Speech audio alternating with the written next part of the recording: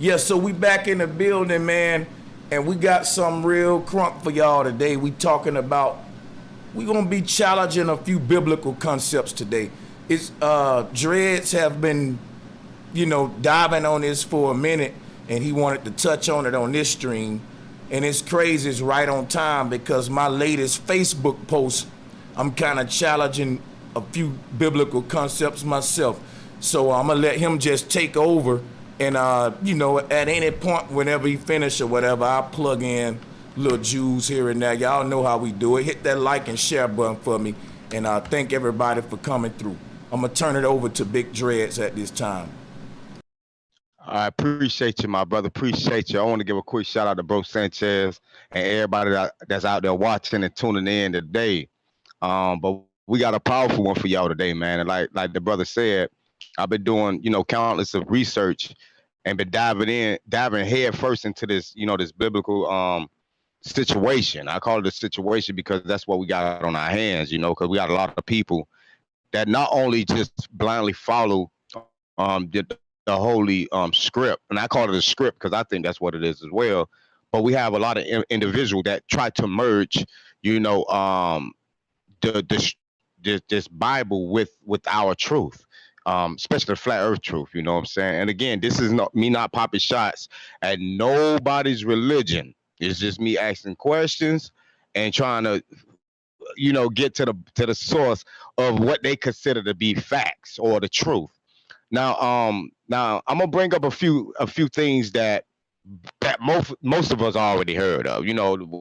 When you talk about the creation of man and things like that, we're gonna get into that a little later. But I want to break down the alleged concept of hell or heaven and hell. And hold on, let me pull this up right quick so I can put it on my screen as well. Hold on. All right, so we're gonna start with the very beginning. Hold on, let me get my screen right though. Let me see. Is there a way I can share my screen? Let me see. Let me share my screen right quick. Hold on. You can share your screen on Zoom, right? All right. Yes, it should be like a green arrow pointing up or some shit. I think that's what it looked like from your end. Yeah. Oh, it's a disabled. Oh, you can't show. Okay. Yeah, you should be able to. You should be able to. Okay, hold on. Let me try something. Try it now. I got it on. Okay, there we go. Boom. All right. I guess I'm sharing. Am I sharing it now? Yeah, you are. All right. So y'all can see my screen. I hope they can see my screen. Okay, yeah. Now we see definitely. It just popped up full stream. I had to shrink it down to see that the OBS catch it. So yeah, the OBS caught it. They can see. Oh, okay, cool. So the reason why I'm sharing my screen so people won't be saying, "Oh, he editing things out. He ain't saying it right." So y'all can clearly see what we about to dive into right now. So okay, let's start from the beginning. Most of us already read this. We already know, but I'm gonna point out some key flaws in this so-called the creation of our earth, right? So it say in the beginning, say God created the heaven and the earth. And I know in most Bibles or even in the Quran, it have heavens with an S, but we'll dive into that a little later too. And it also says that, and the earth was without form. Now, my first question is easy. The earth was without form. So what was it before it had a form? What was it called before it had a form? But that's neither here nor there. And it was void, and darkness was upon the face of the deep. And the spirit of God moved upon the face of the waters, right? It's just easy stuff that we already know. And it said, God said, let there be light, and there was light. And it also say, God saw the light, that it was good. And God divided the light from the darkness, right? All this easy stuff. We all heard this in elementary and shit, right? Okay, let's skip. Okay, we ain't gonna skip it. It's saying God called the light day, and the darkness he called night. And in the evening and the morning was the first day, right? It's saying God said that let there be a firmament in the midst of the waters, and let it divide the waters from the waters. And God made the firmament and divided the waters which were under the firmament from the waters which were above the firmament, and it was so. I'm kind of let me browse a little bit because I want to get to the meat and potatoes. Okay, we'll start from 12. It say, and the earth brought forth grass, etc., etc. Okay. The reason why I'm bringing this up is because I'm trying to show y'all that not one time did it talk about God creating hell, or he had any involvement of the creation of hell. So we're gonna go all the way to night, fourth day. We're gonna go to the seventh day. Let's try to get to the seventh day. All right, let's go to 22. And God blessed them, saying, "Be fruitful and multiply, and fill the waters in the sea, and let and multiply on the earth." And go ahead. On the OBS, it's still showing 1 through 12, and I want them to see when it ain't scrolling down when you scroll down. Oh no. Let me do something real quick. Hold on. It ain't gonna take but a second. I'm thinking I just got to click over here. Hold on. Now scrolling stuff. All right. Okay, I'm Cause scrolling now. You know what I'm gonna do? You know what? Just do what I'm gonna open another window capture and just that'll solve it. Hold on. Okay. Like frozen on 1 through 12 or something. Yeah.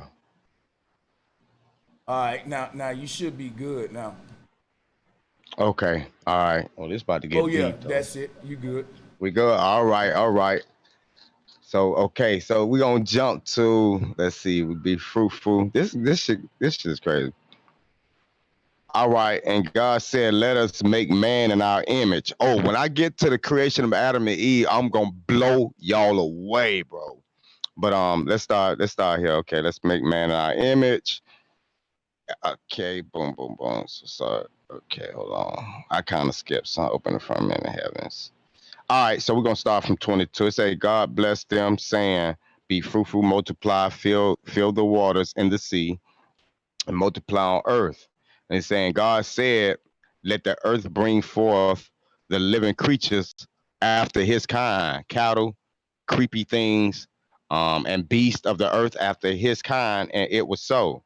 And God made the beasts of the earth after his kind, the cattle after their kind, and everything that creepeth upon the earth after his kind. And God saw that it was good.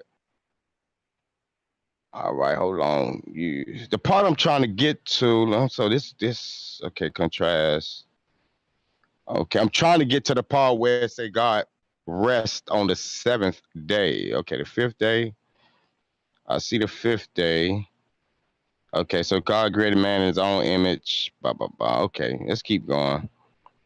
It say contrast the above view of creation with. Okay. Hold on. Me need that there in the basis. Let me pull up. Hold on. Let me pull up the actual Bible, because this one here is yeah. I got you. You know what am I doing? Just sitting here. I should be helping you. So I can pull up some shit for you too. Hold on. You looking for that seventh day scripture? Yeah. Because this one, it's gonna be Genesis 2:2, and I can quote them and read them if you need to plug them in if you want to. Yeah, go ahead. Yeah. Yo, go ahead, plug. The one he's referring to, guys, is Genesis chapter 2, verse 2. And on the seventh day, God ended his works which he had done, and he rested on the seventh day from all his work which he had done. Right. So if God have completed his work on the seventh day, when did he make hell then? Because if you continue to read, it actually say in some texts it says that his work was completed. So if you have not created hell, your work is not completed. Now, when you start reading it even further into the Bible, when it got to the point of him, when Eve alleged bit the fruit from the tree.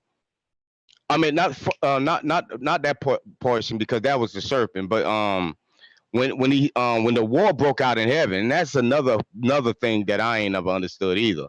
But when Satan or the morning star waged war against God in heaven, did God not allegedly cast the devil to hell? So if God never created this hell, who the hell created the motherfucker? And if there was another entity that created hell, how did God have access to it? It was none of his creation. And who had the power or enough power to create something like that? You got to be a powerful being to be able to create something that can hold an angel locked in it. You know what I'm saying? So it say God sent down the angels and demons and all this down to hell, but it does not have not one mention of him actually creating that hell. Now you got to also remember when Adam and Eve alleged sinned, you notice that God didn't punish them by sending them to hell. And then if you go even further, dude, what punishment you think murder will get your ass? You feel what I'm saying? You don't think that you would go to hell for murdering somebody? So Cain murdered his own brother, and again, he wasn't sent to hell. Maybe because there was no place like that to send him. If you notice that every time somebody sinned, all the way up to the death of someone, God never banished nobody to hell. Nobody. And it never talks about the God ever creating hell. And you have to remember, I'm gonna bring in this because I know a lot of us talk about this when they use the word "let us" or "we" and "they," things like that. Those are plural terms. You see what I'm saying?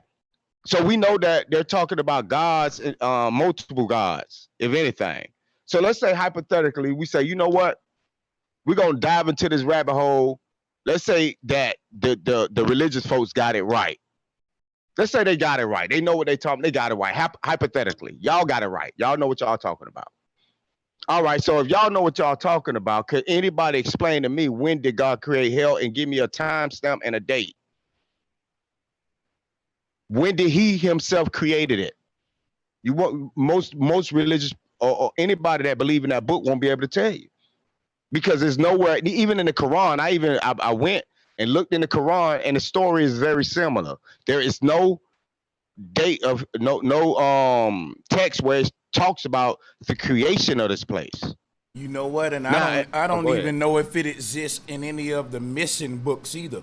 But that's something to think about. You know what I'm saying? You know, and you make me think about it, like when did he create heaven too, and when did he? Because he talk about making humans and through Adam and Eve, but we don't hear about the part when he created the angels in heaven too. So you got me thinking about a lot of shit.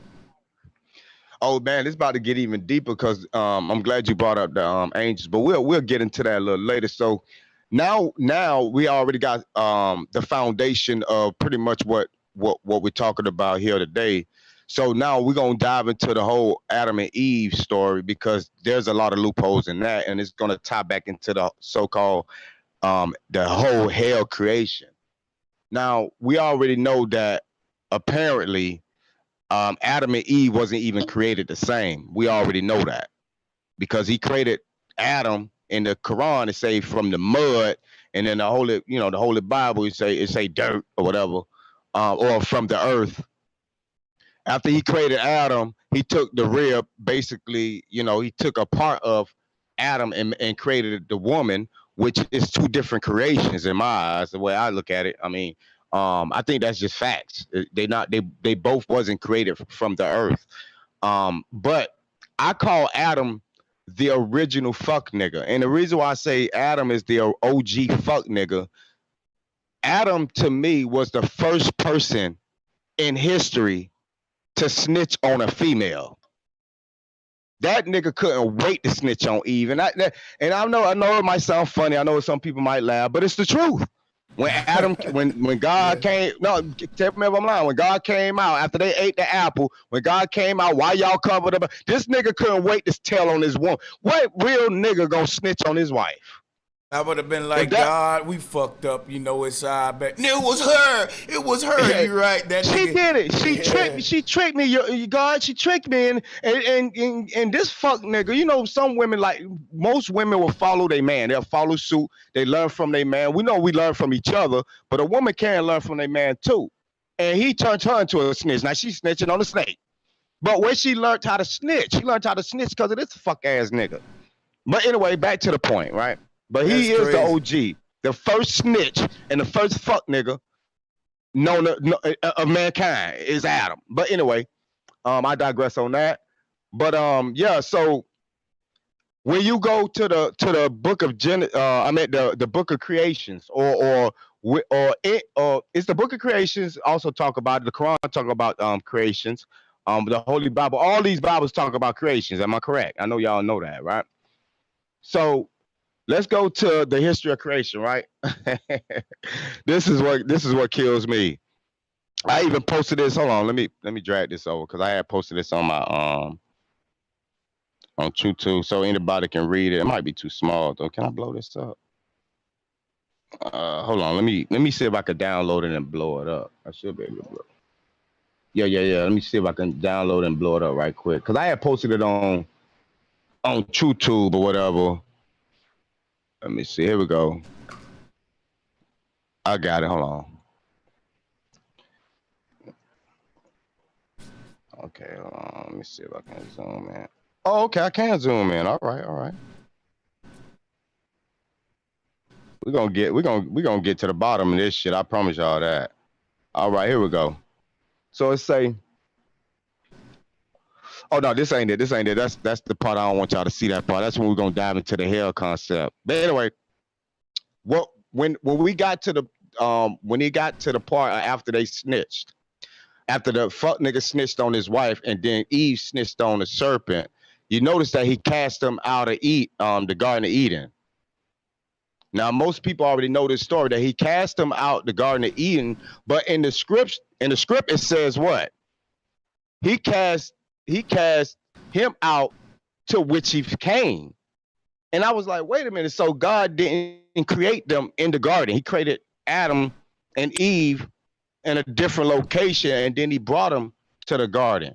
And then when he cast them out, he set an angel, if I'm not mistaken, on the east side of the Garden of Eden with a flaming sword to guard the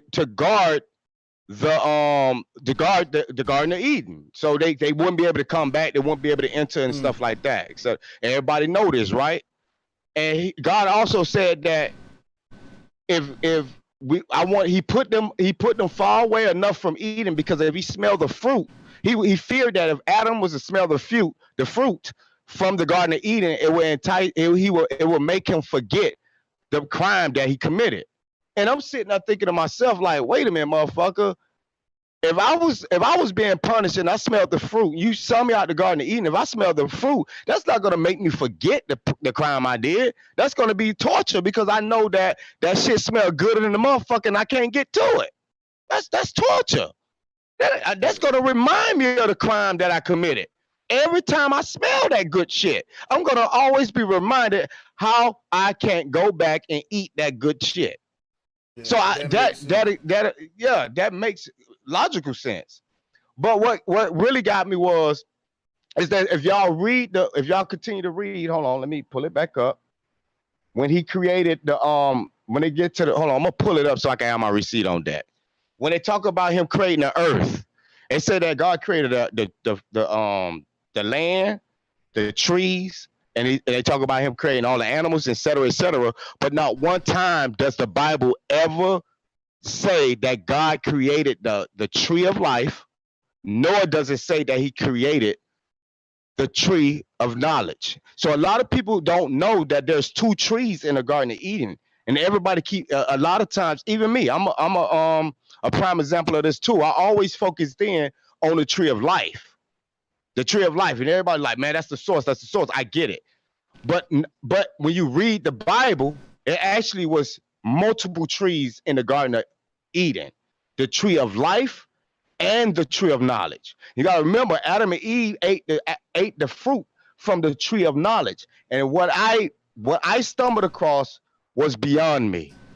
It blew my mind. Because if you read the biblical text of when the reason why that they banned Adam out the Garden of Eden is because God himself will scatter Adam. I'm gonna repeat this again. God himself and all the gods that was there was afraid of Adam, and that don't make no sense to me. And I know a lot of people like, man, this nigga bugging, Dread, you bugging. You questioning too much shit now, my nigga. But I'm not joking. Hold on, let me pull that text up for you right now. I'm gonna pull the text up. When he banned them, he used a specific term, and I actually Googled the term that they used. I Googled it from the Quran, the Holy Bible, the Book of Enoch. I went through all these biblical so-called texts, and they all said the same thing. So I ain't Googled it, but I went to the dictionary and got the definition of what they was talking about. But anyway, let me say it like this here. When after Adam and Eve ate from the fruit from the tree of knowledge. I hope y'all understand that God said that they have become like us. Mm-hmm. And matter of fact, let me quote verbatim. God said that they have become one of us. Yeah. That's what he said. And I'm like, wait, okay, so they're like, so most religious folks will break it down and they'll be saying things like, yeah, man, because they knew right from wrong and all this. Okay, fine. But did you know that there was another tree called the tree of life that also is in the Garden of Eden? And the real reason why they got banned out of the Garden of Eden, because the gods that was there was afraid that Adam might eat from the tree of life. A lot of people don't know this. It's right there in your face. God himself said, go ahead. Man, you going in. You know what you just made me think about, bro? If God can see everything and he omniscient, soon as they bit the motherfucker, he should have been like, what you doing? It said God had to come back to the garden and see them like he a nigga that's walking around on the ground or something. Mm-hmm. Exactly. Even when he had to ask them where they were at. They were like, well, where are thy? You know, and they hide behind the bushes. You should have known they was hide behind the bushes. But when God, hold on, I gotta pull. Let me see if I can find this text, man. This shit here get deep. It's getting, bro. I'm telling you, I got to get this receipt though, because I'm gonna tell you something. Okay, I think I got it. Hold on. So let me see if I got it. So not only Eve was responsible for throwing man out of the earthly paradise, she also strived to rather know. Okay, hold on. Extreme content. God was testing them. See, and I can tear that apart though, bro. Mm-hmm. You know what I'm saying? Come on now. Why would you have to test? Yeah, but if God was, remember, before they bit off the tree, it was a perfect creation. Why would you have to test something that's perfect? Everything he created in a sequence, what he was reading in Genesis, after each thing, it said the Lord saw it and it was good. So if it was good and you think it's perfect, why test this shit? Right. And you're right. So God, the real reason why, based on their text, the real reason why God banned them out the Garden of Eden, and this is written in y'all book, that God was afraid that Adam was going to bite from the tree of life and become immortal. and be and he in God's words, he said, not only become immortal, but become exactly like one of us. Now, go ahead. Yeah, hold on. My daughter, she saying something. Hold on, give me a second.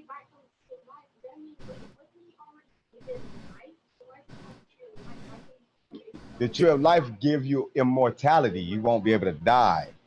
You see what I'm saying? So, Tree of yeah. immortality. Yeah, So that is. the tree of life give you immortal life. The tree of knowledge give you the knowledge of God. Damn, that's deep. I never Now, specified them. it is weird. But check this out. So now you have to ask yourself, why, if God did not create the tree of life, nor did he's responsible for the tree of knowledge, you got to ask yourself, who created the tree of life and the tree of knowledge? And if God is saying that if he eat the fruit from the tree of life, he will become immortal and become one of us, to me, that sounds like the God that we are praising became immortal and became all-knowing because he himself ate from both trees. That's why God could never die.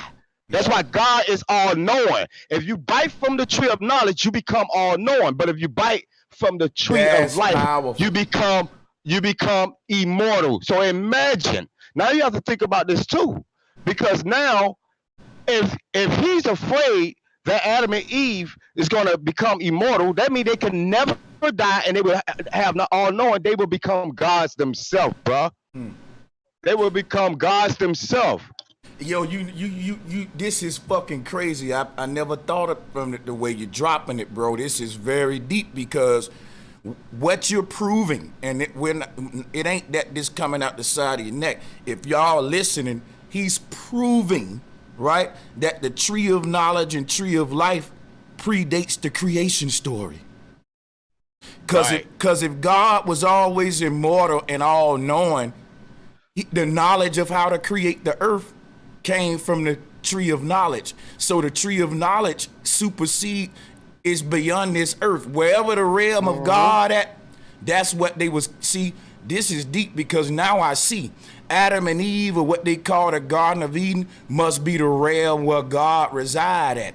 Because he kicked them out of there, and because he right there where the trees and shit at. So what I'm telling you, see wherever he at, what city that is or whatever, that's where the tree of life, tree of knowledge, I'm just saying city, but whatever dimension or reality this biblical God at, because he basically kicked them out of another dimension. That's how I'm seeing it, because it couldn't have been the earth. Because if God would, this is deep, y'all. But listen what he's saying, y'all. This is fucking deep. Listen, y'all. If God was always immortal and all-knowing before he created the earth, then the tree of life and tree of knowledge ain't got shit to do with this earth. That's crazy, boy. Hey, let me shut up. Crazy. Do your thing, bro. That's deep shit. So now you'll understand why he was afraid. Because now when the way I see it, and because you got to remember, it also say that when he sent them back from which they came. So we're talking about two different places. So the place that he created Adam is not the same place where the Garden of Eden would be located. Okay, it literally says this. But now God, if Adam and Eve can bite the fruit from the tree of knowledge and the fruit from the tree of life and become God themselves, what it sounds like to me, bro, is that God, that's how God became God himself, all of them. That means they bit the fruit from the tree of life. That's almost like right now. You got the haves and have-nots. Yep. The haves is not going to allow the have-nots to have what they got. So it's almost like a club. These people that we consider gods they pick and choose who's going to be allowed to bite from the tree of life and the tree of knowledge and become a god like them. Mm-hmm. Because you got to remember God, and remember how we kept asking this question, like, why the hell it seemed like God got human like tendencies? You know, this motherfucker sits on the throne. This motherfucker has to rest. You know what I'm saying? This motherfucker get angry. All these are human. This is an entity that human obtain, or ways that human obtain. These are human. What word I'm looking for? Shit, I got a brain fart real quick. These are things that human that resides inside of a human being. We get upset. We get angry. We have to rest. But we're talking about God, the Omega, the anointed, you know, the all-knowing. But let me ask y'all another question. If you was, let's say that you bit from the tree of knowledge, right? And you also bit from the tree of life.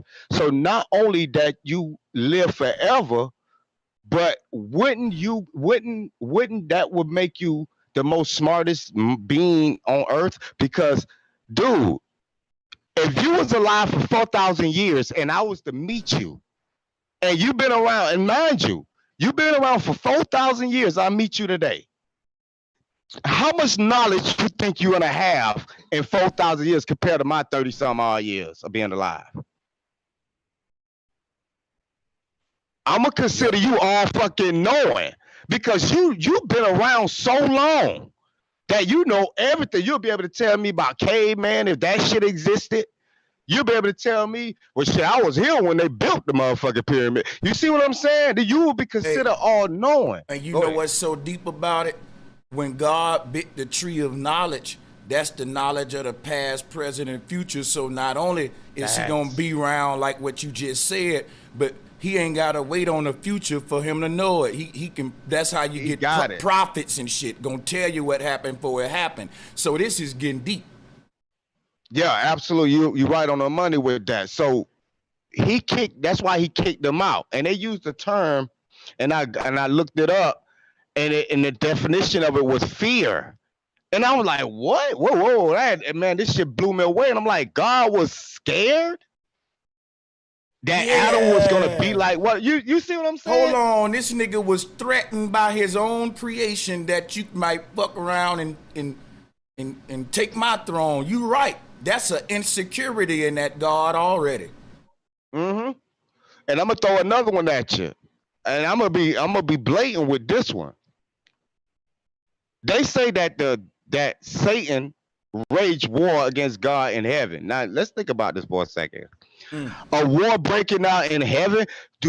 So you telling me if I die, whenever I die, I could die tomorrow, and you telling me that if I make it through them pearly gates, there's a possibility that a war can break out in paradise? My nigga. Oh shit, you Christians. Let me tell you something. Madon, shout out to Madon from the debate league, my brother. We're gonna let you on in a minute. Listen, if we got some Christians in the chat, we opening it up in a minute. Did y'all hear that? I want y'all to deal with that shit now when y'all come up here. Bro, can you repeat that, expound on that? Let's rub that in a little bit.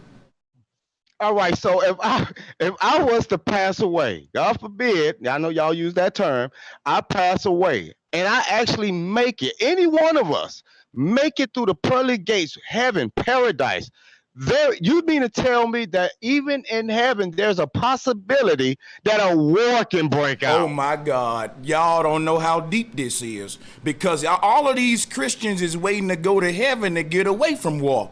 The Bible telling them when they get to heaven, all they worry is going away. But that's a lie, and we're proving that that's a lie with what he's saying right now. A war already happened in this motherfucker.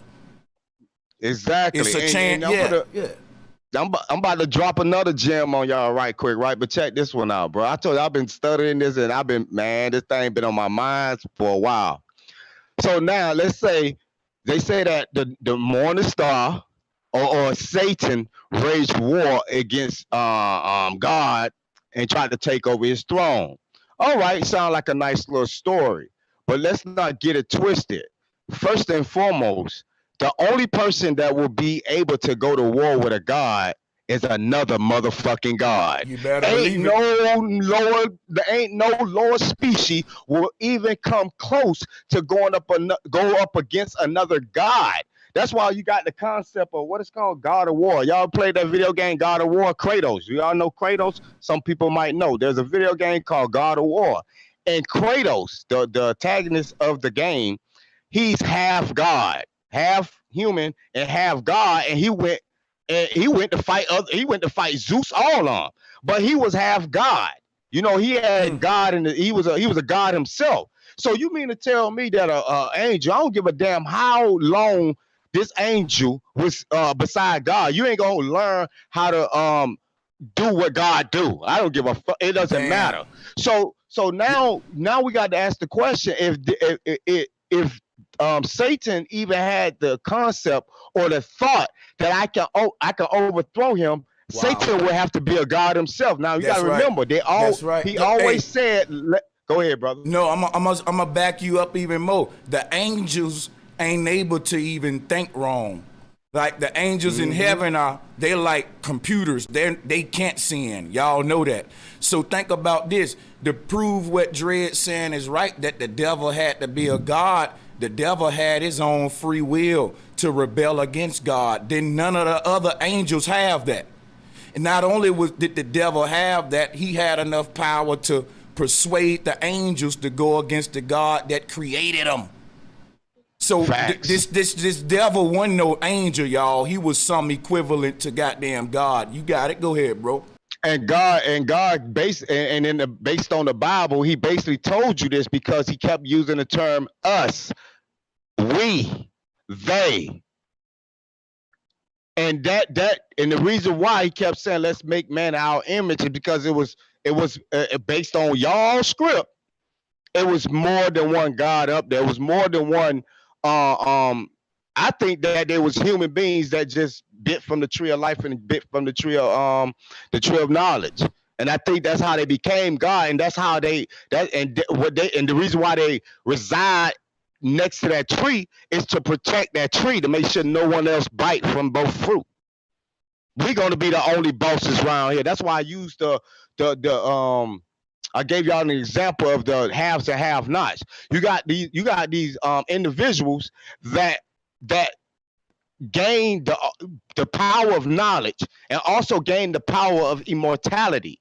Can you imagine if everybody had the option to go up there and bite it? And all these people and all these religious people, I'm gonna say this, and I'm not popping shots, I'm just being real. If y'all had the chance right now to become all-knowing and become immortal, you motherfuckers will eat from both trees. All that shit about, man, I can't wait to die and go to heaven, that shit will fly out the motherfucking window. So stop playing with people. If y'all was to find that, y'all been ate all the fruit off the motherfucker. It'd be naked by the time I got there. That's crazy. Because y'all, you see what I'm saying? Yeah. So now now it kind of explains why God had these human-like feelings, or these he had the same traits of a human being, because the way I'm looking at it is that these was humans that are now immortal and now all-knowing. And that's what gave them the God-like status. Mm-hmm. God, because if they didn't, go ahead. No, God must have been a human on earth. He had to be for or either, like I said, it must be a dimension to this earth near the pole area or something, because that's where the ancestors said a tree of knowledge or the tree of life at. But remember now, Dreads, the Pygmy said most of the humans occupied lands near the North Pole at first, but we moved outward. That was like an exodus, right? So maybe what you saying now is the missing link to that whole thing, what even sent us away from the north, you know what I'm saying? That's being kicked out of the garden. But why I'm saying it may be interdimensional travel is because at the North Pole, not to go too deep and cut you off too long, it goes back to the shit I was talking about with CERN. What happened in the Matrix, the big ass towers of humans, it's only till you wake up in your pod that you know you was plugged inside the Matrix, so to speak. So that would be the knowledge of life and the knowledge of the tree of knowledge and tree of life concept, because Neo and them, I don't think they knew everything about the simulation and shit. So, Right. but I think the agents and shit had the part where you can't die, or they had both of them. But Yeah. but I'm going too long. But this is No. You're right. See, but I'm gonna tie it into a lot of your teachings too, and allow the steel to sharpen steel, because a lot of things that you talk about also kind of like help shape my thought patterns. You feel what I'm saying? And I'm glad you mentioned the source, basically the North Pole. Now, why you think that it's so protected now? Now, when you read the Bible, they protected the tree of life and the tree of knowledge to the point where they were so fearful of Adam going. Think about now. Now we got the military protecting the ring. This They're is protecting powerful. you feel me? They're protecting Antarctica. Why all these? Dude, we got all these countries. You know, these puppets, because they're puppets. That's protecting them. All these armies are pretty much teammates. They're brothers when it comes to that treaty, and they're gonna protect and make sure that none of us find our way back. Just like how this biblical story portrayed itself. So when you push that, when you can take the Bible and you can literally use that, like some people say, use it as a tool, or eat the fish and spit out the bones. You can use the Bible the same way. But see, the Bible, like they say, the Bible is almost like a metaphor. So metaphorically speaking, this is what I came up with, because I see a direct connection to how they carefully wrote down this book, and how you can look out in society and and what we consider our reality, and see that pretty much there's a pattern going on, or a coincidence going on. Not a pattern, but a coincidence going on. It's very similar. You see what I'm saying? They don't want us traveling freely, because what happens if we was to find that place? And like you said, like when we get to the source, or when we get to the find a way to go through that portal, I can almost guarantee it that will be the place of not only the tree of life, but the tree of knowledge, brothers and sisters. I'm serious. And they're gonna do everything in their power to make sure no one finds it. So now let's think about the Bible, the biblical text, and when they talk about how they bond Adam and Eve out, and you said something about the pygmy and how they live very close to it. Think about this: Adam and Eve was born from the Garden of Eden, but guess what? They were still so close to the Garden of Eden that the Garden of Eden was walking distance. This is right there in your Bible. They could have walked back to the Garden of Eden if they wanted to. That's how close they was only on the outside of it. He bonded them and put them on the outside, just like the pygmy and lived on the outside or the outskirts of the North Pole. So these people done got together, put all their armies together, and they're gonna protect it. So now, instead of angels, look at the military as their angels or their army, because God's angels was what? His army. That was his army. When they allegedly went to war in heaven, who fought the war in heaven? It didn't say one time. Did y'all not realize when they talk about the war in heaven, not one time they said God did any damn thing? They not one time they say God smite to the angel. It only talk about angels fighting angels, angels dying and all. God sat back and had his army out there to do it. God ain't do nothing. And I don't think the devil was on the front line either, because it was the angels versus demons.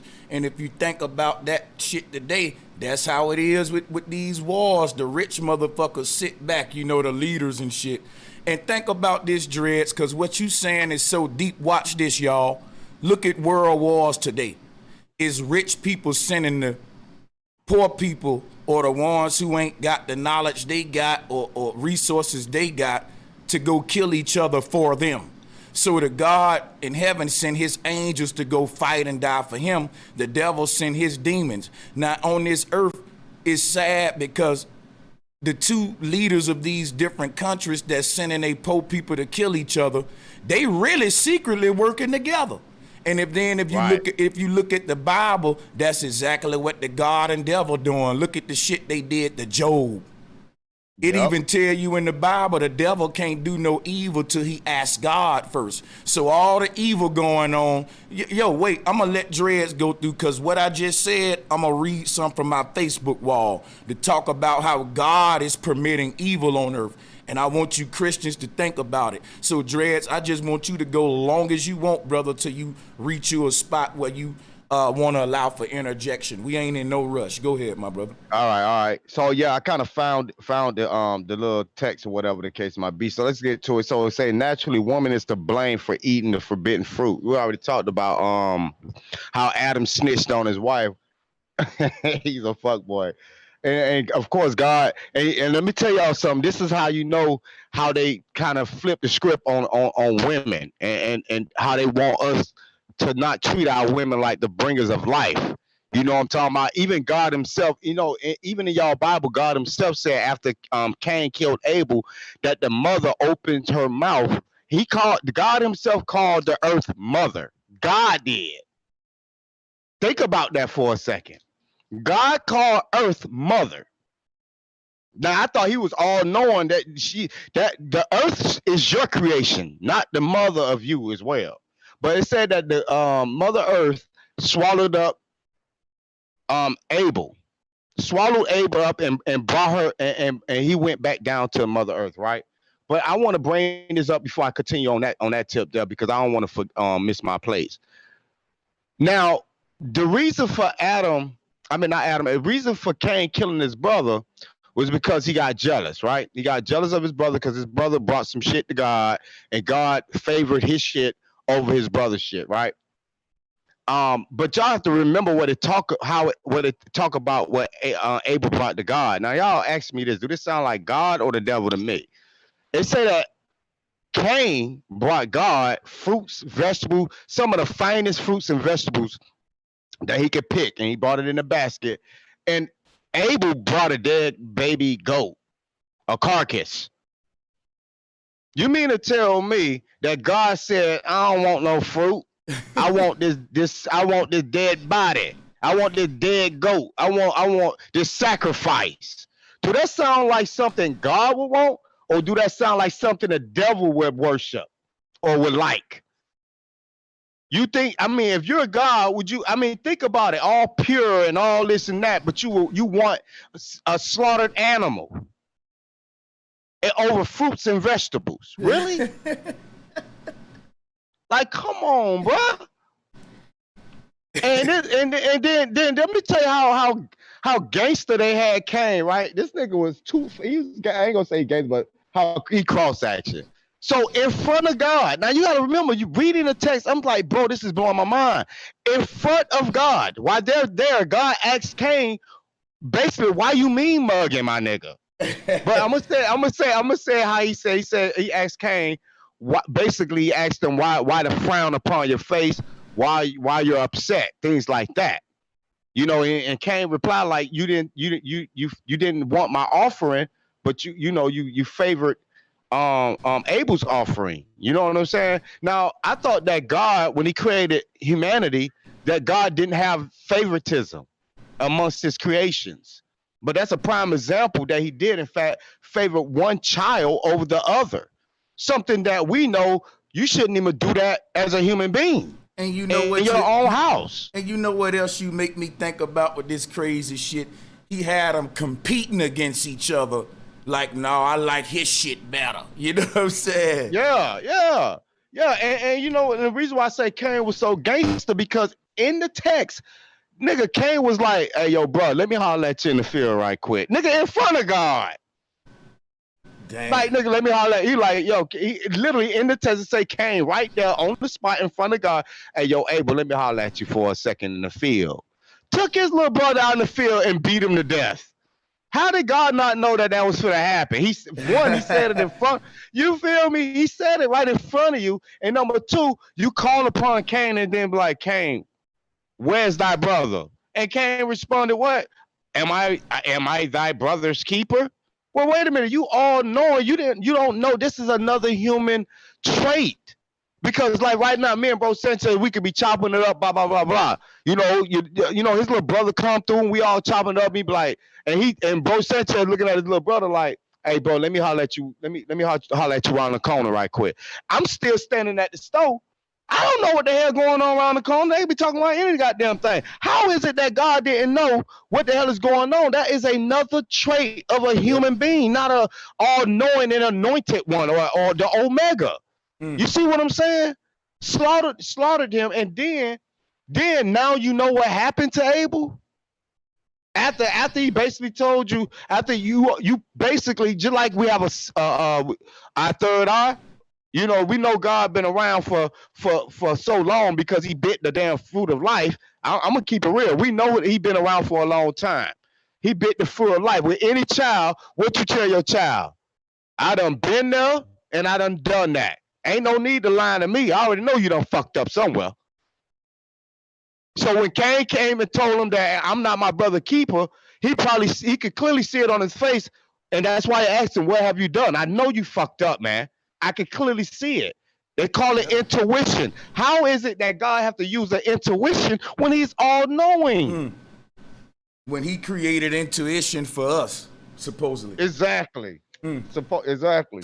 So now when this is deep. Now when we look at it, we can almost say we understand what, and it's crazy because now we understand that the entity that they're talking about, how he became to be.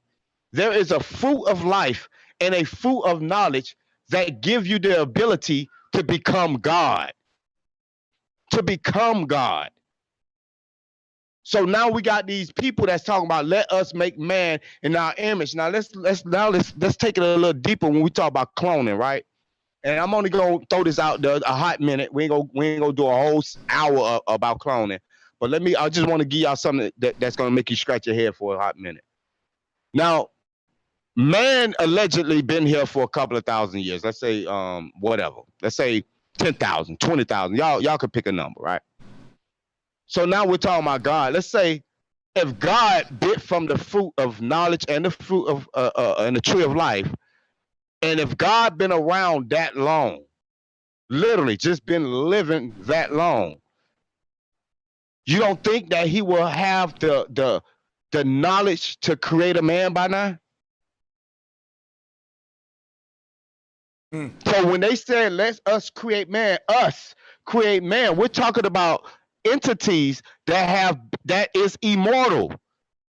They could have been around for 60,000 years. You think that 60,000 years of knowledge you won't know how to create a man by then? These motherfuckers are trying to create clones, and our technology, compare it to what they say God know, our technology is like kindergarten shit compared to them. So imagine if you've been around for thousands of years trying to perfect the creation of man. You don't think you'll be able to do it by being around that, been living that long? Yo, I think so. You know what? This is fucking crazy because here we see transhumanism hidden in the Bible. And how we see it is the fact that transhumanism is what the word say, transforming a human. But think about this. Before God kicked them out of the garden, they were immortal and they were vegans. After he kicked them out of the garden, they can die. They can their pain gonna hurt with pregnancy, aging, and now you're meat eaters. So that was transhumanism. Transhumanism occurred when humans got kicked out of the Garden of Eden. I never thought about that till now. This is good stuff. Go ahead, man. And you know what else is even crazy? Because when think about it, they kicked them out of fear that they was gonna become like gods, right? But like you said, not only is it's almost like evolution again or de-evolution. They went from God-like beings to lesser beings. It's almost like he evolutionized them, if that's a word. If that's a thing. You feel now? Yep. And boy, you hitting it on the head. You know what's crazy? And I ain't gonna cut you off no more, but when we was living near the North Pole, we were vegans, we were immortal. When these so-called lords of the earth or gods kicked us out. Now we die, and we age, and like I said, but now when they fire up this beast computer, the next demotion or transhumanism is gonna be you lose your free will. So Yep. it's like this is gonna be another kicking out, and they trying to demote us, like you said, lesser beings. And you notice that our lifespan is getting shorter and shorter as they demote us. Do y'all not see this? They're like you say, it's almost like evolution in reverse. You see what I'm saying? And if you go all the way back to the biblical text or the biblical times, you will start to notice that nothing changed except time and technology. Y'all know I throw that out a lot, but I'm serious about that. The only thing has changed is time and technology. If you can see very similar actions that took place back then, the only difference was the technology was different back then than what we have now today. Now, in some cases, you can say that, well, shit, these motherfuckers had Wi-Fi back then. These motherfuckers probably had cell phones back then. But the way they utilized and used that technology probably was slightly different the way we use it now. So time has still kind of like changed the way we do things and changed the way we use things. You see what I'm saying? But the power infrastructure has never changed. And if the power infrastructure has never changed, you can almost bet your bottom dollar that the people that was ruling even Adam and Eve is still ruling right now today. And I'm not playing with you, man. I think that what we consider that the elites, the real elites, or fuck that, we know who the elites is, the real power infrastructure, the ones we don't see, could be the ones that been around since the creation of all of us. So I ain't gonna even say that. I ain't gonna say the creation of all of us, but they came because I think that. Let me stop. I'm starting to ramble a little bit. Let me slow it down. I think that when we talk about the tree of life and the tree of knowledge, I think that the Mother Earth, that's a creation that the mother created, not these motherfuckers that actually found the tree of life and the tree of knowledge and bit the fruit, and now they're immortal and they've been controlling us all this time. That's why when God himself created, claimed that God created the heavens and earth, and we're going to get on the heavens and earth in a minute too. When God created the heavens and earth, the tree of life and tree of knowledge was already here. That means another entity that's even, I consider, that's even more powerful than these immortal motherfuckers. That's a creation that even they did not create. The mother created that. The tree of life and the tree of knowledge came with her package, not with what they did. And that's the way I look at it. And they found it. And when it just so happened that these people that are immortal now, y'all want to call them aliens, whatever you want to call them, spiritual deities, beings, whatever you want to call it. I just think they're immortal humans. I think they found it and they bid it, and they selected this group of individuals, just like right now. Let me give you an example. I look at the gods just like I look at the Illuminati. You can't just join a club. They come and get your ass. They chose you, and then they invite you in. Just like Freemasonry. You see that there's certain things that you have to do in order to become one of them. Am I wrong? Yeah, that's right. So Adam and Eve was not chosen to become immortal. Hell, they wasn't even chosen to bite from the tree of knowledge. That was a no-no. These two fruits are not for you. That's for us. They could, even though that they was, we could say allegedly immortal already, that they was like babies, but they was lesser beings compared to the gods. Look how they talk to them.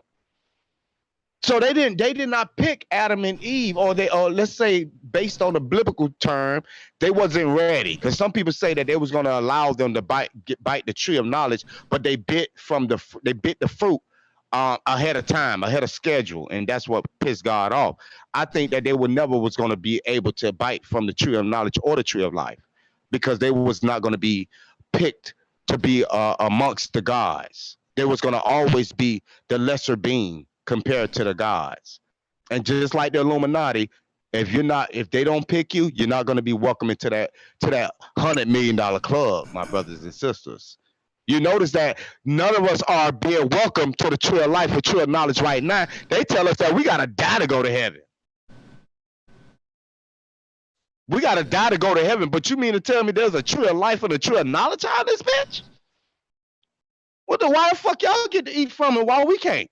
Yeah, and even the ancestors say that too before the Bible, that it's a lot of ancestors in their accounts. They say at the North Pole there's an elixir of immortality, and they say you get this cosmic download of information. So this ain't just unique to the Bible. The people who wrote the Bible knew something about the North Pole that the ancestors were saying. Their account is just being, their interpretation of it is in the Bible. And even when you talk about, like, watch this, when we talk about motherfuckers that rule for thousands of years, think about that. Allegedly, these deities that rule for thousands of years. Now, let's fast forward now today. Do you think that a motherfucker will be able to live? I don't know. Now today, well, probably so. You probably know what? So. One more interjection though. To speak to what you're saying, if at the North Pole you know everything and you live forever, it explains why Santa been living for fucking generation after generation, and he knows what you thinking and know all knowing. So yeah, some at the North Pole giving them gifts. Oh shit, we talking about Santa and we talking about gifts. Damn, goddamn.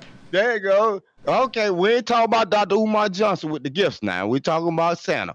But shout out to the brother. I just had to pop shot at him. But yeah, you're right, bro. You're starting to see a broader picture now, because everything is subliminal with these people. But a lot of times it's easy to pinpoint the subliminal, and sometimes we got to do a little research and we got to put a little effort and work into it, which me and my brother Bro Sanchez ain't never scared to do.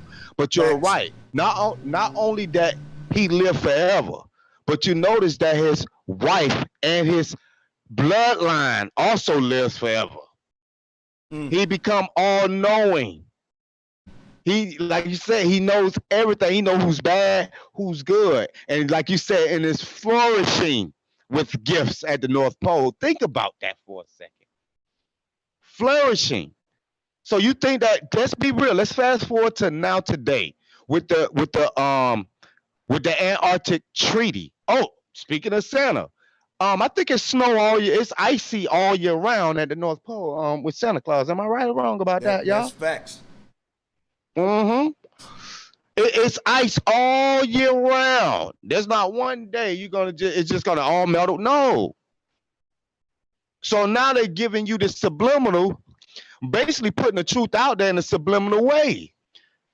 But they got a way to protect that place. And again, we talk about a treaty to protect that. Now, if you fast forward right now today, shit, I'm gonna be 100% honest. If I was to bite the fruit of knowledge, the tree of life and the tree of knowledge, my brother Bro Sanchez, he bite the tree, both trees, and we become immortal and we become all knowing. I'm gonna be real. You don't think that at one thought in our minds is that we're gonna have to protect this shit with everything we got? At a certain point, you're gonna be like, well, shit, it's either one or two things gonna happen. Either we invite everybody to eat from this fruit, these trees, or we're gonna protect it with everything we got. Now, we have to also remember, we don't know how much fruit is on the tree. Yeah, it could be a limited amount. You know what I'm saying?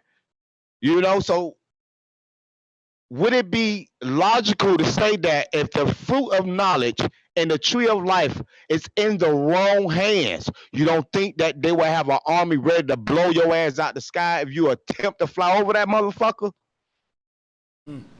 You think they ain't gonna blow your ass out? Yeah, you don't think they're gonna blow your... Go ahead, brother. When you said is about like how much fruit can grow from it, right? Let's just take it like that. Let's say these trees are like some kind of fruit we don't know about that's growing at the North Pole. I know when we talk about this shit, we say that the North Pole is the tree of life and tree of knowledge, and it ain't really a tree. It's like a electromagnetic vortex. We know that. We know what the compasses point to and all that. But I'm taking it I'm looking at it another way, right? What if there's a fruit though? What if like since you close to the North Pole, and goddamn it, all the energy, like that's like the most powerful place on earth. What if the plants there? If you were to fucking eat them, that's what I'm saying. Maybe we can take this all the way literal with this shit. You know what I'm saying? And you gotta remember, just like an electric current.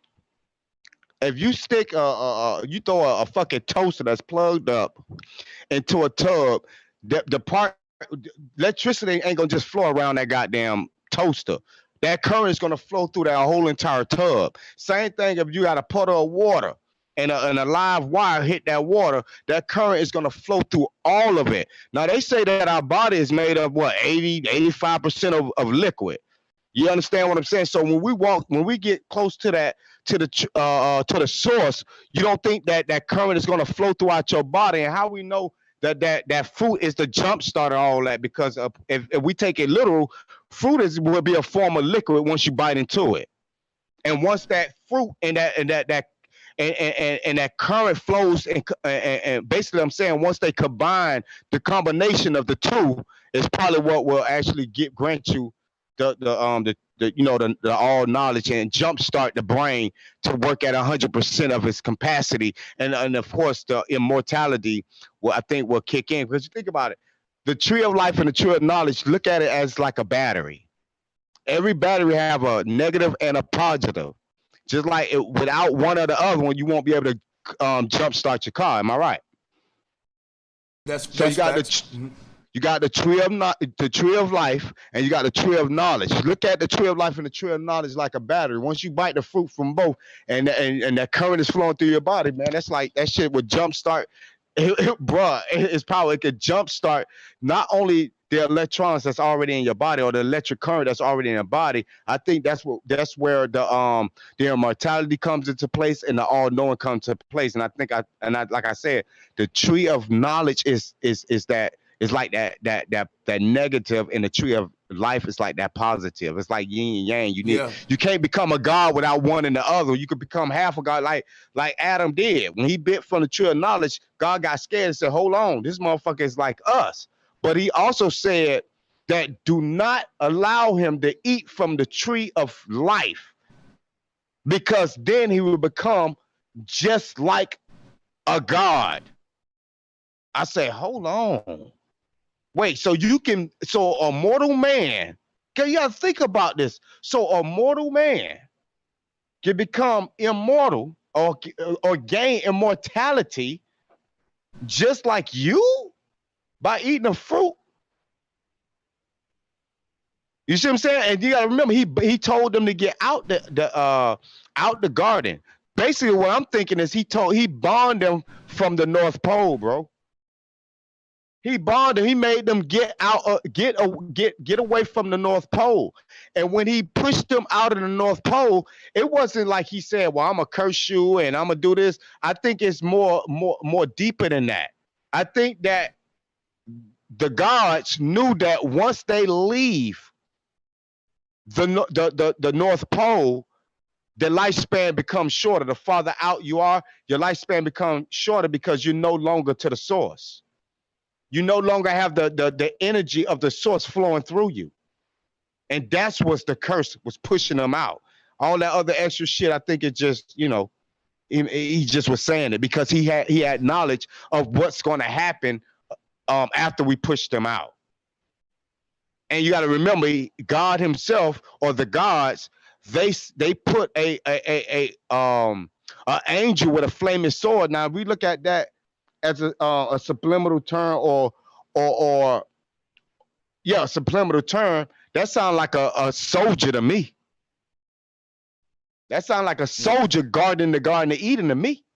Yeah. Why would God need a soldier to watch to guard the garden when he the all power? Man, nigga, if I were God, I'd sit on that motherfucker and I'd be like, I wish a motherfucker would try to come up in this bitch. Yeah, I'm God. Man. But you know what's crazy about it? If we want to look at that story, right? If God, it's just more proof that wherever the Garden of Eden is, is within the kingdom of heaven. I think Adam and Eve was living like in heaven with God and was kicked out to the earth. I think that Garden of Eden is just like another heaven, because when you was talking about the wars in heaven and shit and how Lucifer was kind of a god too, I think it's different. You remember the Bible said it's different levels of heaven. So when you read the book of Revelation, it talk about the seventh heaven opening up and the third heaven. And one of them heavens, there's a dragon living there. So Satan's kingdom is above us, y'all, because even the Bible say there are dominions of darkness and principalities of evil in high places. So while y'all looking down, it say principalities of evil in high places. Because listen, if Satan got to get his permission of God, then the source of evil is in heaven, y'all, not hell. In other words, if you want evil to stop, you wouldn't ask the devil. You'll go up to heaven to God and be like, yo, can you stop permitting the devil to, you know what I'm saying? Damn. It's deep, man. And you can keep going, brother. And I'm going to let you know we got a lot of Hebrews out there and stuff too. And whenever you want me to drop that link for them, I'm going to do it. I know Madon going to be joining too, but take your time. Go ahead. I got you. So I'm gonna bring up another point. We're gonna let all the smoke. I want all of it. Speaking of hell, because we kind of open up with that, and I want to bring this one back to y'all, because in the text it talks about how God created the heavens with an S, and He created the earth, right? And now let's look at it the way they break it down. So we're gonna say hypothetically, y'all are right. Okay, y'all right. Let's look at it. So if we're gonna go based on what y'all are saying, that would make me believe that Earth is in fact hell, because even though they don't talk about God creating hell, they give us a description of hell, right? So now let's look at Earth and let's look at hell. Okay. So what is Earth?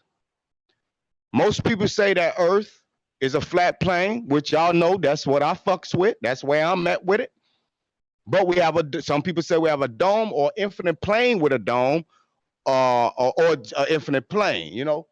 But let's go with the dome concept for a minute, right? Let's say it's infinite and there's multiple pods and we're all shielded under a dome, all of us, right? Well, the dome itself will be considered a prison. If I'm not mistaken, we can't penetrate it. We can't get out of this motherfucker, right? There's other places we can go on this plane. There's other. I know. I ain't gonna say I believe. I know there's other continents, and there's most likely other Earths that would still be under the dome, under this down here, not above us, right? So if this is a prison, now if you zoom out, I want y'all to try to imagine this with me. Zoom out away from Earth, right? Besides the sun and moon, what are we surrounded by? Darkness. Regardless of the sun being out there, regardless of the moon. If you zoom out, we're surrounded by darkness, a void. Everything else is voided out. Darkness, a void, a vacuum, right? So now let's look at how they depict hell. Hell is supposed to be surrounded by darkness, surrounded by a void, a pit, right? And God said He locked it, a prison for the devil. Why is it that it sounds like what God, when they say that God sent the devil, why it sound like that's where we already at? And I know a lot of people use the term hell on earth. What I'm going deeper than that. What if hell is earth? Because you got multiple heavens and then you got us, but you have no depiction or description of God ever creating a separate place called hell, ever, in no Bible. Where it say that God, after He finished earth, He created this void, He created this chain and gates and this pit, this fire. There's no creation story for it. You see what I'm saying? So now, and like I said, we're only going hypothetically based on their scripture. based on their scriptures, almost like they're saying that earth itself is hell, and the only way you can get to heaven is through, I would say, the North Pole. And that's why there's a difference between the Garden of Eden and in what we consider earth. And that's why, and people keep saying, why everybody keep looking up at the sky? Why they got your focus up at the sky when we should be focusing down here? I think there's a gateway to enter what we consider heaven, because I think that what heaven sound like to me is the Garden of Eden.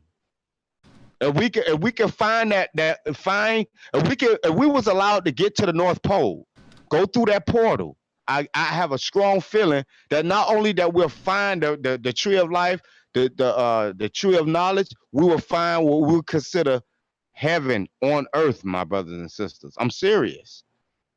I believe that heaven, there is like, heaven is not up in the sky and out there in space and nothing like that, man. I think it's down here where we at, you know what I'm saying? But there is a transition that we will have to go through to get to it, right down here. And these people have used all their resources to guard it, just like it is written in your book, man. God put a soldier to guard the Garden of Eden. Just like we got our fucking governments, all of them, guarding the North Pole. And I digress on that, brother. You can open up the panel whenever you want to. Let's dive right into it. I can stop sharing my screen too. To everybody in the chat room who want to come up and share information on this, because we can't. Now, let me go and summarize this too now. You got to deal with this stuff that Dreads has presented today. And he came and enlightened us all to something that we may have not paid attention to about this whole Garden of Eden story. This is going to be some challenging stuff for Christians to explain, so I don't want no dance. And everyone, we're going to be respectful too, and we're going to let you guys speak. Yeah. You know what I'm saying? But yeah, man, y'all going to have to come with it, man. And, you know, we want to know. So yeah, I hope y'all been listening to the people coming up that want to, you know, I hope y'all been listening so you can come with some fire and deal with what was said and not just, you know, yeah. And somebody brought something else to my attention. I would like to in the chat, and even in the scripture, it talk about how God consider earth his footstool. Yeah. The only time you put something beneath your foot is something you don't want, some garbage. Like that's almost like saying keep your foot on a nigga neck. Keep your foot on a nigga neck. You know what I'm saying? Why would paradise be your footstool? Damn. Come on, talk to me. Hey, let me just say this to everybody joining. Mute yourself, and I'm gonna call on you in one at a time. Shout out to the brother Yashar. Shout out to Madon Kemet, King of High yourself. Shout out to all you brothers joining Clyde the God. I'm waiting on all of y'all to get your mics set up. Now I see everybody mic is highlighted. All right, so check this out, right? And shout out to you, Mental Ninja. So look, let's go ahead and unmute the brother Yashar real quick, and then, you know, we'll go to Madon and all of that. We listen, and we'll get y'all in one at a time, and then we'll unmute everybody and see how that go. But yeah, all right. Yeah, and Dreads, you know what I'm saying? You know what to do and shit.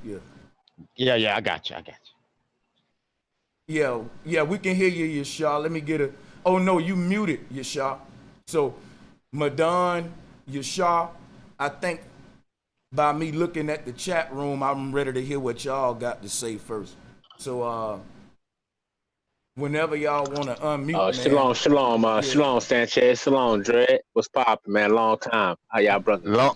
Long time, my brother. How you doing? What's good, Madon? Thanks for coming, Madon. Hey, you been doing your thing on them debate leagues too, man. Yeah, I appreciate it, man. Yeah, I'm trying to, you know, get my game up, keep my game up to par, man. You know what I mean? And it's good to hear y'all brothers, man. I'm glad y'all brothers well. Hope y'all families in good spirit and all that good stuff, man. You know what I'm saying? It's good to chop it up with y'all brothers again. You know what I mean? And I got some brothers with me from the Yahweh War Machine, you know what I mean? Yeah, shout out to them, man. You know what I mean? And I got another brother. You might see him. Yara. If you see Yara, Elder Yara Sanchez, you can let him in. Yeah, Because I'm gonna put these the I'm gonna brothers can. keep putting the link out there because you All right, just click it yeah, and come on in. Yeah. okay. Because these brothers, they well deep in the scriptures, man, and they can definitely answer a lot of Dred's questions when it comes to that story in Genesis. But I'm gonna pass the brother Mike, the brother Yashar. Yeah, shalom, shalom, brother Sanchez, to the rest of the Peace. family. Peace and shalom to you, my Peace. brother. Peace and Peace. love, my brother. Yeah, man. So, brother Dred, What's up, my brother? Let's take a little walk, bro. Okay. Let's walk it out. Okay, hold on. Let me mute some background noise. Oh no, that's from you. You kind of go ahead, just go ahead. But it's kind of it ain't coming. Yeah, it's a little buzzy. When I'm not speaking, I'm mute out. Yeah, your audio a little crackly, but we can hear you. Go ahead, you got it. Yeah, go ahead. No, I was just trying to address any questions that you might have, bro. You know what I'm saying, about Genesis. I heard you speaking, some things. I came in kind of late, but at the same time, it's like when you're talking about the garden, for instance, right? What's your main concern about the garden? Let's deal with that. All right. One of the questions is, and even in the Holy Bible, nor the Quran, even the Book of Enoch, none of them depict God Himself actually creating the tree of life, nor the tree of knowledge. So who created it?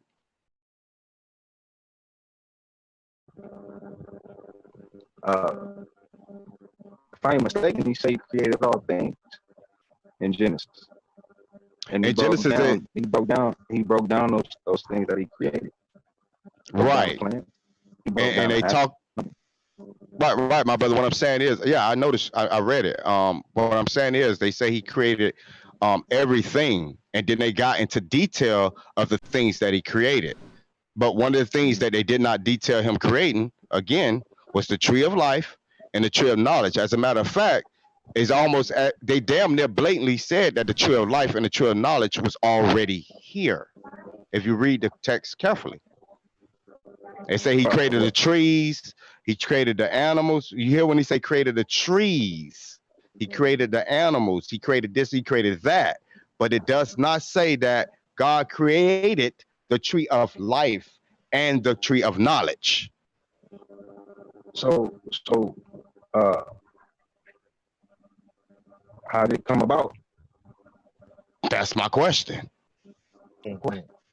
I mean, so is the tree of life God Himself? Huh? It's self-explanatory, my brother. Is the tree of life supposed to be God itself? No. That's impossible because they was afraid that Adam and Eve was going to eat from the tree of life and become gods like them. Now you got to think about so that. So like, would they consume some of God, they will become some of God? Huh? No, it actually say they will become the equivalent of God if they eat this fruit. Okay. Well, I don't know, because that shit confusing anyway, because it seemed like it was two creation stories in the beginning anyway. Like it was supposed to be some humans already on the earth before Adam and Eve, and then they created the red flag from dust and ash and shit. That's facts. Let's hear if Yashar may have a good explanation for this. Yeah, so what Cain is talking about, he's talking about Genesis 5:2. Now, I just had a debate with my brother Yeshua. Congratulations to the champion of the Swords Debate League. And I brought this out, man, because it was very important to bring out, because a lot of people think that the earth is created by two individuals, when that just makes absolutely no sense, right? We understand that the incest is against the law, right, in the scriptures. The Most High don't change when it comes down to how He structures things, right? So it ain't gonna be okay at one point in time, and then all of a sudden, Can I it's against the interject law. 1 second and Right. just ask you one question? I don't want to go too far off subject. I just want to interject and ask you one question. Since you say that incest is like against the law, like in the scriptures, like, have you ever thought like, okay, if God created us to fornicate with each other, ain't that already incest? Because we're His creation, you know? No. We're His creation, so it's like it's gonna be incest regardless. We're all coming from one source. All right, so let me do something real quick. Now, Kane, you bringing up some good points, so I guess maybe we can get you to buzz in Nets here in a minute, but I'm gonna let Big Dread continue the concept he was doing, because this is what we trying to get to, Kane, real quick before we go to that, because that was good too. Here's what I want them to conclude. I want to hear them Dreads and Yashar get to a conclusion on this thing in Genesis right here, because he don't fully understand what we asking him to explain. So let me see if I can kind of clarify real quick, right? So what I think I want to hear you explain to us, Brother Yashar, and shout out to Elder Yarah joining, any Hebrew brothers who, because y'all versed with the Bible. I think for what I got from Dread's research earlier was that if God is all-knowing and immortal, then the tree of life and tree of knowledge must predate God himself, right? Yeah. How is that? How does that work? Because during the creation of the trees, water, the fish, the oceans, it has, again, I'm gonna say it again, there is no depiction of God himself creating the tree of life nor the tree of knowledge. They damn near blatantly states that it was already here. Yeah, because if God became all-knowing and immortal, we saying he had to eat from the trees. That's why he didn't want Adam to eat from it to be like him, is what we saying. So the trees must predated God, because God must have not been God till he ate from them trees and that made him God. Yeah. There's some shalom to the family. Peace. This is Shalom, Yara. Shalom. Thanks on the ground, family. Y'all much love, brother. Thanks for joining. Yeah. May I speak? Am I allowed to speak? Oh yeah. Okay. Thank you, brother. Again, to Brother Sanchez TV and all the other brothers on the panel. Appreciate you allowing us on to have this dialogue with you. So just let's get into this real quick, right? So if our family's paradigm is that the trees were before the Creator, what do you propose that these trees were? Now that's a what they were. Were they? Well, it depicts what they were or what they are. Okay. The tree of life and the tree of knowledge. Where were okay. They? Give me you say where were they? Yes, where were they? In the tree, in the garden. Where was the garden? Can you give me a location? I think the garden was. Let me pull this up. I think on the west, if I'm not mistaken. Let me see.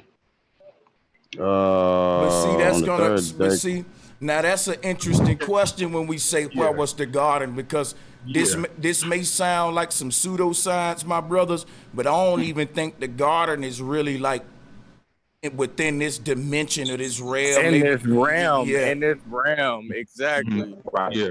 Right. So now we got in the west. Now we got not in this dimension. Now we got. I think I heard someone say the North Pole. Yeah. Earlier. Yeah. No, I ain't heard nobody say that. Yeah, we said it earlier. I heard it several times. I wasn't in here earlier. My bad. Okay. Yeah. And then I believe I heard someone say it's within us. I think I heard somebody say that. I could be wrong.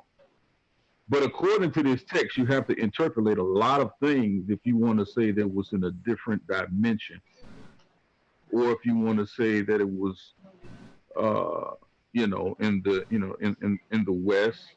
So that's why I ask. And the reason why I ask is because you still have to do this if your premise is that these things existed before the Most High Himself did, we know who's the creator of all things, because our text clearly tells us He's not just the creator of man and what we know is true, but the creator of the universe.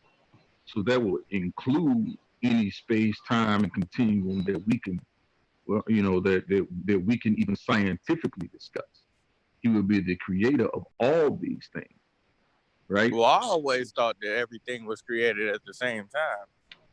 Well, but let the brother deal with the creation of the two trees. I want the answers to those. Right. So when we see the creation of the two trees, and this is where I want my general Yashar to come in, because he's really heavy with this. But when we talk about this tree of life and this tree of knowledge of good and evil, now listen to clearly what it says in its context, right? So it says, and I appreciate whoever has it up on the screen. I really appreciate that.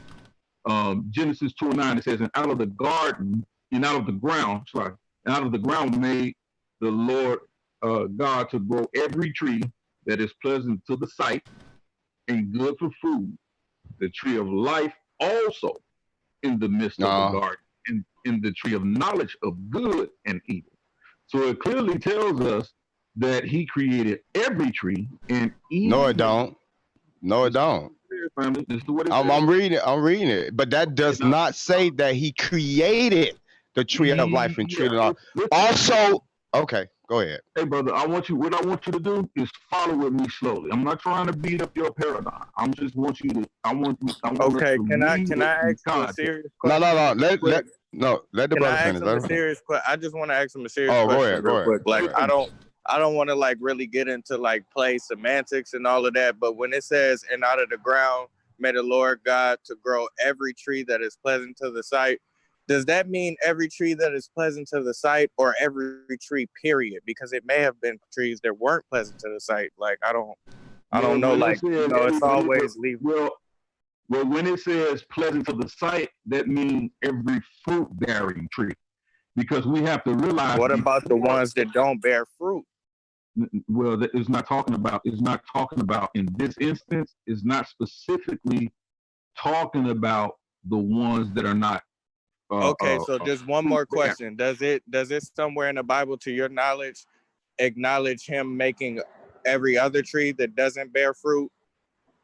Yes, it absolutely does. Okay, now I'll let you get back to yours. I just want to know that. Yeah, we'll get down. We'll get to that. So I want you to listen. Verse 9 is very specific, right? And we have to understand that, right? So it says, and out of the ground made, right, the Lord God to grow every tree that is pleasant to the sight, and it's telling you why it was pleasant to the sight, right? And good for food. The tree of life also in the midst of the garden, and the tree of knowledge of good and evil. So it's telling you, when we understand the English language, when we see that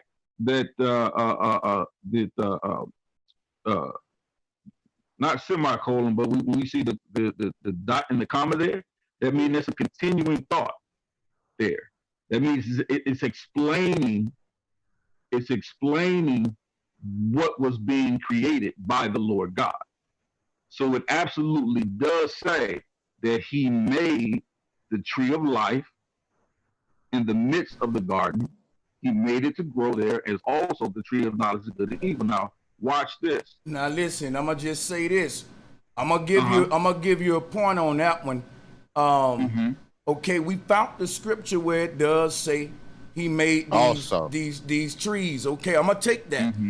That's good proof right there. But now I got more questions based on that. But I don't want to stop you. Go ahead. It's good. Yeah, I mean, feel free to interject me. I'm not one of those. All right. Like The question I got based on that. To hold on to them questions when they come to you. So you just got to get them out before they slip past you. So when they come to you, shooting matters. All right, and Dread's gonna interject right behind me. I'm gonna go ahead because this is his whole argument. And the thing is this: finding the scripture leads to even more damning questions, though. Now, because now the thing is, why would he put these trees on the earth and make them not accessible? Well, he could have just not built them, right? What you see here, right, is the understanding is that they are accessible, right? But I'm saying he made these trees, but forbid you to eat from them. So why make them? Is what I'm saying. Because here's the ultimate thing that it's almost like the God of the Bible was playing punk. That's a cool way to do it, but not necessarily so. But I feel it's because he didn't make them. But I'm gonna prove it in a second. It's like God set you up. No, hold up. Let the brother finish. Let the brother finish. It's because what we clearly see from the beginning, what it's telling us, and we'll see that we can confirm this later on in the scripture, in the same chapter. We won't have to jump all the way around. We're gonna stay right here in this book, and it'll tell us that what's being done is that in the creation of man, that he did not create us as robots. He did not create us as puppets. But in this is where we see he's giving man in his creation free will. And that's very important. Why? Right? Check this out. Okay, but I don't want to go ahead. Reason why free will is important here, because now we see that man has the choice to do good and evil. And we'll see this very same thing, questions being posed, and come up later on in these verses. But look, so this really, I got to interject. I gotta interject because this is crazy, right? Because check this out. God created good and evil, and he said, "I'm gonna give you." He did not create. I got one deeper than that. Go ahead. All right, check it out. So, you see, I'm reading the scripture. It says, "So, but of the tree of knowledge of good and evil you shall eat." Now, the reason why I know for a fact that these trees was not created by God is because how God can create a tree of good and evil when evil don't even fucking exist. There was never hold on. There is no such thing as evil. So how can you how can I be in knowledge with evil when there is no such thing as evil? It don't exist. The only people on here is Adam and Eve, and they haven't done nothing wrong yet. Now, listen though. That goes back to the whole war in heaven. That's why I was asking him, Dread. Because listen, the war in heaven happened prior to the creation of the earth. So showing you that evil was in heaven. But Dreads, that's damning to him, Dreads, because what evil doing existing in heaven? Think about this. Listen, my Hebrew brothers. Listen to me, my Hebrew brothers. This is what I want y'all to deal with now. When evil was conceived into reality, it happened with a war in heaven. Now the Bible say that the reason we should want to go to heaven is because unlike this earth, there's no worries, there's no wars. But that's a lie, because there was a war in heaven in the first place to create evil. So why should heaven be something we should strive to go if war can break out there too? Well, first of all, when we talk about that there was a war in heaven, there was no war in the place that the Most High abode. That's the first thing we need to learn and understand. Ain't heaven God's abode?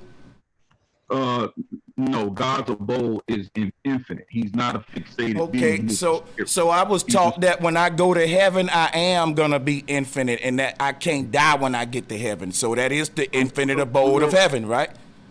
Well, listen, no, because we'll show you. So you telling me in heaven I'm gonna die and have funerals? Are you gonna allow me to speak? Yeah, but hold on, I got to ask you this. If heaven ain't the infinite place you talking about, that mean they die in heaven too then? You gonna die and have funerals in heaven? No, because we'll get to the scripture where it tells us that heaven is in you. And we're going to get there. Okay, because it's in this book. Okay. All right. So we're going to get there. It's in you. And that's where people go wrong. So I get it where your Sunday school Christian pastors messed you up. I got you. But that's what we're here for. That's what the Most High sent us here for. So you don't have to continue in that. And we can get these conversations right so we can further long conversations like these. So, General Yashar, y'all welcome to chime in anytime y'all get ready. I'm gonna mute myself. My bad for interjecting. My bad. Dread. No. Go ahead, King. Go ahead, King. You got it. Unless you want to speak in. I welcome it. I welcome it. You know, interject because, like I said, I know sometimes you get those thoughts come to you real fast. And if you don't get them out, you might forget them. So, you know, please interject. I'm not offended by it at all. So I don't mind. Much respect. Hey, can I add something? Can I ask something to the group real quick? I just wanted to ask, since we're talking about the tree of life, I know Bros talked about the Norse mythology before with the big tree in the middle. How does that relate, if at all? Well, we have an understanding is that throughout all major cultures, we see this understanding of the tree of life, right, as the source, as the source of life. In Africa, they actually have something that they actually call the tree of life. And you should Google it. It's about, I think the trunk of the tree expands to about maybe almost 15 feet across. And inside of the tree, it holds water, right? So it's a source of life, and then it has these large fruits that come from it. And so we see this. Is there any pictures? My brother, any pictures of it? Google it, you'll be able to find it. They're in Africa. They call it Tree of Life. If you Google it, you'll be able to see it. And it might be very good and interesting for people to actually see that actually does exist. And so we can actually. They also have a place in Africa called the Garden. So are y'all telling me this is the biblical Garden of Eden that we can actually go and take trips to and everything, and it ain't the #1 tourist destination on earth? No, that's not right. That's not what we saying at all. Right. Hey, you could just walk up and touch that like it ain't shit, huh? But there they are. Let a fruit grow on it, I can pick it. Yeah, and so and so you see how huge they are, right? And so this is what I'm saying. In when the brother asked about Norse mythologies, you know Thor, and you see those things in the Scandinavian areas and the Vikings.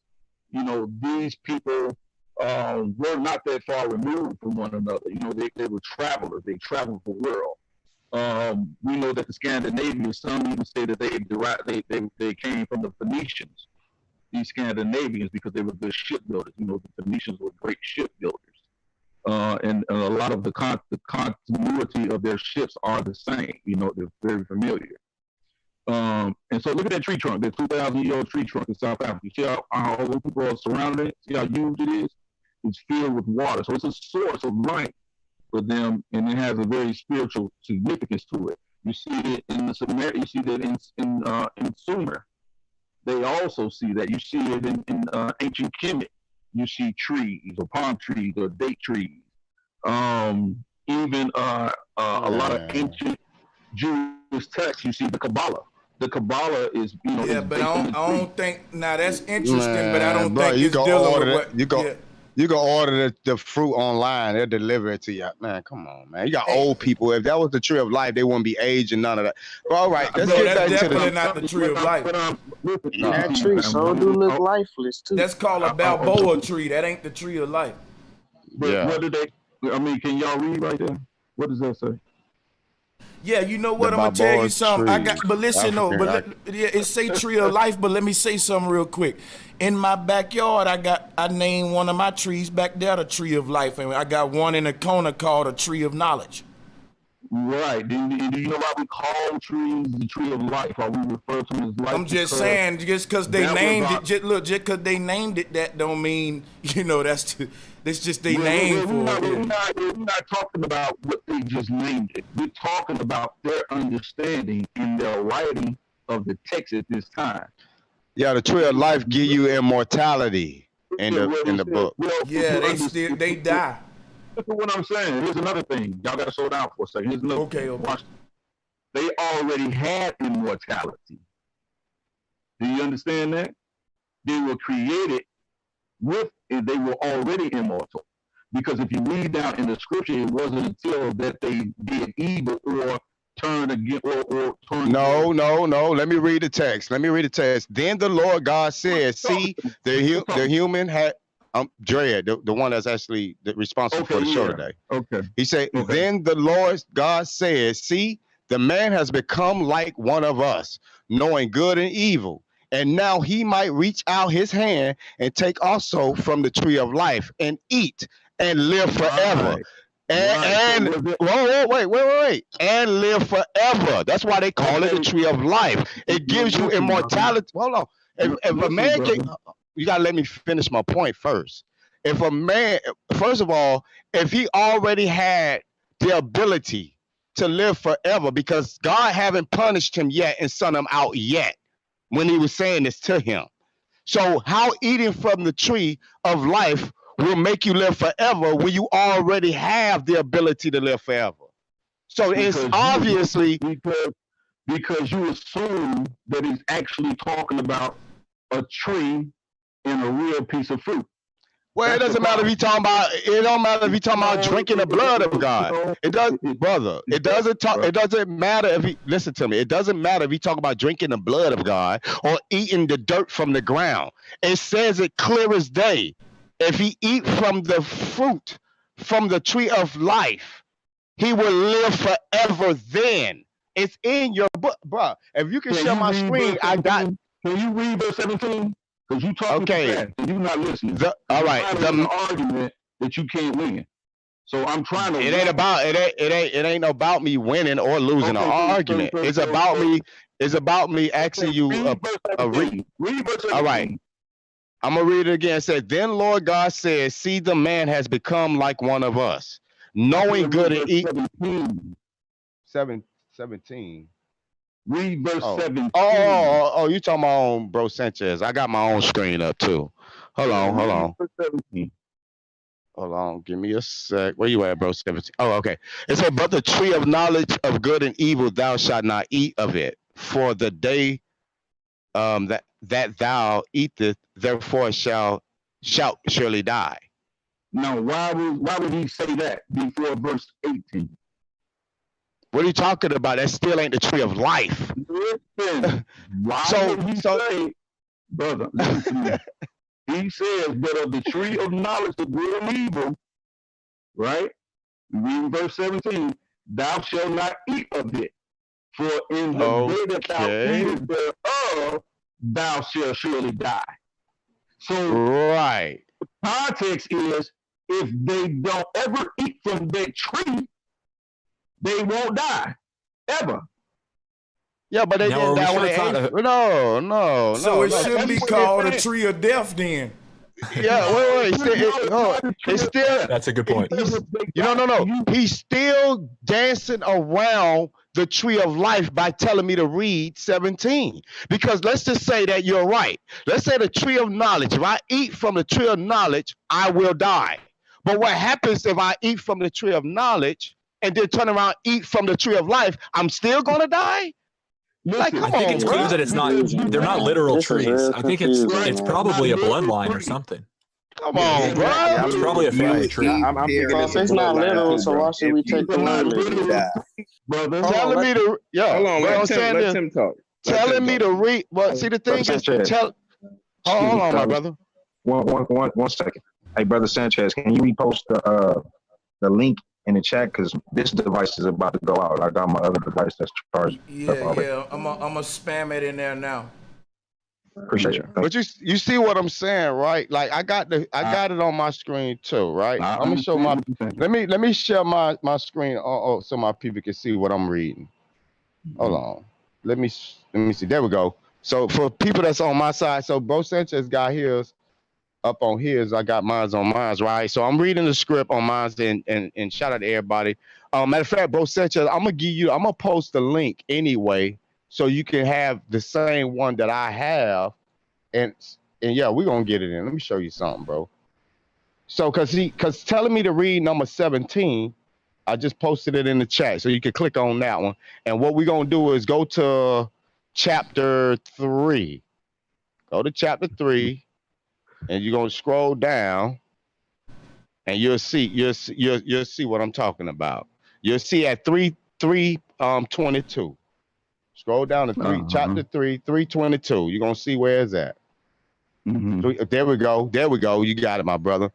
All right, listen to what I'm saying. Then the Lord God says, "See, the man has become like one of us, and that's because he ate from the tree of knowledge. Because God Himself know all."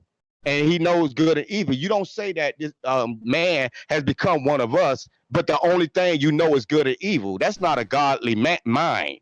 Just because I know good and evil, he said become one of us, knowing good and evil. And now he might reach out his hand and take also from the tree of life and eat and live forever. Tell me I'm lying when it does not say that.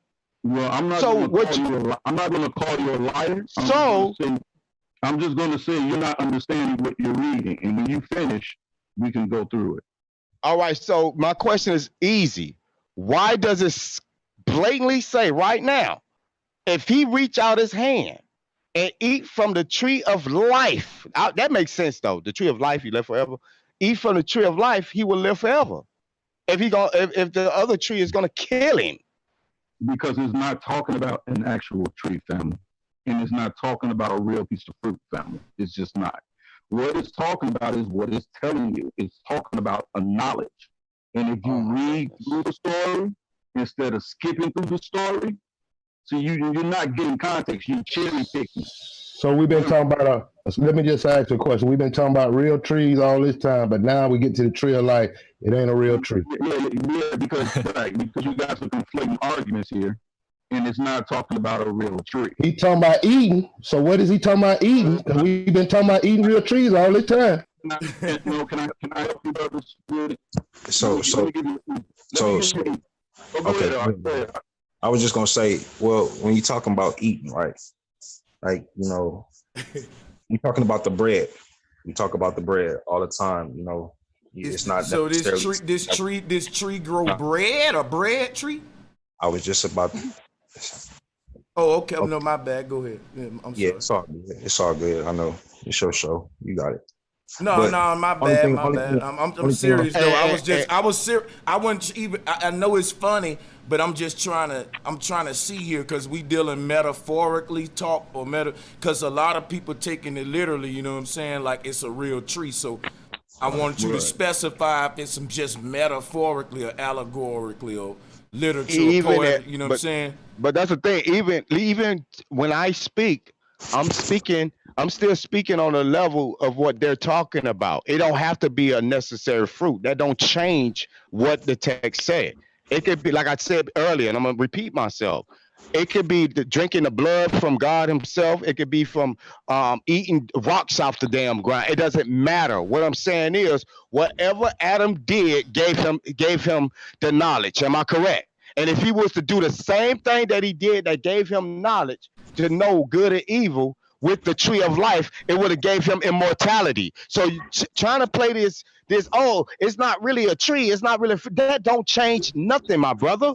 Whatever Adam did with the other tree that gained him the power to know, there's another tree that he could do the same thing with. He gave him the power of immortality. And immortality, you would consider that as a God. And that's why the text specifically says that he has become like one of us. God is all-knowing and God lives forever. Now we have two trees in the garden that actually gain you access to do both of those things. So come with the smoke now. All right, now who do you want to go, Yashar? Yeah, I was just gonna say this, Elder. Go ahead. You know, I'm not even worried about the energy. I appreciate your energy, bro. That's what's up. This is what it is, though. The comparison that I was making was, you know, people talk about eating of the fruit, right? Where we know there's no fruit, right? And so it's the same thing of when we're talking about the breaking of the bread, right? We know that we ain't talking about nothing that we put in the oven and we bake. We're talking about the word, right? We're talking in both instances, right? From the fruit, right, to the bread. We're talking about the word of the Most High. So if you got to put things into context and not base it off of, you know, theology, right? Religion, the things that we was raised up on. So what we're trying to do is we're trying to give a different understanding. Well, can I ask a question? What word was back then with Adam? What word was with Adam at this point in this text? He was learning. I said, you said we have to see it as a word, and we're just putting it in the context of the text. What word is he going to put out of his hand? Created. I'm asking a question. Is he putting out his hand to take? Answering your question. What word he was taking? If it's a word being compared to this tree is like the word of bread. Come on, what word Adam knew then? What word was spoken? What word was spoken? Yeah, because you making the comparison that this fruit is compared to the word.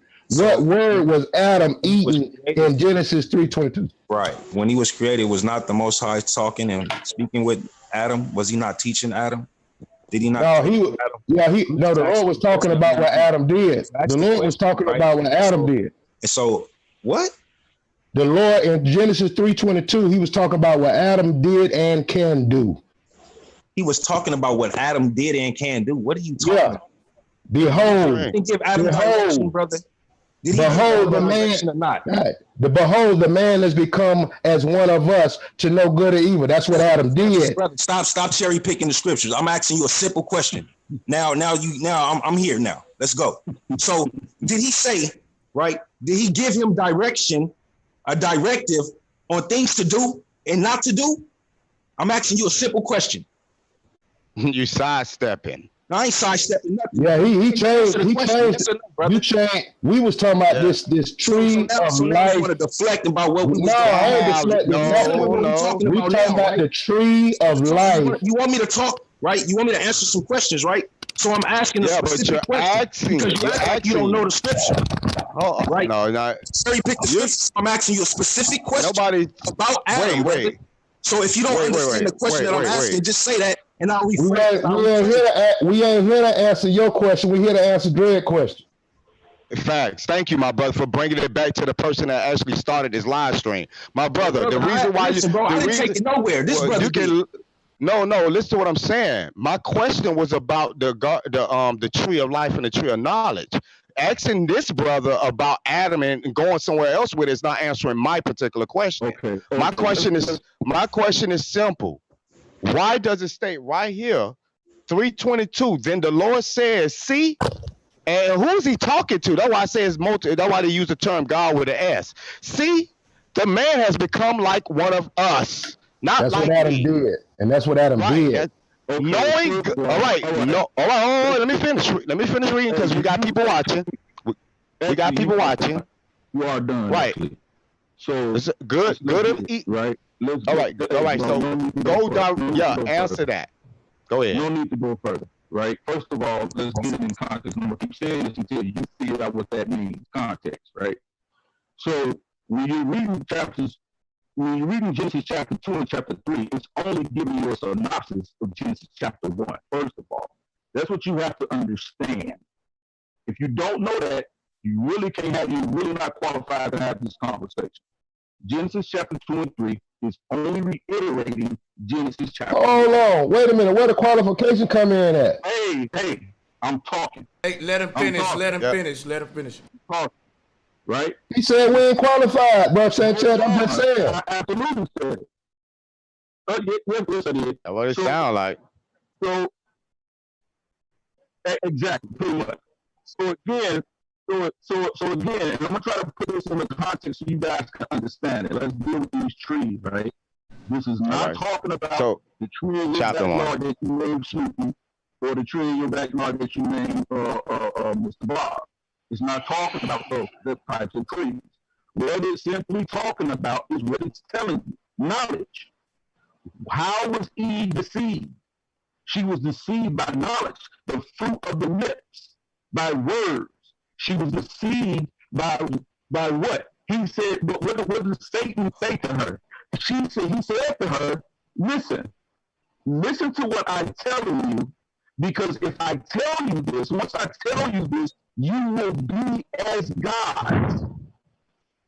You could be like the Most High.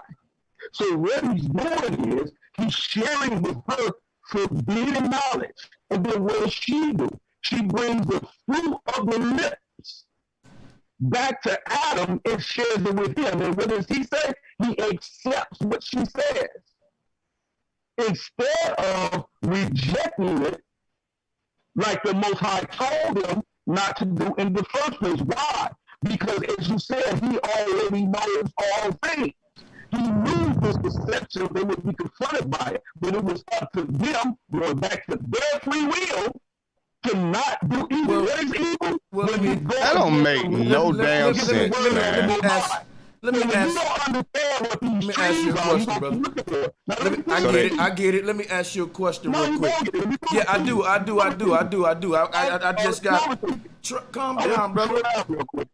Yeah, it's not that serious. Y'all right. That's Sanchez. Listen, check this out. Now, it's all good. It's all good. Check this out. Right here's what I'm saying, yo. Is that what was the purpose? I want y'all to think about the question. What was the purpose of God creating the tree of life and tree of knowledge? What was the purpose of them? That'll bring more clarity to the argument, because when I hear y'all talk, I summarize it as, okay, he created this shit just to tempt people.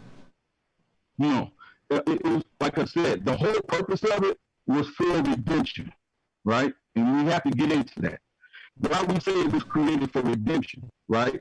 Because as you guys, I heard some of you brothers say it on this panel earlier, you were dead on, that God knows all things. So if he knows all things, the scripture tells us he knows the end of a thing before the beginning. So he already knew that man would have to be redeemed. So these things were set in place. Now, you can't. God is not he's not a puppet master. He's not going to force you to do something. This is why I said we had to start with free will. So the free will, the tree of knowledge of good and evil, that was to show that, listen, you have a free will to obey. But that's what I'm talking about. Listen, this is what I'm talking about. If free will to obey. Yeah. I mean, but think about this, right? Well, they don't need to get mad at the laws that man put upon us, because that's the same shit they told us. We got the free will to obey they shit. Right. That's not free will. That's not free will. You have the free will to obey or disobey your parents. That's not free will. You know, brother, that's a sidebar. Go ahead, y'all. Let's go back to the point. Yeah, let's go back to the point. This brother missing something about this whole concept that he put in. I want to interject and say one more thing, right? That if God created good and evil and gave you the free will to choose either or, but then punish you for using your free will if I want to choose evil, God, that's kind of fucked up. That's like me telling my son, okay, you can have peanut butter or cornflakes, pick one. But if they pick the cornflakes, bitch, you're going to hell. Well, actually, God didn't create evil. Let's start with that. He didn't create evil. And that's the problem. I scroll back up to chapter 1, and I'm waiting on him to connect the dots, because that shit, chapter 1, do not correspond to my question at all. So I was gonna say it's like this, brother Sanchez, right? I want to address what you just said, right? So y'all right. I think your mic breaking up a little bit. Let him address that, because if I tell my son, look, you can play basketball or football, and he choose football and I get mad, then I didn't really give him a choice. I was acting. Right. So this is the thing, right? So now we're talking about morality. This is what we're gonna deal with, because this is what it's all about. The morality and the righteousness and unrighteousness, right? This is what it's about. This is what I'm saying. I get it. I get it. Listen, I totally get where you're going.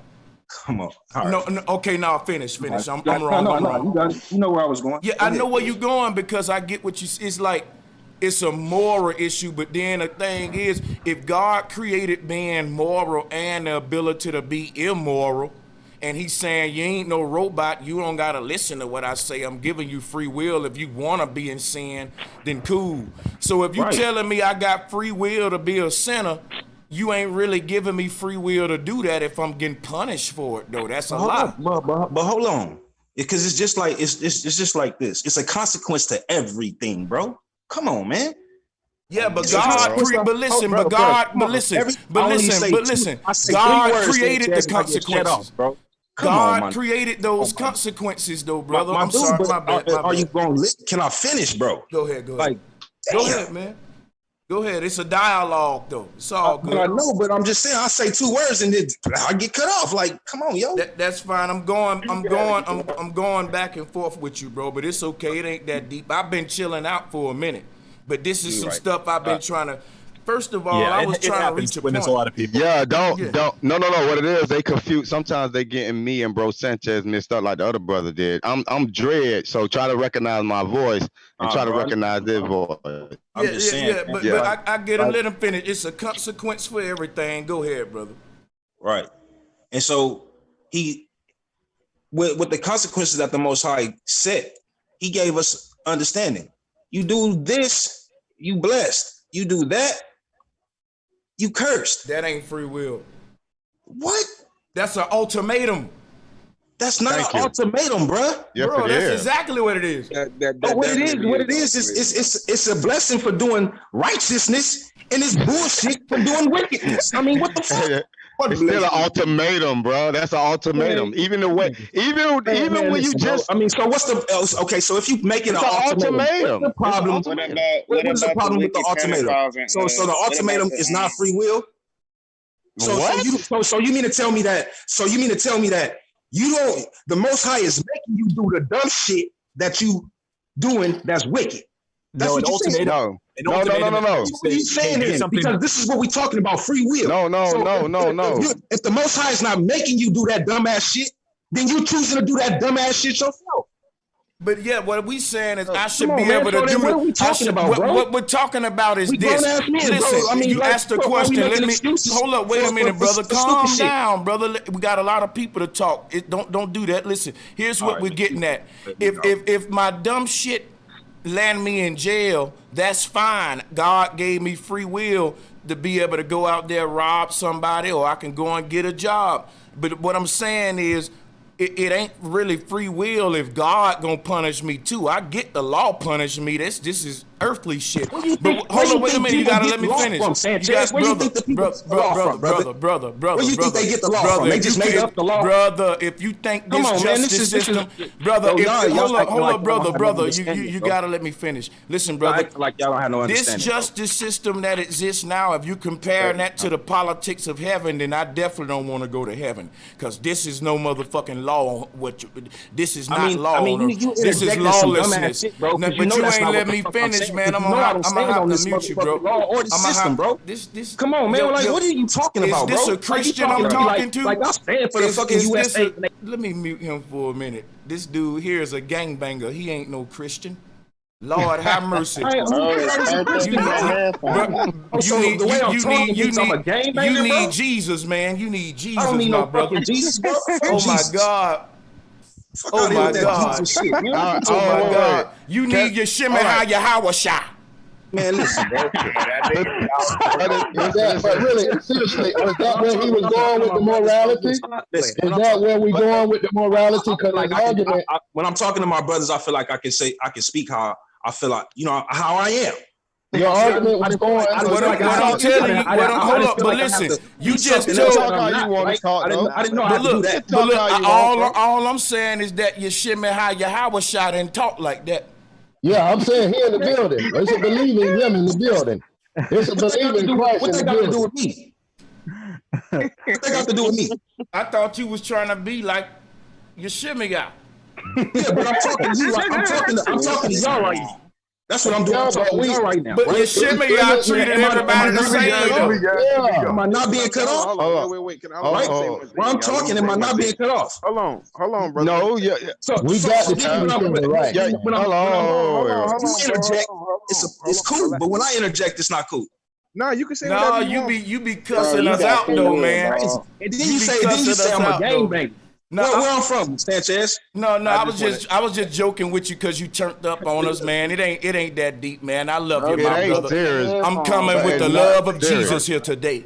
I know that's right, bro, Sanchez. We got the love of Jesus. All right, so we got off topic because I want to stick to this tree of life, but I do know the brothers because I done debated a lot of brothers from the Israelites and all the way to Kemet. I mean, I get it. Y'all like to take certain things and say, no, I don't mean this. You got to go all the way back here and to get the understanding. What I'm trying to do is I'm trying to stick to the actual topic at hand. Because I went back, and people in my chat, y'all can clearly see, I went all the way back to chapter 1. Like he said chapter 1, if you want the answer, basically chapter 1 is basically giving you the answer to my set question. I went back to chapter 1, and I read chapter 1, and chapter 1 does not do that. So I don't know why you sent me all the way back. Let me scroll back down to where I was at, because I don't know why I went up there. Chapter 1 does not give me the answer to the Lord literally said that the tree of life will make these people immortal. It does not. It does not. Chapter 1 do not speak about that at all. Can I also add one thing? I think it's important to realize or to note that they say that Moses wrote the first 5 books, the Torah. Right. The first of which is Genesis. And then we have to ask ourselves, okay, how did Moses source this information? And he apparently... his claim to fame from the tree of knowledge, and they say he went up on the they say he went up on the mountainside and he was given the 2 tablets with the 10 commandments on it. But there's obviously some discrepancy as to exactly what happened. But how he extrapolated the 10 commandments into a history of the earth, I don't understand. So it seems like it was almost kind of like folklore at that point. You know, the accepted history based on oral tradition and knowledge. So I just don't even know if he can really make the claim to have known at that point. Well, historically, you got to ask this too. Think about this too. When God gave him the 10 commandments, right? That's after the Adam and Eve situation. So there wasn't no laws and nothing like that before that. Yeah, so what was all the rules? And then I still want to know, how come y'all niggas can't tell me how the hell did the kids of Adam and Eve, Cain and Abel, fuck around and marry the women from the land of Nod? Where did these women come from? Not Abel, but Cain. You talking about Cain? Other civilization come from? 5 and 2, man. That's where they came. No. Before we get to that point, though, if they can't answer the actual question about the tree of life, tree of knowledge, that's fine. I think Yara was trying to give you the understanding of that dread. I mean, the brother. I mean, for whatever reason, the brother don't want to hear it. Right. But you gotta listen. No, I did what you asked me to do. I went to chapter 1. No, you didn't do what I asked you to do, because I didn't just ask you to go to chapter 1. Wait, hold on. I'm like Drez though. Is it saying when this? Hold on. Is it saying? Does it describe when God built this tree of life or tree of knowledge? Because I ain't never. No. When is a tree built? I'm gonna say this to you again, right? I'm gonna say this to you again. Hey, matter of fact, if it's a tree of knowledge and a tree of life, you would have think the story would have started with a seed. You gotta hit a brother out, man. Hit a brother out, man. I mean, bro, I don't know if I can understand it, man. And it's really not difficult. You just gotta put your confirmation bias to the side and listen, right? Because you want it to be wrong, so you can't hear right now. Well, it is difficult. It is difficult, and we're wondering, how could you possibly know? Because we don't know. And you don't want to tell us how you came to the conclusion. You're telling us your opinion and telling us to believe. Bro. If you let the brother even when my elder explain it to you, you're still not gonna get it. But see, that's the thing. But listen to me. Even if it's a metaphor, right? Check this out. Like let's say hypothetically he's correct about God creating a tree of life and a tree of knowledge. When you go up, let's say it talks about that, right? So when you get down deeper into the story, and it talks about how Adam ate from the fruit, you cannot say that's something that's separate, or I mean, you can't say that it doesn't mean a tree no more, because God had to create it when He created the earth, correct? So God created the earth. He created all the trees. He created a tree of life and a separate tree, which is called the tree of knowledge, right? Now when Adam eat from the tree of knowledge, now it's no longer a tree no more. What? Like, come on, bro. I mean, you can take whatever you want to take. So no, what I'm saying is, when He created the tree of life and created the tree of knowledge, you will have to break down how that at that particular moment, Man, that's what you need to do, bro. That's what you need to do. You don't need to do that to understand what we talking about. Oh, the topic we talking about. That's not. Listen, let me just say this. That's what I am. So you can't real quick. So you can't answer real quick.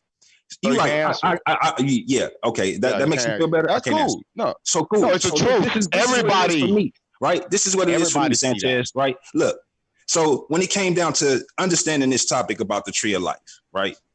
It never came into my thought process at all, bro, to talk about when was the tree of good and evil created. Why not? Why they ain't come up? You should have asked that. For what? What you mean for what? Why not question? What is that going to do? Oh yeah, because your book says not to question. You're right. My bad. This is an important question for you, brothers. So what is that question being answered going to do for me? It's gonna make your ass research and dig deeper into the things of Yahweh. Listen. If I'm trying to connect to the shit, I'm already doing research. Oh, what you talking about, yo? So wait, so you're not a researcher?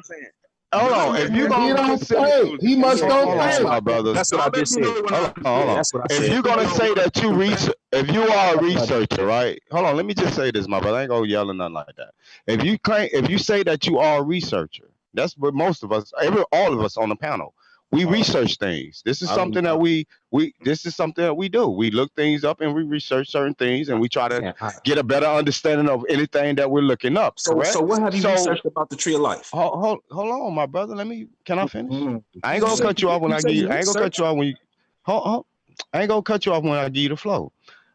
That's what we do. So if there's any type of inconsistencies with anything other than this book, I guarantee you will research it thoroughly. You would fucking pull out a dictionary and everything to go to what this Greek term mean. You're gonna do all of that. But when it comes to this book, you yourself blatantly said that you had no reason to research the tree of life. That's not a real researcher, my brother. What? You're supposed to research everything. Don't pick and choose what you're going to research thorouhtly. But go ahead. So what have you researched about the tree of life? What have you found? Hold on. Okay. I was going to just answer him right quick. Yeah. Go ahead. Okay, cool. I found that God Himself did not create the tree of life and tree of knowledge.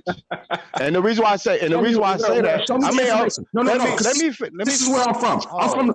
Look, bro. I'm a part of the Source debate league, right? You gonna let him finish though? We source. You ask him a question, you cut the man off. I want to hear Dred finish, dog. Hold on, man. Let him finish, then you get the flow. You ask the question. The Most High didn't create the tree of life. Where's the source at? Let the man finish. Maybe you'll get it. Hold on, man.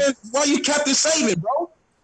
No, he's right though. I told you to let me finish, and I'm gonna give you the flow, and I'm gonna let you finish, and you did the opposite. I don't even need to finish, bro. I just need to know the source. Oh, you don't need me to finish. Well, how am I getting? He know everything. He doesn't need to finish. He said. He know everything, bro. Just shoot me the source. That's all. You just said that you don't need me to finish, and right behind. No, he said he doesn't need to finish. I need the source. That's it. I need the source that told you that the Most High didn't create the tree of life. Time out, bro. Time out. Hold up, everybody chill out. Wait a minute, let me do something. I got to do this. This is important. This is important. Hold up, you sharp. Calm down. I'm gonna give y'all the flow. Let Dredge finish. This is why you sharp. I'm gonna be fair, right? Sometimes a person's answer didn't come from a source. Sometimes they get the answer by going through the actual scientific method. It ain't regurgitating nobody else's answer. You know what I'm saying? So if he can show you the process by which he comes to his conclusion, that's equivalent to a source. Give him a chance to do that real quick. Yeah, all right, we're gonna see about that. Let's go. Right. So, like I said, when you read the Bible, it talks about God creating the trees, the earth, the heavens, and everything else. It does not specifically say that this man created the tree of life and the tree of knowledge. That's one. Number two, I also, when you continue to read further, it also states that God himself was afraid. Now, I didn't know that God can get scared.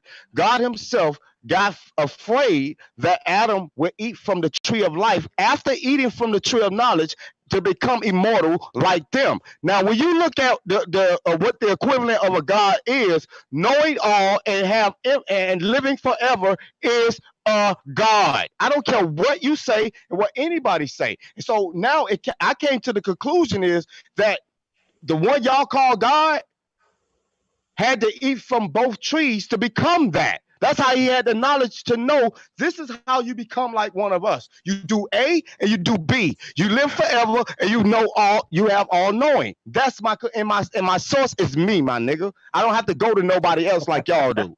Okay, can I finish him, please? Can y'all hear me? Can I finish him? Yeah, go ahead and finish me. Go ahead and finish. Go ahead and finish me. Let me show you. What his methodology. Let me show you why his methodology is poor. Right, you sure or Madonna? Can one of you brothers get to me Mark chapter 8 verse 24? Let's do it. Let's roll these tanks because I didn't have enough. What chapter? What chapter I'm at? Mark. Hold on. Let me ask a question before we leave the tree of life in Genesis. Right, I'm gonna read my verse because I'm gonna ask. Yeah, but see, you moving. Methodology is being challenged. You moving the boundaries, and I just want to ask a question before we move. I'm not moving nothing. This brother knows methodology. Okay, go. You searched out the trees. Yeah, I got it. I got it right here. If you want me to bring it out. Yeah, read it out. All right, this is Mark. This is Mark 8:24. It said he looked up and said, "I see people. They look like trees walking around." Now, what the is fuck? that verse telling us that people are trees? Was that verse telling us they look like trees? It says they look like trees. What people look like trees? Tall people. People with afros. Yeah, exactly. Now you talk. What the fuck? Let's talk. Right? What they got to do with what I said? Bro, I want you because you said in your methodology that you searched out the trees. Right. That's what you said. So I'm challenging Yeah, but he knew the way. We're talking about tree of life and tree of knowledge, bro. And there goes what that got to do? There goes your methodology. Brother, I'm going to show you step by step why your methodology in research is poor. That has nothing to do with what I'm talking about. I thought we were talking about tree of life. Your conclusion was based on your scientific methodology and your research, based on your understanding. Telling me that people look like trees? Brother, I want you to be quiet. Because I didn't interrupt you. Right? So give me the scripture in Psalms where it says we're like trees planted by the water. Hold on, let me get that. What the hell? He's moving the boundaries. He moving the boundary. That's what I asked him before he did that. Let me ask a question. Yeah, Dutch know that Bible. Man, y'all understand it. It's so simple, man. It's not even funny, man. But no, what that got to do with the tree of life and the tree of knowledge? Y'all are talking about something else. This is y'all talking about. They talking about people that look like trees. That has nothing to do with my question. How many gods are there? How many gods are there? Dre, just let the brother show you what he's talking about. All right, let the brother actually finish, people, please. I'm gonna let him finish. And then go ahead. Go, and then I'm gonna go. Okay, there you go. Go ahead. Get me Yeshua, if you will, please, or Madonna, Jeremiah 17, verse 7 and 8. Because y'all want to get the understanding of what these trees mean. Because when we showed you in the text that the trees that came up from the ground were separate from what we see that was the tree of good and knowledge and evil that was planted in the midst of the garden, you couldn't accept that. You couldn't accept that. You said 17. Let him finish. I got it right here. Read it for me. All right, this is Jeremiah 17, verse 8. He would be like a tree planted by the water that sends out his roots by the stream. It does not fear when it... Finish reading the rest of it. All right, let me reread it. All right, he said, he will be like a tree planted by the water that sends out its roots by the stream. It does not fear when heat comes. Its leaves are always green. It has no worries in a year of drought and never fails to bear fruit. Right. Now, what we see here in this very verse here, these two verses, Jeremiah 17, verse 7 and 8, we see he's talking about a tree that is worthy. We're talking about a tree that it sends out its roots by the stream. It does not fear. We're talking about a tree with no fear. So what we see is these human characteristics being attributed to inanimate objects like a tree. So when we're talking about the tree of good and evil in Genesis, we're looking at the same thing because these concepts go throughout the entire book. So when you're talking about the tree of good and evil, how can a tree be good and evil? Do you understand? How can your hot dog be good and evil? How can your Nike be good and evil? How can your peanut butter and jelly sandwich be good and evil?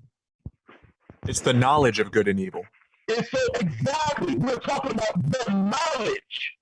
And things can be both good and evil. I just want to point out that things can be good and evil. Hey, I got a question. Let him finish, please. Let him finish. It has nothing to do with the tree. Just like in this business, we know trees don't fear. We know trees don't do things. We know trees don't do things humans do. All right. Humans do All right, so we know a tree does not have knowledge. This is comical now. So that's what he was talking about. Right, it's comical now. Hold on, wait. Because he's talking about a single tree. It's supposed to have been two different trees. That's for starters. It's two trees that we're talking about. You're talking about a different metaphor of a single tree. That don't. Hold on, brother. All right, I'll let you ride out too. I let him ride out too. I let you ride out too, bro. Y'all right. Your mic. Y'all right. Your mic is kind of. Y'all right. Your mic. Yeah, distorted. And we got a bet. I don't know. We got on my end. It's on everybody's end. Cause I hear too. We let you. Yeah, you ride gotta lay out. off the mic because it peaks. Yeah, we let you ride out, and we had to endure it the whole time. You're breaking up your high pitch and everything. So we let you ride out. Let me just say this: we're talking about two trees: the tree of good and evil, right, and the tree of life. You just gave us. You just wait. No, that's what that was. You can't take away what I was asking. That's what I was asking. So your explanation is you're not giving me an explanation of those said two trees. You just told me about a single. Hold on. What's wrong with you? What did I not ask about the tree of life and the tree of good and evil? I could have sworn I did. And I addressed the tree of knowledge. I addressed those two trees. And I'm asking you, what has No, you didn't. You just told us about one single tree, bro. I'm asking you, what has a tree? By the way, listen, what has a tree ever spoken to you? I never spoke to a tree. What tree do you know that is good and evil? Well, let me take that back. I have spoken to trees before. I mean, a tree never spoken to me. What about the talking snake? Yeah, just not in English. So what I'm asking you is this: how can a tree be good and evil? A tree. I thought the tree was called the knowledge of good and evil, and not the tree itself was not called the tree of good and evil. Yeah, but it say the fruit bears the knowledge of. It say the fruit bears the knowledge of good and evil.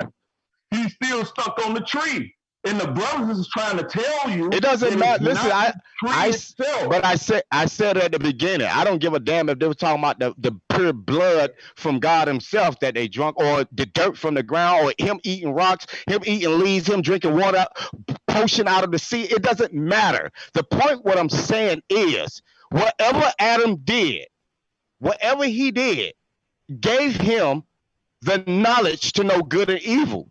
Which there was hold on, let me finish. Which then there is another section or another tree, if you will, metaphorically speaking.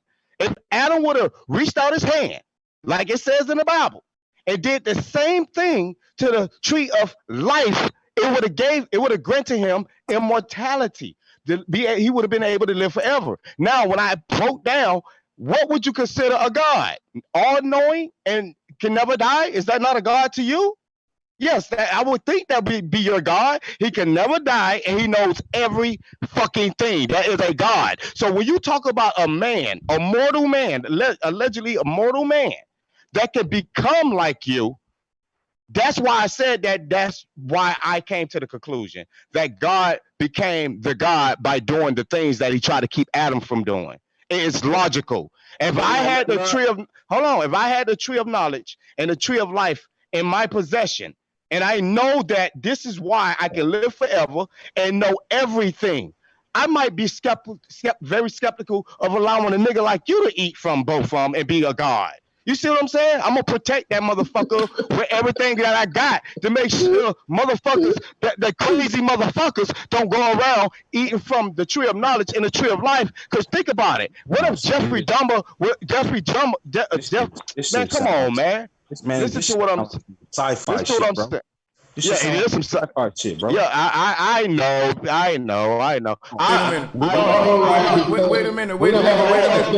Wait a minute, guys. No, let's keep it professional and one at a time. And then we're gonna go to some more people in the hangout panel. Go ahead, Dredd. It's like I'm being criticized. It's like I'm being criticized because I can say that I am the source and none of you niggas can do the same. That's on y'all. Hold on. Let me finish. Good. Yeah. Well, hey, finish. That's good. I'm serious for me. All right. I don't know what you're gonna get out of it. All right. Okay, I'll get you. You know, all right. You will never. Listen, I will not. You won't hear me insulting none of y'all. I won't be saying y'all shit. Bro, it's bro. Listen. You're sharp. Come on, my brother. We want to hear from you too, but it got to be one at a time. Come on. Yeah, I'm not finna go with the insults because, like I say, my troops fight my fight for me. Anytime I have to go to insults and all that, I already lost the motherfucking battle. So I don't have to do that. I'm gonna let y'all fight with my truth. That's it. And y'all deal with it the way y'all want to deal with it. But you don't gotta disrespect me in any kind of way. You feel me? Well, that's fine. Anyway, And that's the only way. Thoughts have to deal with something that ain't dealing with no truth. I just wanted to ask a question. What it is, bro. Can I finish before anybody asks another question, please? I just want to finish. I came to the. You can leave. You can actually leave. I don't got to do this. This show is my show. Well, so what are you talking about? I don't know why. You don't have to stand by, man. Just give us. You about to learn today, then. You can just leave. Know that we judgmental, boy. You can just leave, man. Y'all judgmental, boy. Listen, y'all judgmental. Y'all some judgmental. It's not just yeah, you're judging me. Y'all judgmental, man. Get on with that, man. Y'all disciples of Moses, man. Y'all are disciples of Moses, man. Y'all trying to put everybody in the hell. Go the hell on, man, with that shit. Y'all niggas act like y'all know everything. Y'all niggas don't know everything, man. Quit acting like that. You act like your methodology can't be challenged. You putting the man down because he got a damn thought. You ain't damn thought ass. Please. Order in the court. Order in the court. The sad truth of it all is that they always talk about the Most High and the way everybody and they treat people like shit. They treat people like shit. That's crazy. About your mama or your daddy. So ain't nobody treating you like you ain't got to. You want to. That's why you're mentioning it. You want to. That's crazy. You want to. It's all right. It's all right, man. They don't know nothing about respecting people. They'll go on about this your way. They'll go on about this damn your way, but won't treat people right in their face. They won't treat people right in their face with love. Fuck that shit. Hey, can I ask a question? Hold on. No. I don't care. I don't mind. Listen. I don't listen. Slick and say all type of weird shit about the Bible, but then when we go upside your head, the Bible. You ain't going upside nobody's head with that bullshit. First of all, hold on. First of all, the Bible ain't. Hold on. First of all, you gonna get respect. Hold on. First of all that talking about somebody disrespecting. All right. All right. You disrespect. I didn't say nothing, bro. I've been talking. Goddamn panel. The man asked the fucking question. The man asked the question. Where was the fucking tree of knowledge and the damn tree of life? That man had a question. And you got disrespectful talking about why the fuck you want to think that. Man, ain't nobody say why the fuck you want to think that. You said why does it matter? Let's move on. Let's just that's what I did say. That's what he said. That's what he. Hold on. Yeah. Just the brother said, "Why should I think that?" That's what he said. Listen to me. I don't. No. Listen to me. I don't care. Listen, I don't care if you criticize the information. I really don't care. But you got to also. But you got to also allow me to be able to criticize the book. You cannot say. I've been doing it the whole time, bro, and I wasn't tripping. Right. Doing it the whole time, and I wasn't tripping. Right. Let's leave it like that. Let's leave it like that. It's other Hebrew Israelites in the chat saying that y'all Hebrews need to stay on y'all square, man. Can a Christian speak? That's supposed to mean. We on our square. Can Jesus Christ speak? Come on, have some. Because I just. Brother Sanchez. Brother Dread. Brother Sanchez. Can a Christian speak? Can a follower of Jesus Christ love speak? Shit. Go ahead, brother. You find one. I'll call after Dex. Yeah. One at a Let me time. get after That's him. all I'm asking. We're going to keep it brief and keep that. Yeah, Dex supposed to have went after me anyway. Go Dex, and I think the other brother, I forgot the brother's name, but yeah, Dex, go ahead, and the other brother go behind him. All I'm gonna say, Dre, good question. Shit, fuck that. It's a good ass question. And it says it here, right here.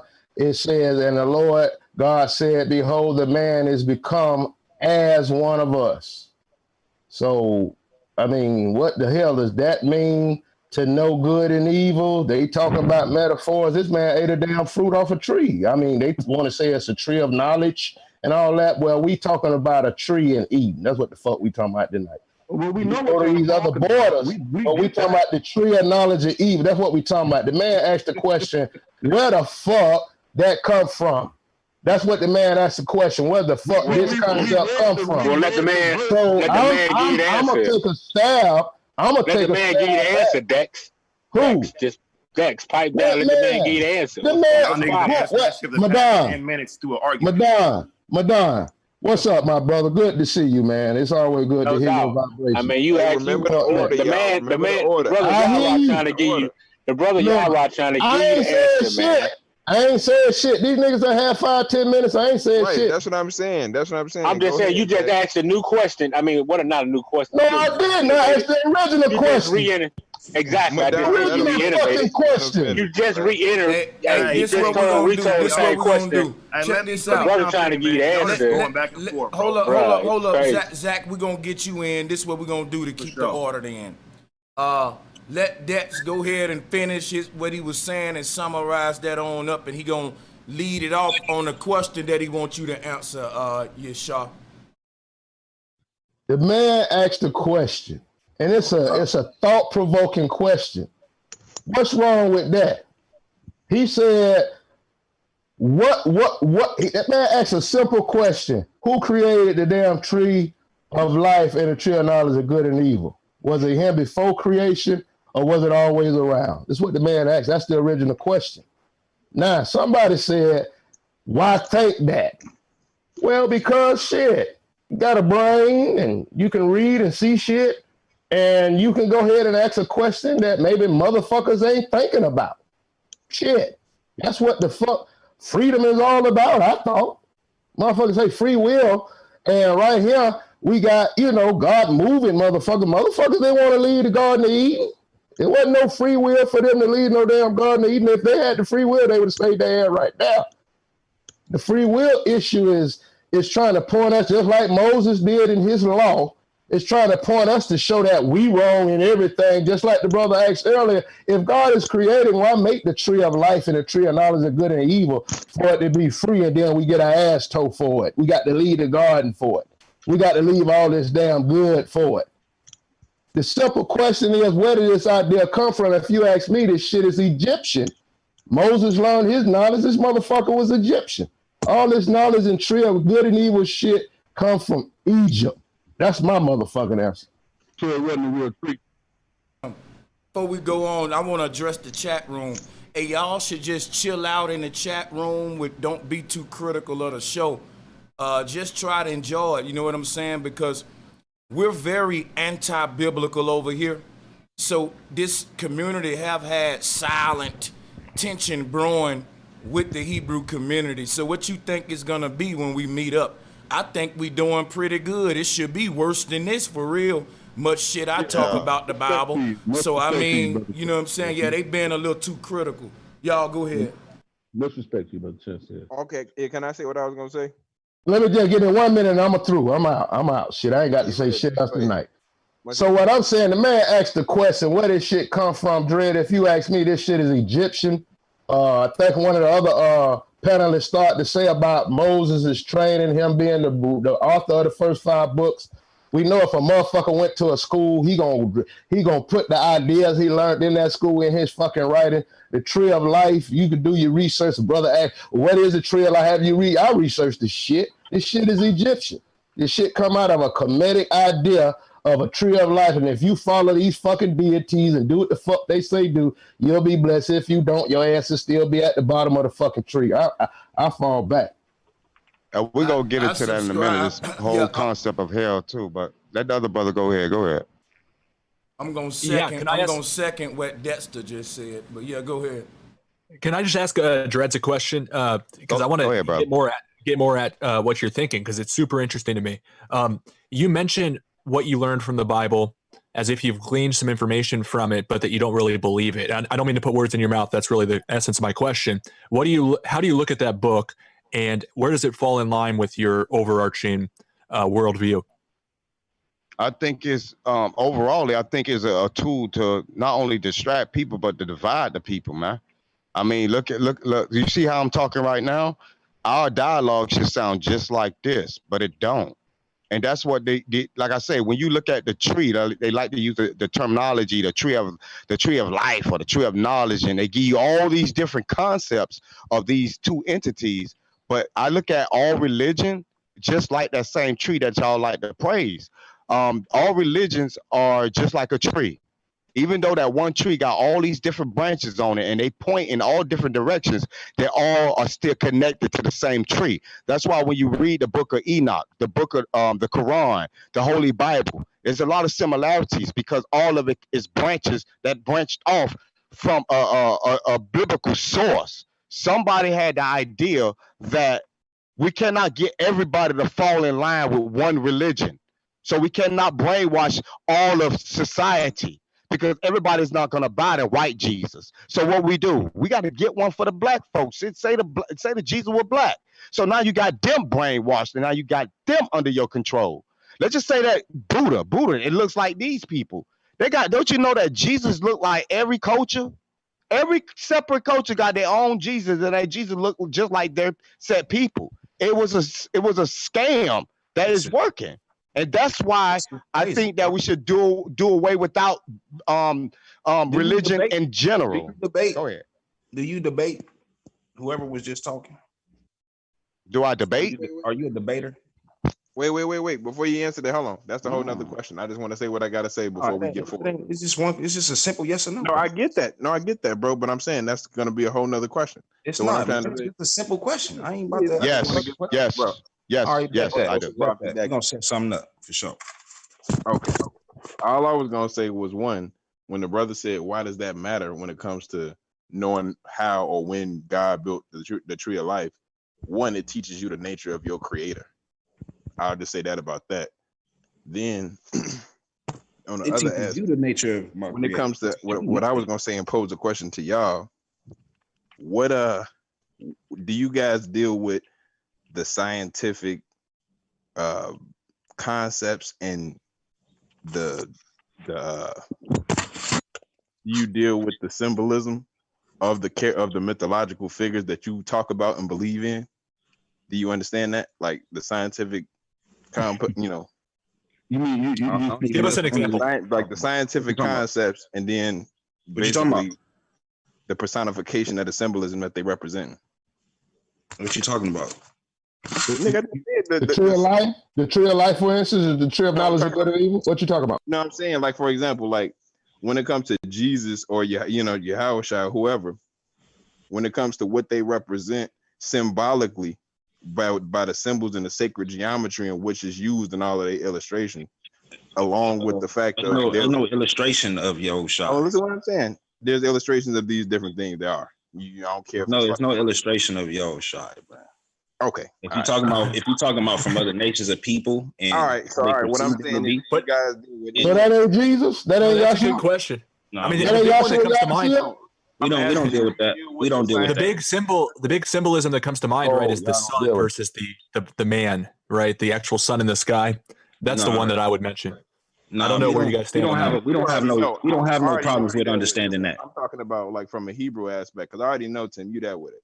I'm saying like on the Hebrew aspect, or just even from a Christian aspect, do you deal with the science of the concepts, and do you deal with the sacred geometry of the symbolism? No, I don't deal with no sacred nothing. No, we don't have sacred geometry. So you don't feel like that's limiting. You don't feel like that's limiting your understanding of what's being given to you. No, we just feel like it's confusing yours. Now let me. Can I add to that? Hold on. He got the right to say that. But what I'm saying is, you don't think you limiting yourself by cutting yourself off to one book instead of all of the sources to see if you got we actually feel like it's confusing yours. That's a good question. You know what? How do you know?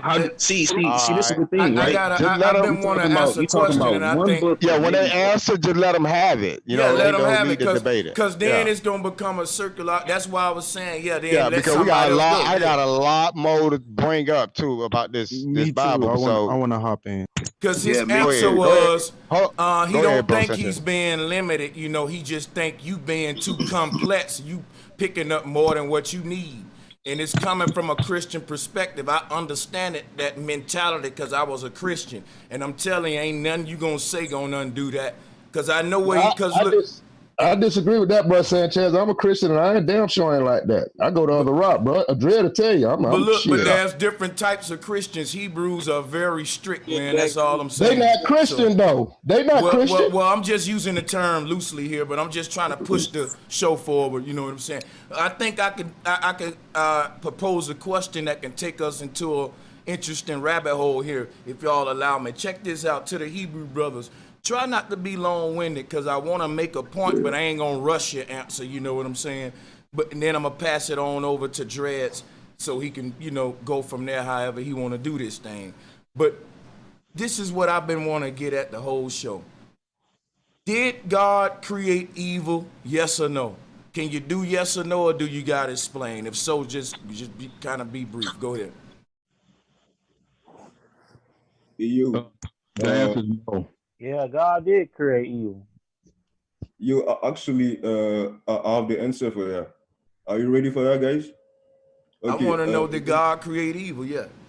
Yeah, I definitely think so. Because look, in the book of Isaiah 45, verse 7, it says, "I'll form the lights and create darkness." This is God speaking.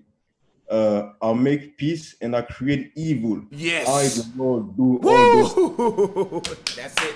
That's the nail. That's the nail. That's the nail in this coffin. That's it. You wanna go and roll that over? Yeah, listen, I want to let the Hebrews go because look, I'm making a point. I'm leading somewhere, but I'm letting them answer one at a time. I'm leading somewhere. I've been writing this down. It ain't gonna take long. Y'all about to roll that up.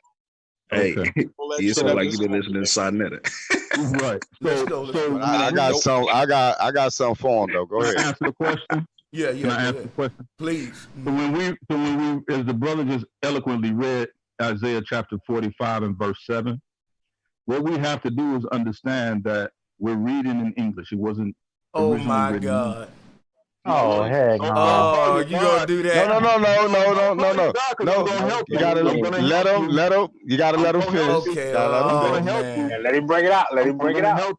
I'm gonna help you. Yeah, let him finish. Let him This is finish. the problem with people who don't actually study the scripture, right? Yeah. All right. That word simply is this. I'm gonna get right to it. That word evil there is ra, because you gotta understand that they're taking it from a Hebrew translation. So it's ra. It's not evil as in immorality, right? The word ra there means calamity. Okay. And so what he's saying is, I create peace. Gotcha. Now let me go to my next point. Judgment. Gotcha. I'll take and that. If y'all don't want to look at these scriptures, y'all can't it's really fine. make It's fine. Listen, brother, we ain't got to do that because I'm gonna let you just give your answer and let the chat decide. You know what I mean? But I'm reaching to a point, and I know other brothers want to go, so I'm gonna rush what I'm doing. So look. So if God didn't create evil, did evil create itself? And can anything exist in creation that wasn't already in the creator? Here's how I look at it. I just want to take a quick shot at it. One sentence.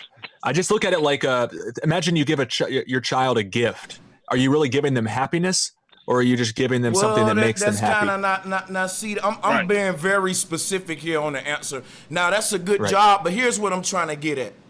I want to find the origins of evil, because all things created come from what? The Creator. Now, what I'm saying, hold on. If you let me finish. Disobedience, bro. Okay. Evil was birthed through disobedience. Okay. So now I got another question. Who created disobedience? No one created disobedience. Wait a minute, guys. Wait a minute, because y'all making this hard. Wait a minute. Let me do this a simple way. Please. Did you just ask who created? Listen. I'm not asking nothing dumb or stupid. Listen what I'm telling you. As if that Wait a minute, brother. Calm down. Serious, bro?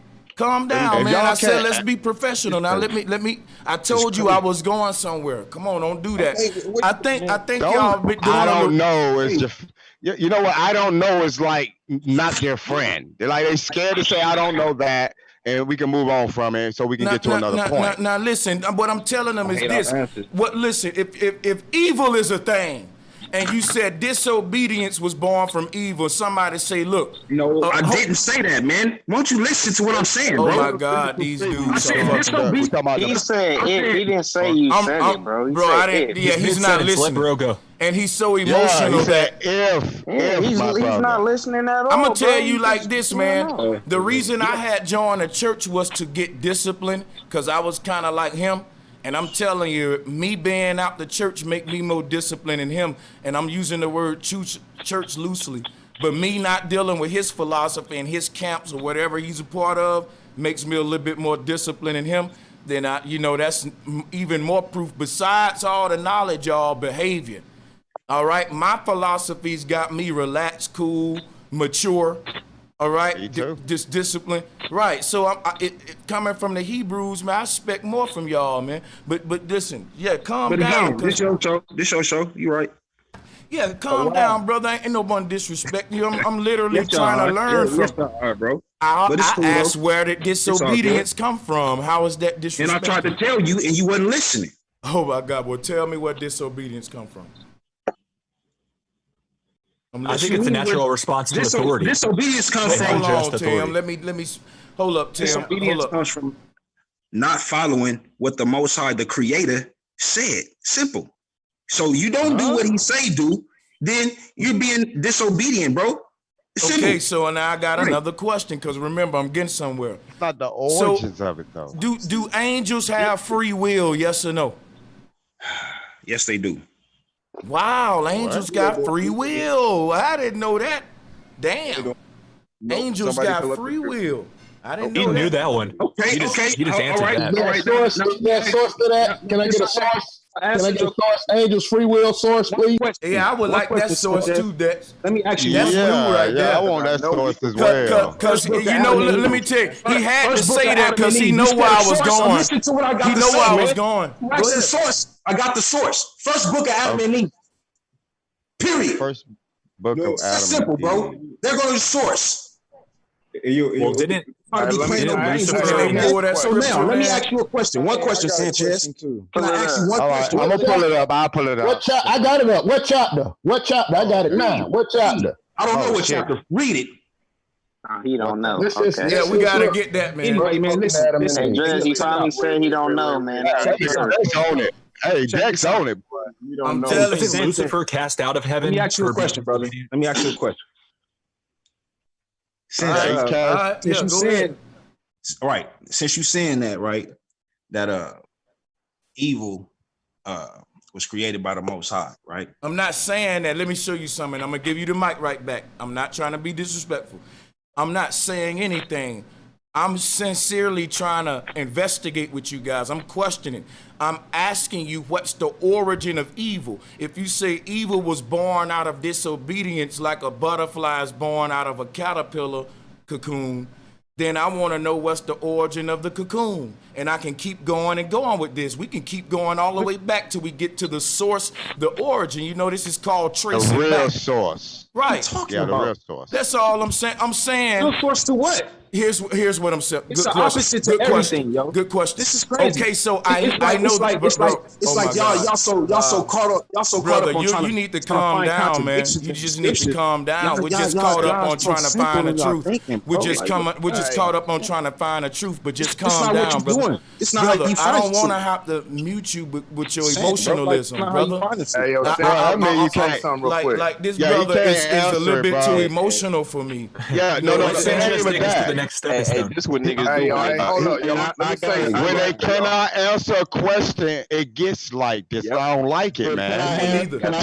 Listen, if you ask me something, hold on, Des. Let me just say this. If you ask me something right now, and if I don't know it, I'm a fucking grown ass man, and I tell you straight up, I don't fucking know it. I'm not for to do the shit you're doing, man. Why you need to know this, or why you need to do this? I'm not gonna do that. If I don't know a fucking question, if I don't know. Because he asked you a question and you didn't answer it. What chapter? And I said I don't know the exact chapter, but I know the source. No. I'm talking about, no. That's not what I'm talking. That's not what you talking about. Then be specific. I'm talking about. All right, be specific. He asked you what was the origin. What you asked him, bro Sanchez, about evil? Yeah, I'm gonna trace all the way back through. I remember it. Like, right. He asked you the source of good and evil, and then you gave him an answer to that, and then he asked you a question. Well, what was the origin of that? And then so that's when he got mad. No, I didn't. I answered it. I said, it's disobedience is disobeying the Most High's word. I understand. I know what it is. I'm saying. Wait a minute. So what are you talking about? I didn't answer the question. Wait. Let me do something because I still ain't get to my point, and I was trying to make this shit quick. I'm gonna make this shit simple real quick because it's kind of like he's dancing. This is what I'm saying right here. And I don't dance. I'm right here. All right, my brother. All right. I'm saying if your God of the Bible, right? If he created the act of, let's say, showing each other's love, that's one thing God created, showing love. You know what I'm saying? God created helping one another. What's the opposite of that, brother? Now, wait a minute. I'm going somewhere here. God created respecting one another. And for children, God created obeying your parents. Now, what I want to know is who created the thing called disobeying your parents? Who created that part? Can I answer the question? It's called the opposite. It's called the opposite. So God, but did God create opposites is what I'm asking, brother. Well, I think it's fair I'm to say, saying, bro, did your God create opposites? Something really wrong with this dude, man. Let me mute him and just listen. Let me say something, and I'm gonna shut up. Yeah, I'm gonna mute him because I'm gonna conclude my whole point with this, y'all. He don't want to admit the fact that his God created evil. That's what's going on, y'all. So hold on. Wait a minute. Okay. I'm gonna shut up after this. Just 30 seconds, right?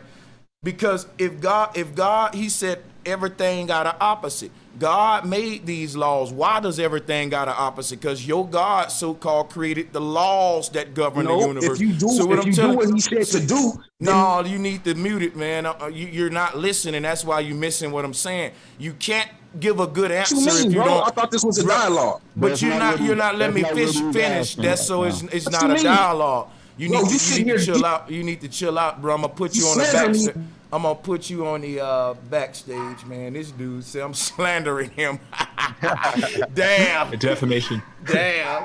Now I'm slandering him. Is this what they do in the Hebrew camps? This ain't a good representation, man. Hey, yo, them Hebrew brothers scratching their head right now, like, man. I keep asking questions, Hold on, let Bro Sanchez finish, please, so I can move the show on. And it's only gonna take.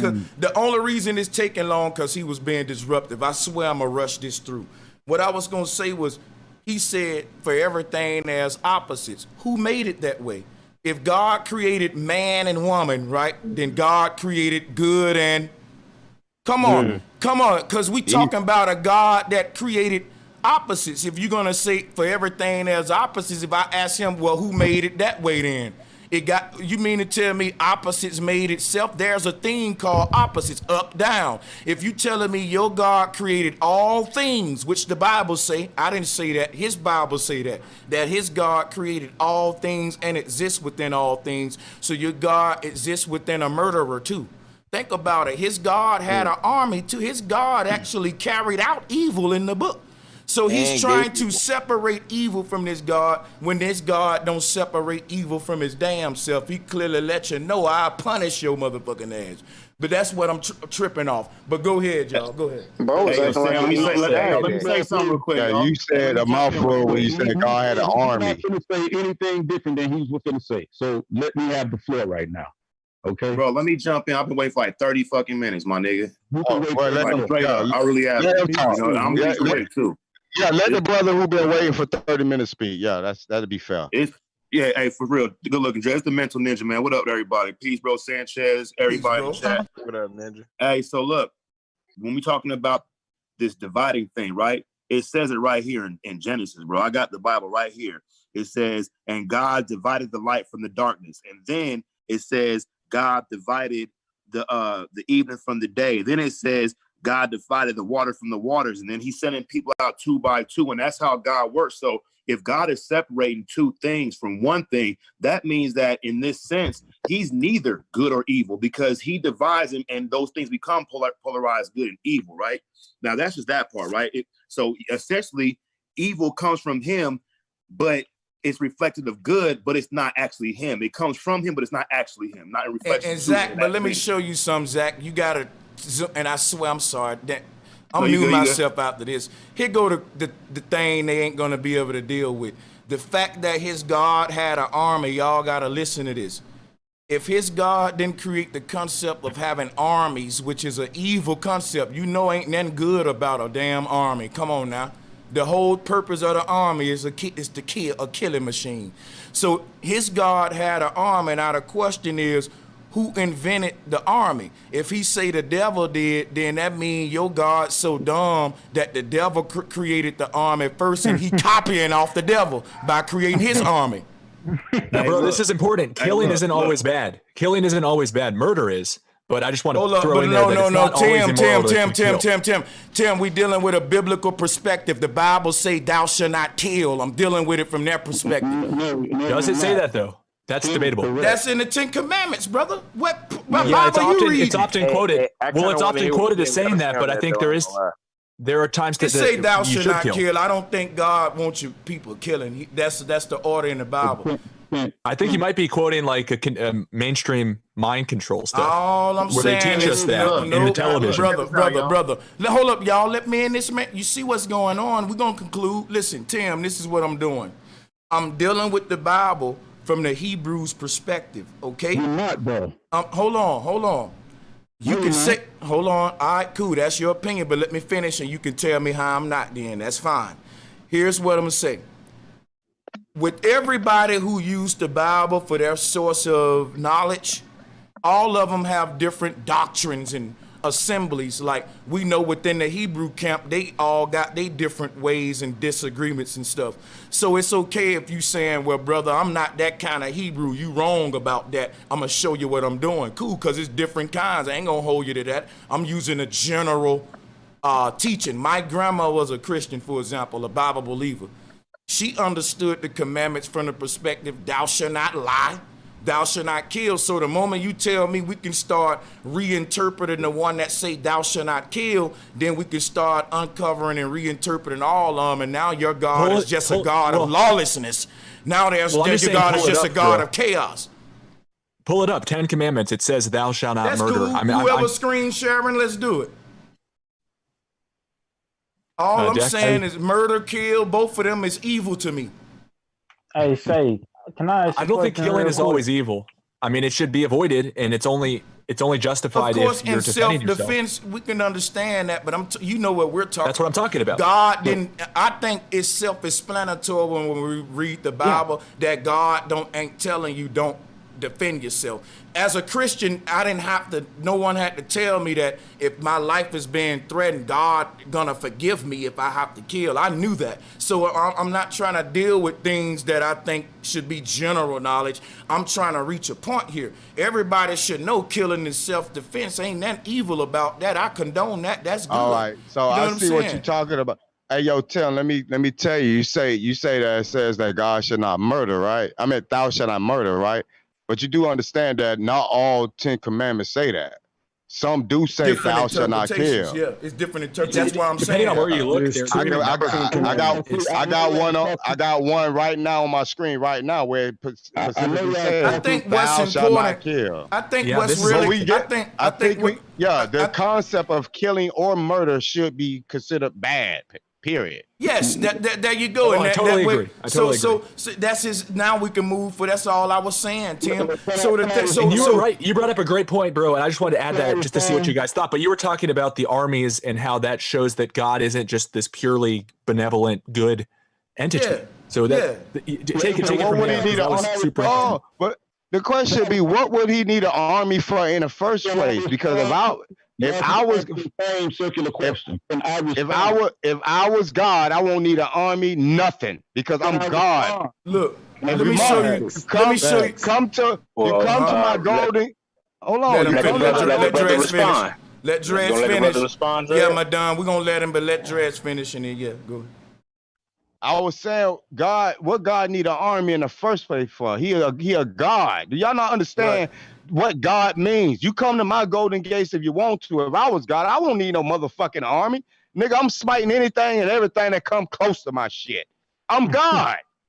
This nigga had an army and even during the war in heaven, it don't even say that God did anything. It said the angels were fighting. God was sat back and Hey, Dredge, you ever seen Dredge? You ever seen Watchmen? Come on, man. Hey, can I respond? Let his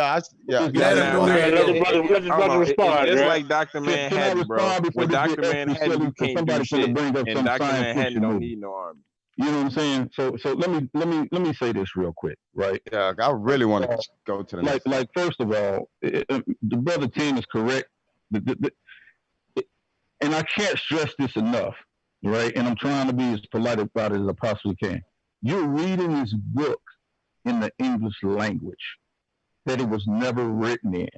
So the things that we say. But you're doing that too, though. I don't cut me off, and I'm doing it because I want you to grow in knowledge and understanding. And that's why I'm doing it too, then. So I want you to grow in knowledge and understanding. And that's why I'm doing it too, then. No, you have to listen though. So you read the original text in the original language? Yes. So okay, what language is that? What's the original language? It's Paleo Hebrew. Look, I'm not trying to be disrespectful and just cut you off like that. I'm doing it because but the reason I'm doing it because I don't want you to waste your time telling me that I'm reading a book in English that I know I'm reading English, bro. That's the only language I speak. So you have to get a context. But you doing the same thing I'm doing though, and you're making it. All right, go ahead, man. Just go ahead. Go ahead. I'm sorry. I'm being rude. Go ahead, brother. Go ahead. Listen. All right. Now it's simply this, right? The scripture teaches the commandment is thou shalt not kill when we read it in English. But the understanding in its original context is that thou shalt not murder. Killing is different from murder. And let me show it to you. Let me show it to you. Hold up, wait a minute, wait. I got it, bro. Hold up, wait a minute. Now, brother. Y'all sound extra silly. Let me finish talking. Now, hold up, brother. Allow for a brief interjection. I got one question. When you kill somebody, did you murder them? And when you murder somebody, do you kill them? No, they're not equivalent. Okay, so when you fuck, when you fuck somebody, do you have sex with them? And when you have sex with them, did you fuck them? Well, you can fuck someone in a business contract. Can I say something real quick? You gotta let the man finish. All right, my bad. Go ahead. Let him finish. The difference between saying fucking and making love. Hey, this is beyond childish right now. Let him finish, man. Let him finish. Is that if I come into your house, right? If I break into your house, Dexter, and I shoot you in the head, is that murder? Well, since you asked me, who you asked me? Let's look up the definition. Let's look up the definition. Let me answer. He said the definitions. Hold on. He said Dexter. I want let me first of all, if you come anywhere near my house, I see you coming. Hold on. Let me answer the question. Let me answer the fucking question. If you come anywhere near my house, my infrared camera's gonna go off. I'm gonna see your ass coming. Then I'm gonna pull out my AR on your motherfucking ass. I'm gonna pull that AR on your motherfucking ass and wait for you to kick open my motherfucking door, and I'm gonna let the whole motherfucking clip go. That's what I'm gonna do. If you come in my motherfucking house, nigga, you come this way, come on this motherfucking way. I got an AR-15 ready for your motherfucking ass, boy. I'm telling you. Let the record show. I'm telling you, come this way with that bullshit. What's your problem, man? The man asked me a question about breaking in my fucking house. Hold on. Wait a minute, man. Everybody, please stop. Let me do something real quick. This is how we're gonna clarify this so we can move on. The Bible say if someone slap you, turn the other cheek. You telling me now that I can kill somebody in self-defense? Listen, hold on now. Jesus didn't kill the people that was trying to put him on the cross in self-defense. He just let them do it because he was so nice. And I'm trying to see what Can I listen? I really wish you guys, because you're not here to learn and dialogue. Okay, see when you y'all see this. You gonna learn today. If you come in this motherfucker, you gonna learn today. When I say something, so either you're afraid of what I got to say, or you are just a complete moron. It's only one. No, I'm just saying the contradictions. I'm saying the contradictions. Breaking in my motherfucking house. I'm afraid of a bitch breaking in my house. What I'm gonna do to him? Yo, Dex, man, Dex, what you been sipping on, man? What's poppin'? Because when I asked the dummy the question, I'm trying to give him an example. They ain't nothing like their God. No. Hell no, you come in this motherfucker here. Come on in here, you want. Yo, Dex, he was trying to, all the brother was doing is trying to give you an example. I got a motherfucker trying to give you an example, Dex. Talking about breaking in my shit. Breaking my shit if you want to, brother. Come to this motherfucker you want to. Come to this bitch you want to, man. I got to get the fuck on, man. I'll wait till the girl stop talking. Fuck that shit. That nigga talking about coming in my shit, I'll break that nigga neck. I'll wait till the girl stop talking. Yo, Sanchez, ask Sanchez the question. Right. Let me ask you, Sanchez, because he can't give an answer. If I break into your house and I shoot you, is that murder? Clearly. You know what? I'm not trying to dance. I'm trying to be fair.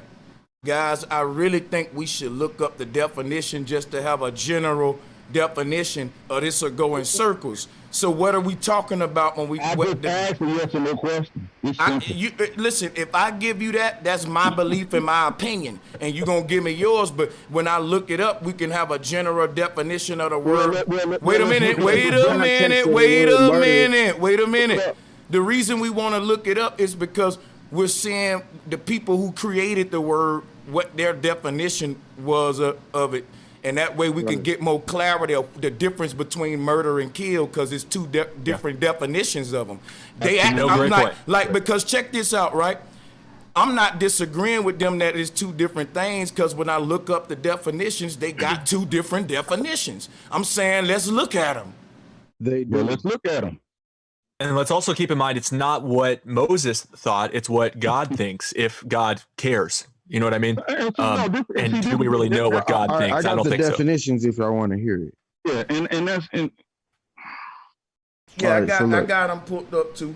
I can read them Okay, right now. Go ahead, Sanchez. Go ahead. Context. It's the context. I get it. Go ahead, Sanchez. That's all I've been saying all night. Context. So look, y'all, murder is the unlawful premeditated killing of one human being by another. Right. Now listen, to kill is simply to deprive of life, cause the death of, and etc. Now check how deep this is, right? In order for you to murder somebody, whether it be lawful or unlawful, you gotta deprive them of life. So this make one sits within the other. So if we say thou shalt not kill, God is saying thou shalt not deprive someone of life, because God ain't dealing with politics. When no government, when you talk about the unlawful killing, when no law when God made this commandment. God was making a law. So no, wait a minute, you gotta let me finish, please. What I'm telling you is God was actually making the law when he said thou shalt not kill. That was the law. That was part of the law. Listen, no, you gotta let me, if I'm incorrect, you gotta let me finish, then you can correct me. So what I'm saying is this, my understanding of the 10 Commandments was that they were simply that, a synonym for a commandment is a law. So what I'm saying is the 10 laws or the 10 commandments, one of them was thou shalt not kill. Now by definition, God didn't specify. He simply said by the definition of kill, thou shalt not deprive anything of life. He didn't get into no earthly law, because when no governments and earthly law yet. Well, it's very debatable whether God actually said that, first of all. It is. That's why I'm putting it out there, though. Because it ain't been debated, so here we're going to debate it now. I love it. I love it. But here's what they tell us God told us. Because then you can't kill a goddamn chicken. Okay. You can't. Yeah, that's why. Listen, this is why. Hold on. Wait. That's wait. This actually is supported in the Bible. Listen to what I'm saying. God said, thou shalt not deprive anything of life. That's why in the beginning in the Garden of Eden, they was vegans. What? Yeah, listen, they weren't depriving them animals of life. They was eating the plants. Listen. This is what y'all don't understand. And man, bro. All right, go ahead. I'm starting to think cognitive dissonance is a myth. What cognitive dissonance is when you take something out of context and try to make it something that's perfect context what I just did. Now, if you don't have a dialogue, then you just say you don't want a dialogue, and you just want to have. Why don't you just correct me if I'm wrong and quit whining, man? No, brother. Every time you get the mic, though, he starts saying, "Man, but y'all don't say what I did. Just teach. Yeah, just add something. Teach, brother. Just teach, brother. You get on here whining. It's getting annoying. Can you just teach? Go ahead. Yeah, go ahead. Teach. You see in the garden. Where when they committed sin, then it says death entered into the world. When they sin, they're disobedient, they're evil, right? So now let's fast forward. Then what we see after that, directly after that, we see the first murder take place with Cain and Abel. That's the first murder. Why? That's because sin entered the world after the evil sin of disobedience by okay, now let me ask you this. Which you didn't know nothing about. Apparently, you didn't know that Cain was going to kill Abel. No.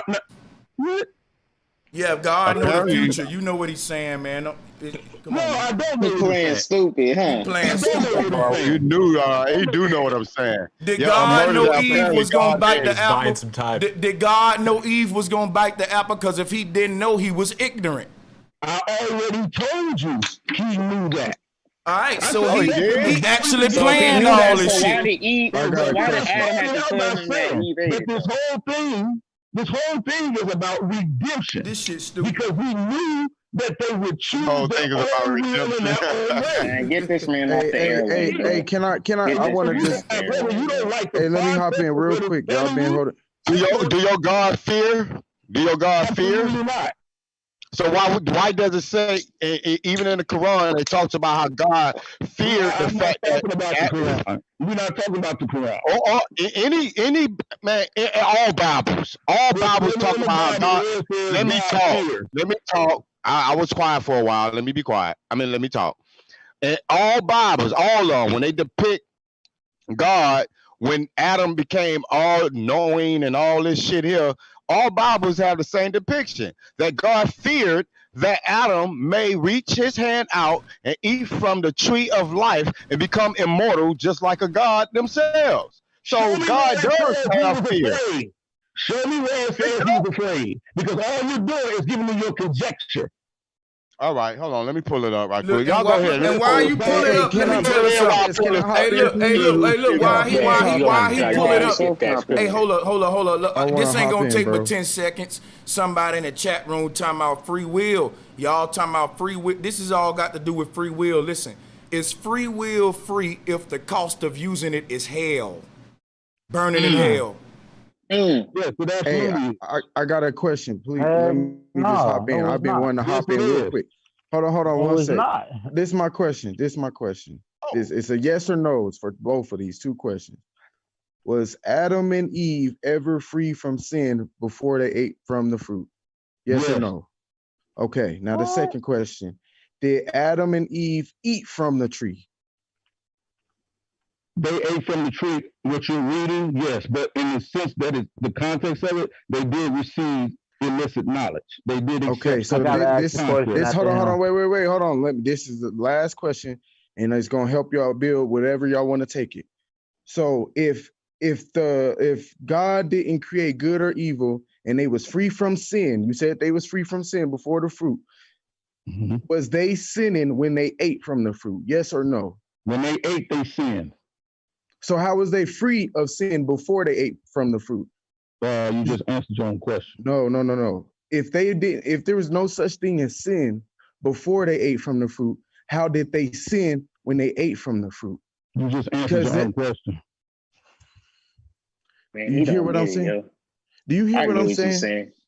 There's no such thing as sin. Yeah, answer, bro. He's saying there's no sin at all, bro. He's not asking like, how are you sinning if there's no such thing as sin before they ate from the fruit? Listen, brother, let me put it to you like this. When you get up in the morning and you don't have no makeup on, but at 12 o'clock you put makeup on.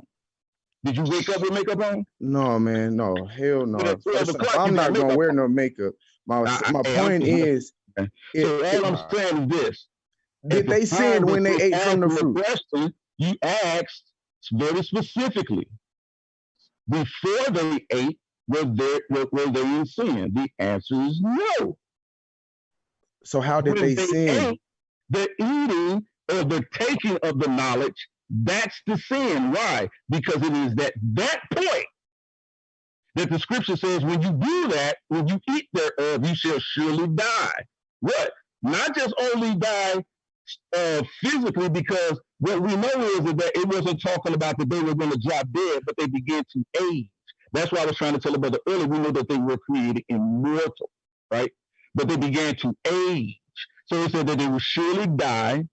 And then the second death that took place, that they died spiritually, right? And so this is why in the context, you start to see them being clothed with skins. Then you start to see them saying, okay, now we have this knowledge. Now we know we're naked. This is why the Most High says, Adam, where art thou? Who told you we were naked? While you're hiding. See, I'm naked. Confused because you that turned his camera on with the AK and sitting up. Yeah, nigga, you talking about coming in my motherfucking house. I'm just letting you know, come in this motherfucking yard. Hold on, Dex. Hold on. Man ain't said nothing about coming to your house, Dex. That motherfucking nigga called my name. The nigga called my motherfucking name and said something about coming in my motherfucking house. The nigga called my name and said something about coming in my motherfucking house. Same question, you nobody say nothing like that. Shit, the nigga called my name, talking about breaking in my house. Come on, nigga. Hold on, nigga. You like 65, man. You like 65, bro. Come on, and turn your camera on. You had Detroit. So y'all gotta understand, you can't cherry pick out the book. Just like you open up a book and y'all go middle of the book and read a page and say you got the understanding of the book. That's ignorant. You gotta get context. Wow. Telling people over and over again. Listen, anybody read, whether it's a Bible, whether it's Dr. Seuss, whether it's an alchemy book, whether you read the Poor Whatever book you read, the book of the dead, whatever you read, you have to read it in its context. Hey, brother, why that Bible don't? Why after Eve that Bible stopped mentioning like the women and the wives and the mothers of them kids, Cain and Abel, and all the rest of them? Cause it says that Cain had a wife. It don't talk about no other women in that Bible hardly. It don't mention them except Eve. Well, no, it doesn't. It tells us that she had. Okay, so who was Noah's wife then? Who was Noah's wife? What was her name? Noah's wife's name was Nimah, but you have to read outside of the Bible to understand that. Outside of the Bible. Yeah, so the other ancient texts like the Talmud, you right. No, you right. You right, bro. You right. You right, bro. You just gave me the right answer. But who was Cain and Abel wives? Well, we don't know if Cain and Abel actually had wives. So they had to have kids, though. How the bloodline keep going? Yes, they did. Yes, we do know. We do know. Listen to what I'm saying. He asking me two different questions. He's asking me two different questions because I got two questions after this. They're not mentioned. They ain't mentioned. So, okay. I heard that. Okay, right. Then so they not mentioned. How do you keep the bloodline? What I'm saying is, it doesn't say that they had wives. That doesn't mean that they wasn't having sex with women. It just doesn't tell us that they had wives. No, that's what I'm talking about right there. Now, at first, it was just it kept up with everybody because it said Adam and Eve had kids. See, it was keeping up with everything. See, you can't just pop women up out of the damn nowhere without, you know what I'm saying? You can't just pop women up. They got to be born. So somebody had to have them. Listen, brother. Listen to what I'm saying. Do y'all see what that scripture says? It says chapter 10 is up on the screen. It says the birth of Cain. Listen. It says the birth of Cain. What I'm saying before you go there first, though. That's a sister. Even if they didn't have wives, where do these women come from? We already know that Cain, when he left, it says he had a wife from the land of Nod. So here's the misconception when you read the scripture. The scripture doesn't tell us, and it also tells us differently, that there were people on the earth outside of Cain, outside of Adam and Eve. They weren't the first people created on the planet. So do you believe that? Listen, brother, when you study this book in context, you will see that that's what it's telling you. When you talk about Cain and Abel, you know what it's telling you about? The beginning of a new bloodline. Have you ever read the first book of Adam and Eve? Exactly. Yes, because it's two of them. Yes, I have. Hey, can I get my question through before y'all continue real quick? Go ahead, brother. I just got two questions. Because I've been wanting this for a long time. And I got something to say after you, brother. Go ahead. If I'm an all-knowing God, why would I need to create evil? That's my first question. Well, we know that the scripture doesn't teach us, and the Bible never says he creates evil. So even when the brother was reading Isaiah 45:7, and just like the brother went and pulled up and he looked up the term murder for one of the commandments, you'll see that word evil is going to say that it means calamity. Okay, so now listen, let me say what I'm saying. My thing is this: if you're gonna do that for that one word, then every time we read the Bible, for each word, even thou, said, it, pit, we need to retranslate it, because that's how Google Translator works. So you can't pick and choose. We should redo the whole sentence. Then. No, what I'm saying is this: the word Holy Bible is English words, dude. Oh, so what's the point? That's what I'm saying. What's the point? Why did you do that? We know we speak English. What is your point? The point is context. I'm saying, brother. Okay. Let me do this then. Is there a scripture in the Bible that say Jesus died for our sins, or Yahweh died for our sins? If we call on him, we can be forgiven from that original sin. Isn't that a scripture in the Bible? Yes or no? Yes. I'll say all right, yes. cool. So why don't we really see what the word sin mean. Maybe he didn't really die for our sin. Maybe the word sin mean he died for your happiness, or maybe we missing it out. Maybe the word God is a different word because that's an English word. Maybe you shouldn't call him a God then. You see, we can play this game. You see what I'm saying? The word in the Greek is going to be theos, and that just means the highest supreme being. So God would be the highest supreme being. If we look in the Old Testament, but look, okay, listen. Wait a minute. Let me tell him something real quick. So here's the thing, right? I asked you to translate an English word to Greek or Hebrew, but your definition was still using English words. You don't see what you just did? No, you don't understand what you're saying, because you don't understand what you. If someone translate my American language to Chinese, the definition I ain't gonna be able to understand it if I don't know Chinese. So either you know Hebrew, or you playing with us, bro. Listen, This semantics. Listen, it's not semantics. You don't know what semantics is. Yes, this is what you doing. No, that's not. So just because you don't understand a language, that doesn't mean that the context in that language has changed. What does the word cross mean in Greek? Because maybe he wasn't on a cross. Maybe he was on a bed. Come on, let's translate the word cross. Well, in the word Greek, it's not cross, it's theos, so it's more like a stake. It's not cross. So he wasn't on a cross, he was on a stake, huh? It's more like, that's what it says, like a stake. All right, so why y'all Hebrews got the cross instead of the stake as your symbol? What Hebrews was a cross? I bet you I can find a cross with you Hebrew camps, and ain't nobody got no stakes. No, they don't fuck with They don't fuck with the cross. Okay, my bad. Oh yeah, they got the 6-pointed star. You right? They got the 6-pointed star. That's right. But yeah, okay, well, cool. That's whatever. Let me get my last question through real quick. And the Bible, a lot of people say that God is a spirit and God is a human. And I say, and I always ask them, so where did that spirit come from? And where did that human come from? Because last time I checked, if God was a human, he had to be born from a mama. Well, I don't know what scriptures says that God was a human. That's not a scripture. It says God. It says earth is God's footstool in the Bible. Hold up, my brother. So I got you.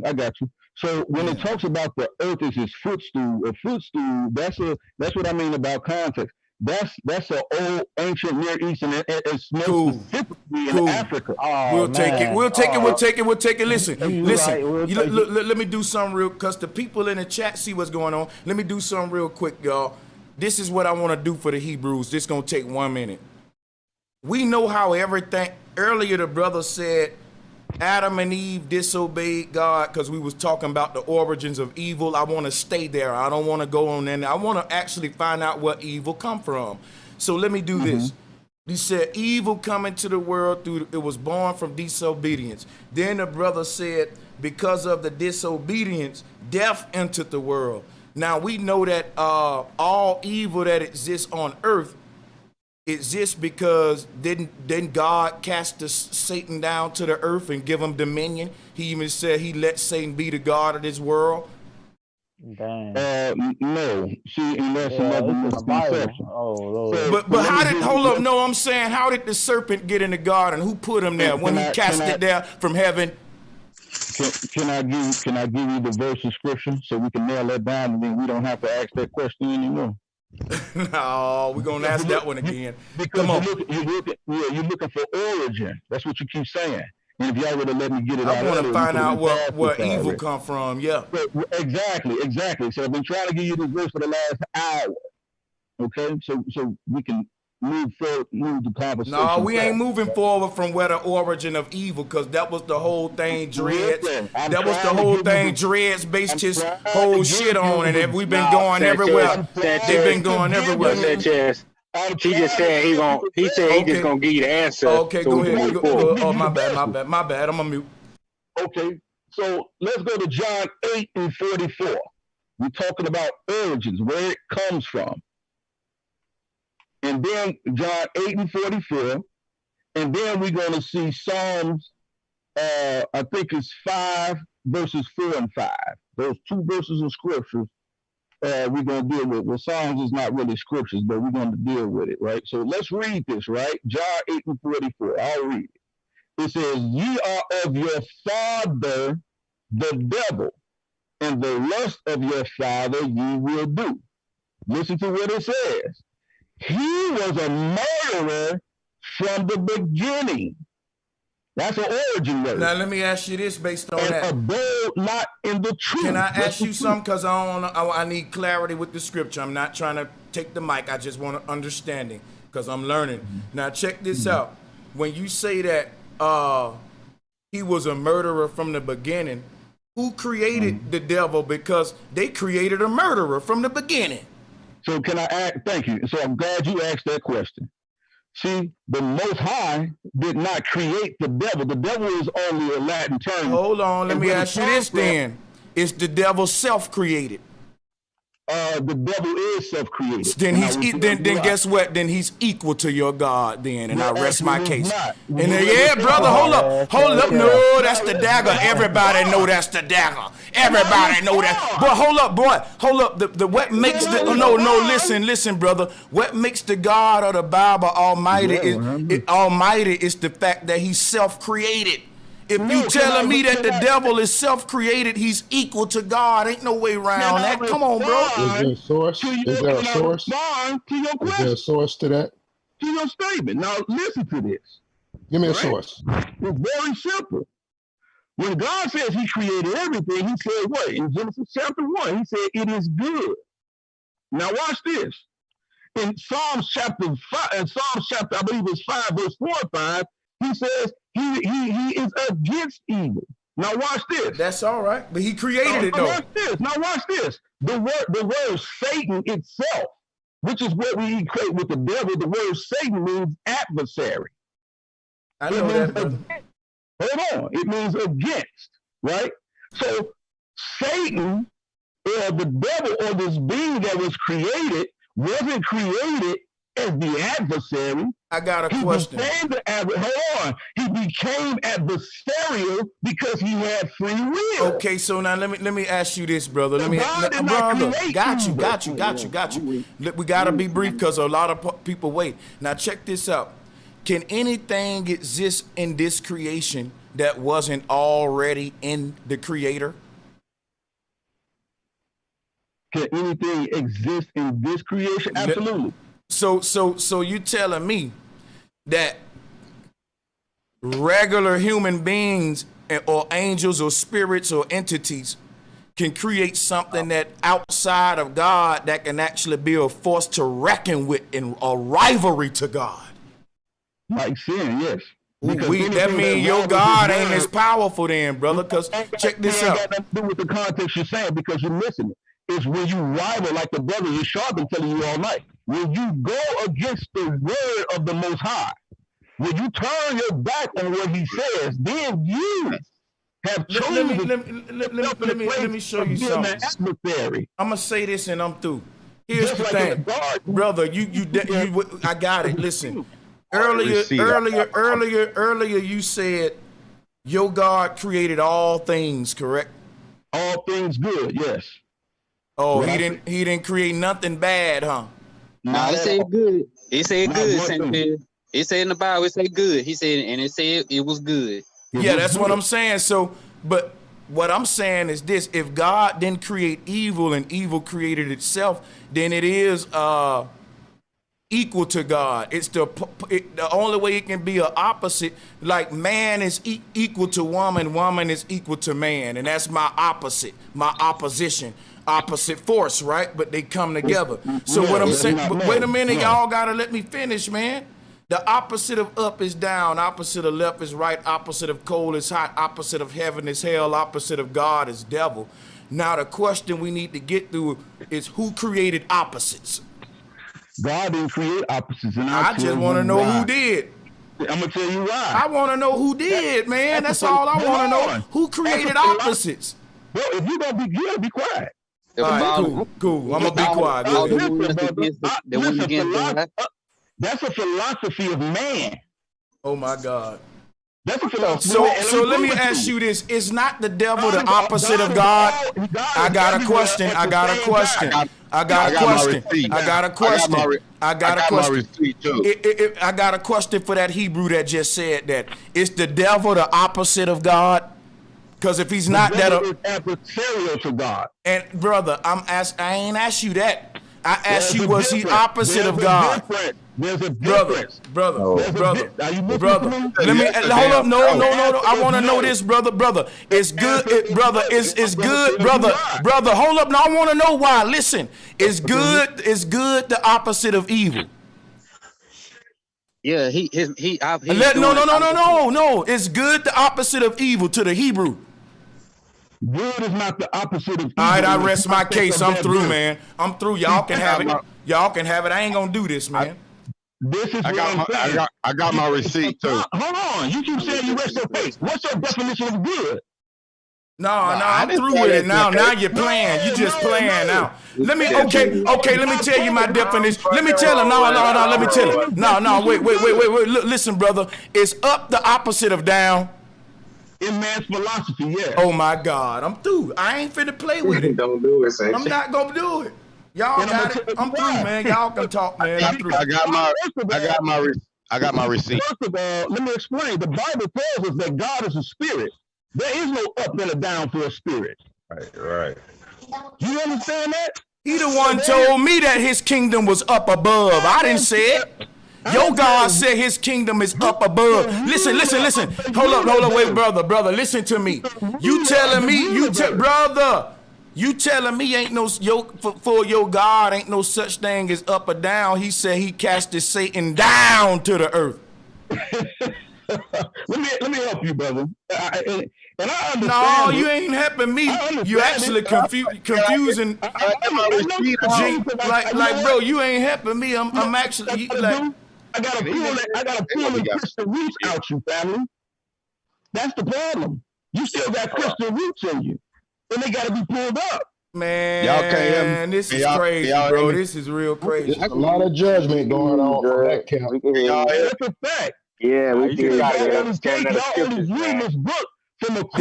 I got a question. Is man the opposite of woman, my brother?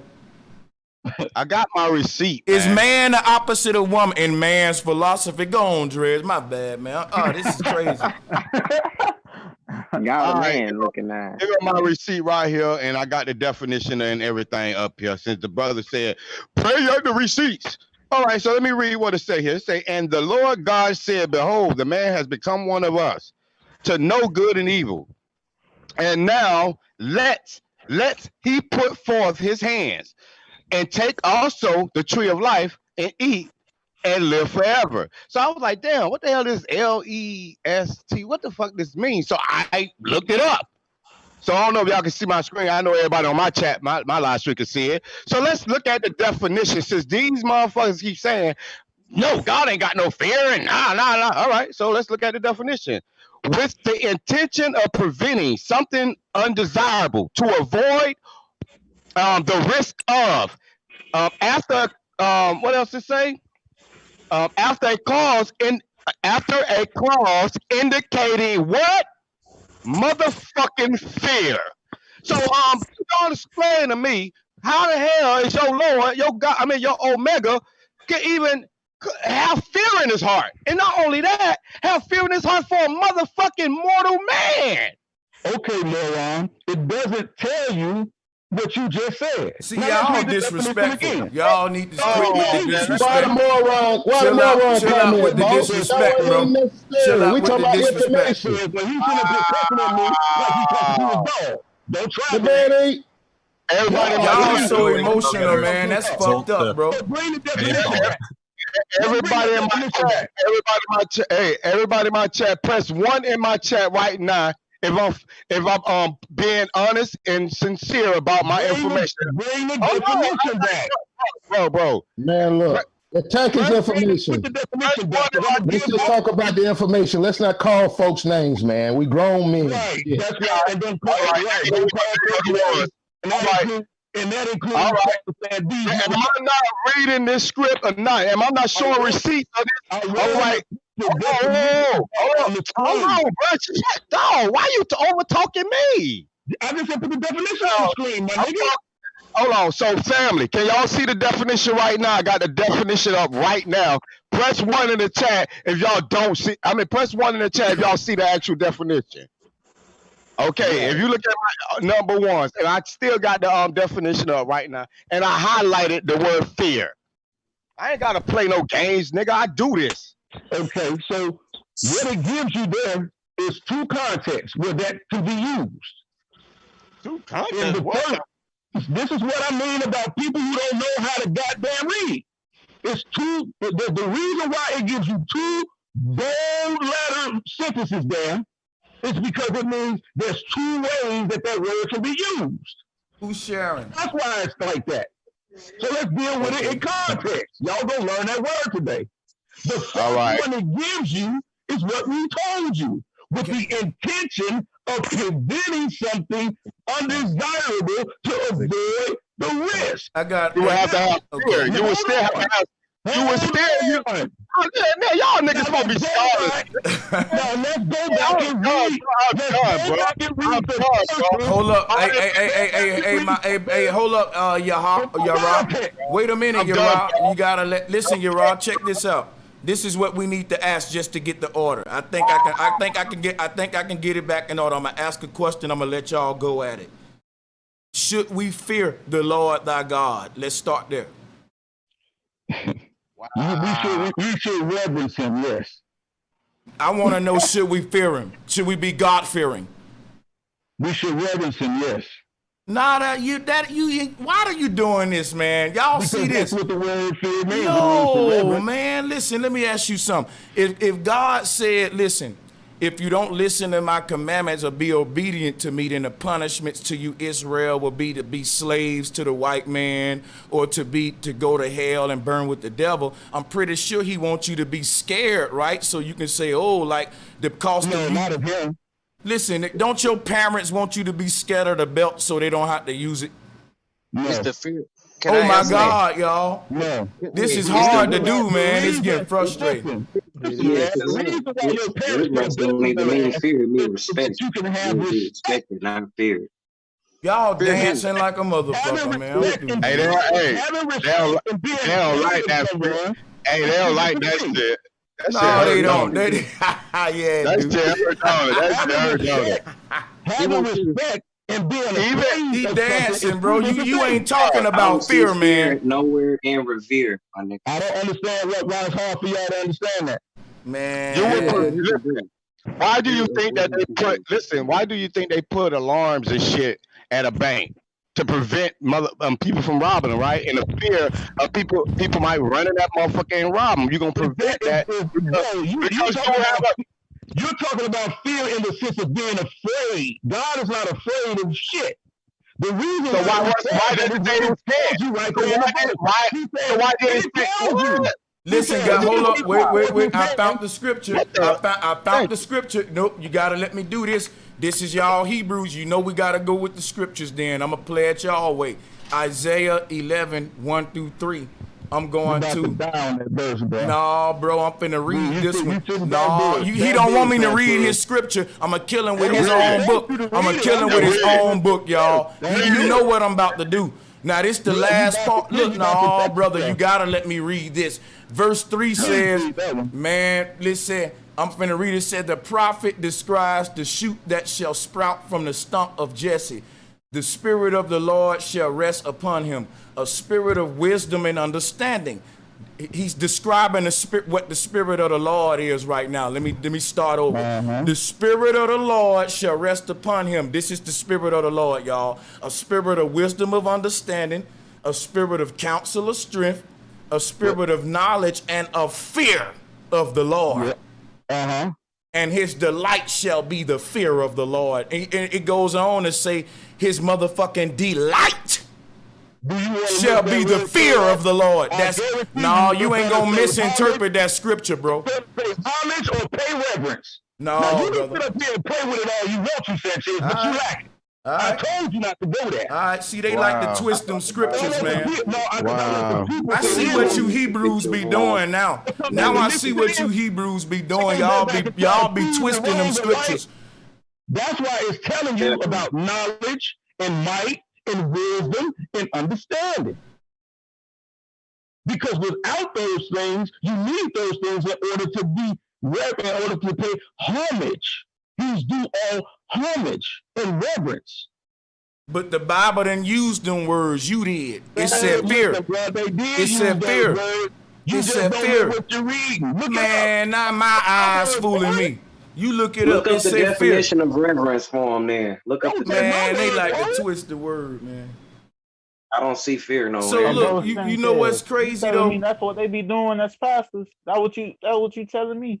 Bro, I can't believe this, man. I can't believe this, man. Hell no, pastors don't do that shit. Pastors don't do that shit. Not Christians. He just see what I said is there. Just read the definition. I can't believe this, bro. I never saw this kind of dancing. Madon, you know they dancing, Madon. Hey, I ain't gonna lie, Madon don't even dance. Now Madon can dance. He giving you proper understanding. I see what Madon. That's why I told him to come over. All of you niggas learned to dance at the same club, didn't you? From the windows to the wall. All you niggas learned how to dance. Sanchez, he giving you the proper breakdown. Look here. That's why I brought him over here, Madon, listen to me. Y'all ain't the listen to me. Y'all ain't the Hebrew Israelites. You niggas is the Jabberwockies. and we bringing all the smoke. They pretty good at dancing, boy. We ain't gonna give you that fly by night BS y'all used to get. We up here debating the Jabberwockies, y'all. Come on. Now here come on. Definition again. Now let's read it in context. Y'all gonna learn today. Context. Now tell me you don't see the word fear of God, respect, reverence, piety, reverent, awesome, or terrifying thing. Object cause of fear. Fear and terror. You got to read these things in context. Now look under where it says King James word usage, total 45. That means 45 times in the Bible. Is this a Bible website? Oh, snap. That's a Bible study website? Yeah, that's a body bag and a toe tag right there, man. This website is... Oh, wait. I didn't even see it. My bad. I had to step away from it. Now, let's look at it. When we go to these words, this is what I mean. We got to have context, brothers. I'm not saying you brothers are wrong. I love brothers that come and try to beat up the Bible. That's what we fear, do. terror. So what we looking at right now? You're looking at fear, terror, fearing. Okay, what about it? And go back down, and it's going to tell you what those words go back to the definition. Stop playing with me, man. Hold on, ain't nobody, man, stop trying the nigga, man. What the fuck you talking about? I just got back. Yeah, just go back. Do what I asked. Man, yeah. You gonna watch your motherfucking mouth, man, because I've been chilling. Y'all niggas steady. Keep on trying me, man. I'm trying to take the y'all have been trying. Y'all have been trying. I'm really bad patient. That's right. Hey, Dreads, let you call him a moron and all that. Y'all have been turning up. Niggas had to come in my house. I ain't gonna. All right, so I just got back, right? Because I do have a family around here, so I did just get back. I apologize for that. What are we looking at right now? What are we looking at right now? The definition of the word fear. The definition of fear? Yes, because it's not talking about being afraid.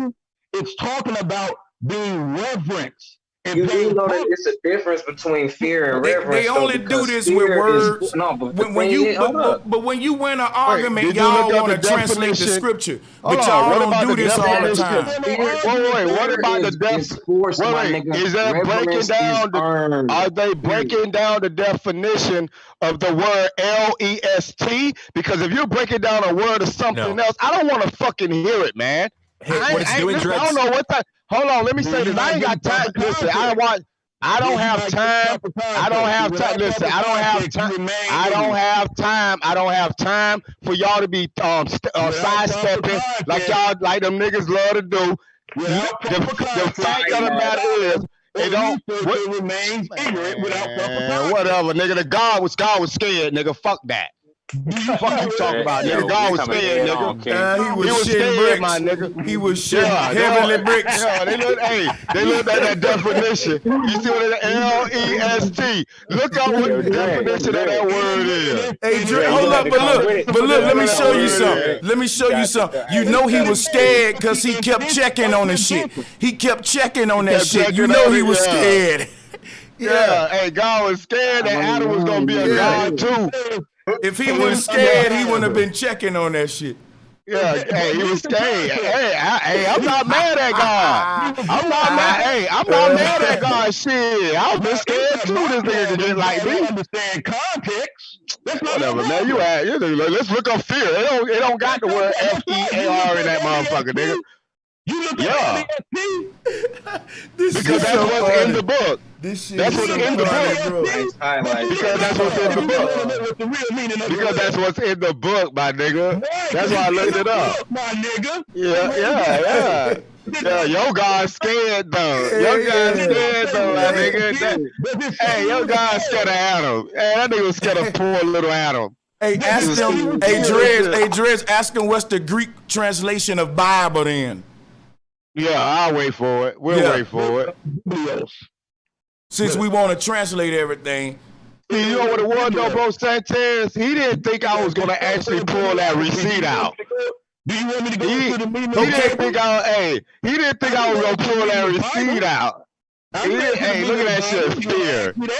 Fear, because he thought Adam was gonna eat that fruit for the tree of life. He kept checking. That nigga said, "Nigga, get the fuck out." That nigga told Adam, "You better get the fuck up out this garden, my nigga. Adam, fuck out of here. Get your ass up out of here, my nigga."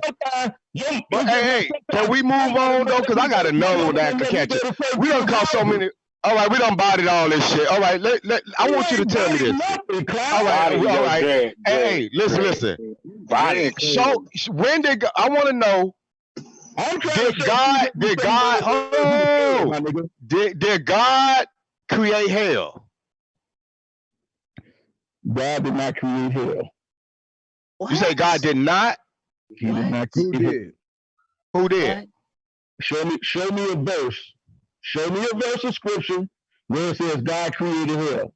Why? What you talking about? I'm asking you. All right, so who created hell?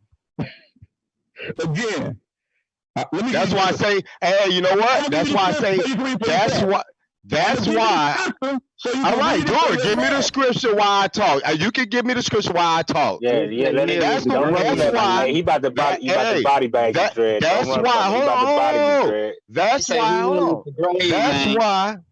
That's why I said that I don't believe that God. I ain't gonna say I don't believe. I know that God ain't created neither one of those trees, because there's entities that's out there that it don't say that God created. Matter of fact, I thought that God was completed His work after the seventh day or the sixth day. He rested the seventh day. So when did He create when did He? When did He create?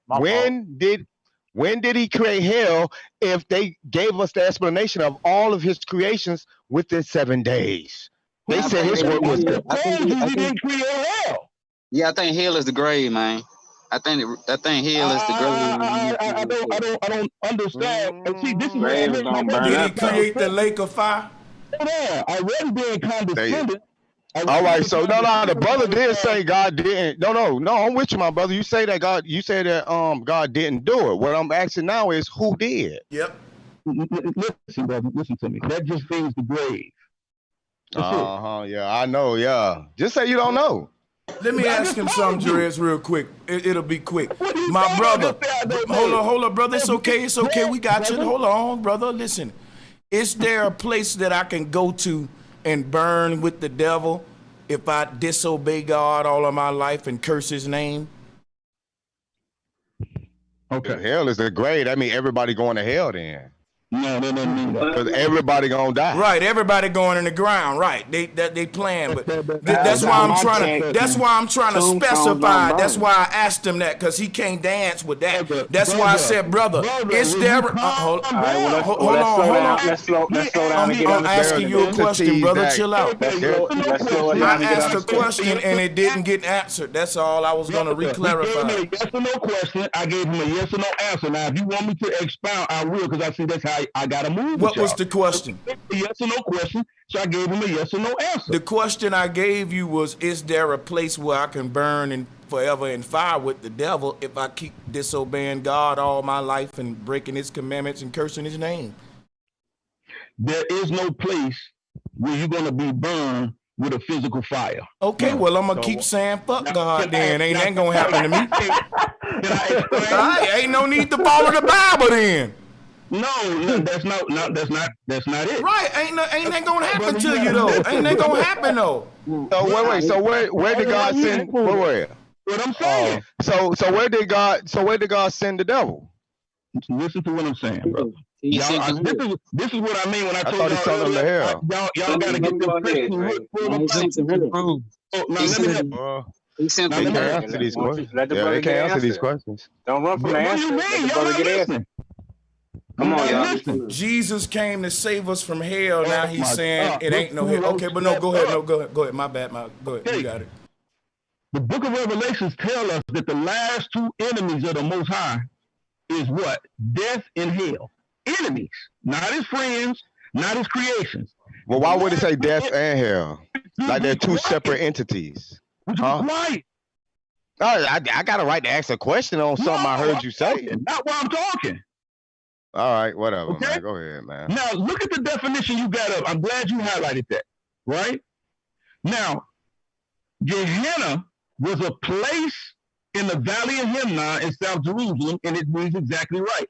It was a trash heap.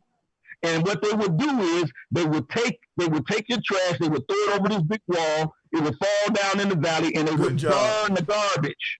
Good job. And we learned about our ancient garbage system. Good job. We learned about our ancient landfill. Good job. Good job. Ancient garbage disposal. Right. Good job. That's useful. Good. We can move on now. The people that were diseased had to live in that area. So when they were making references to that, they were saying that hell, that's the type of place that your spirit, right, will endure. Because why? Spirit. They don't say that in the Bible. It does say that in the Bible. You just put it. So all this is man. So you're admitting right now. I want to see that. Is all this is metaphors for shit that man has made up?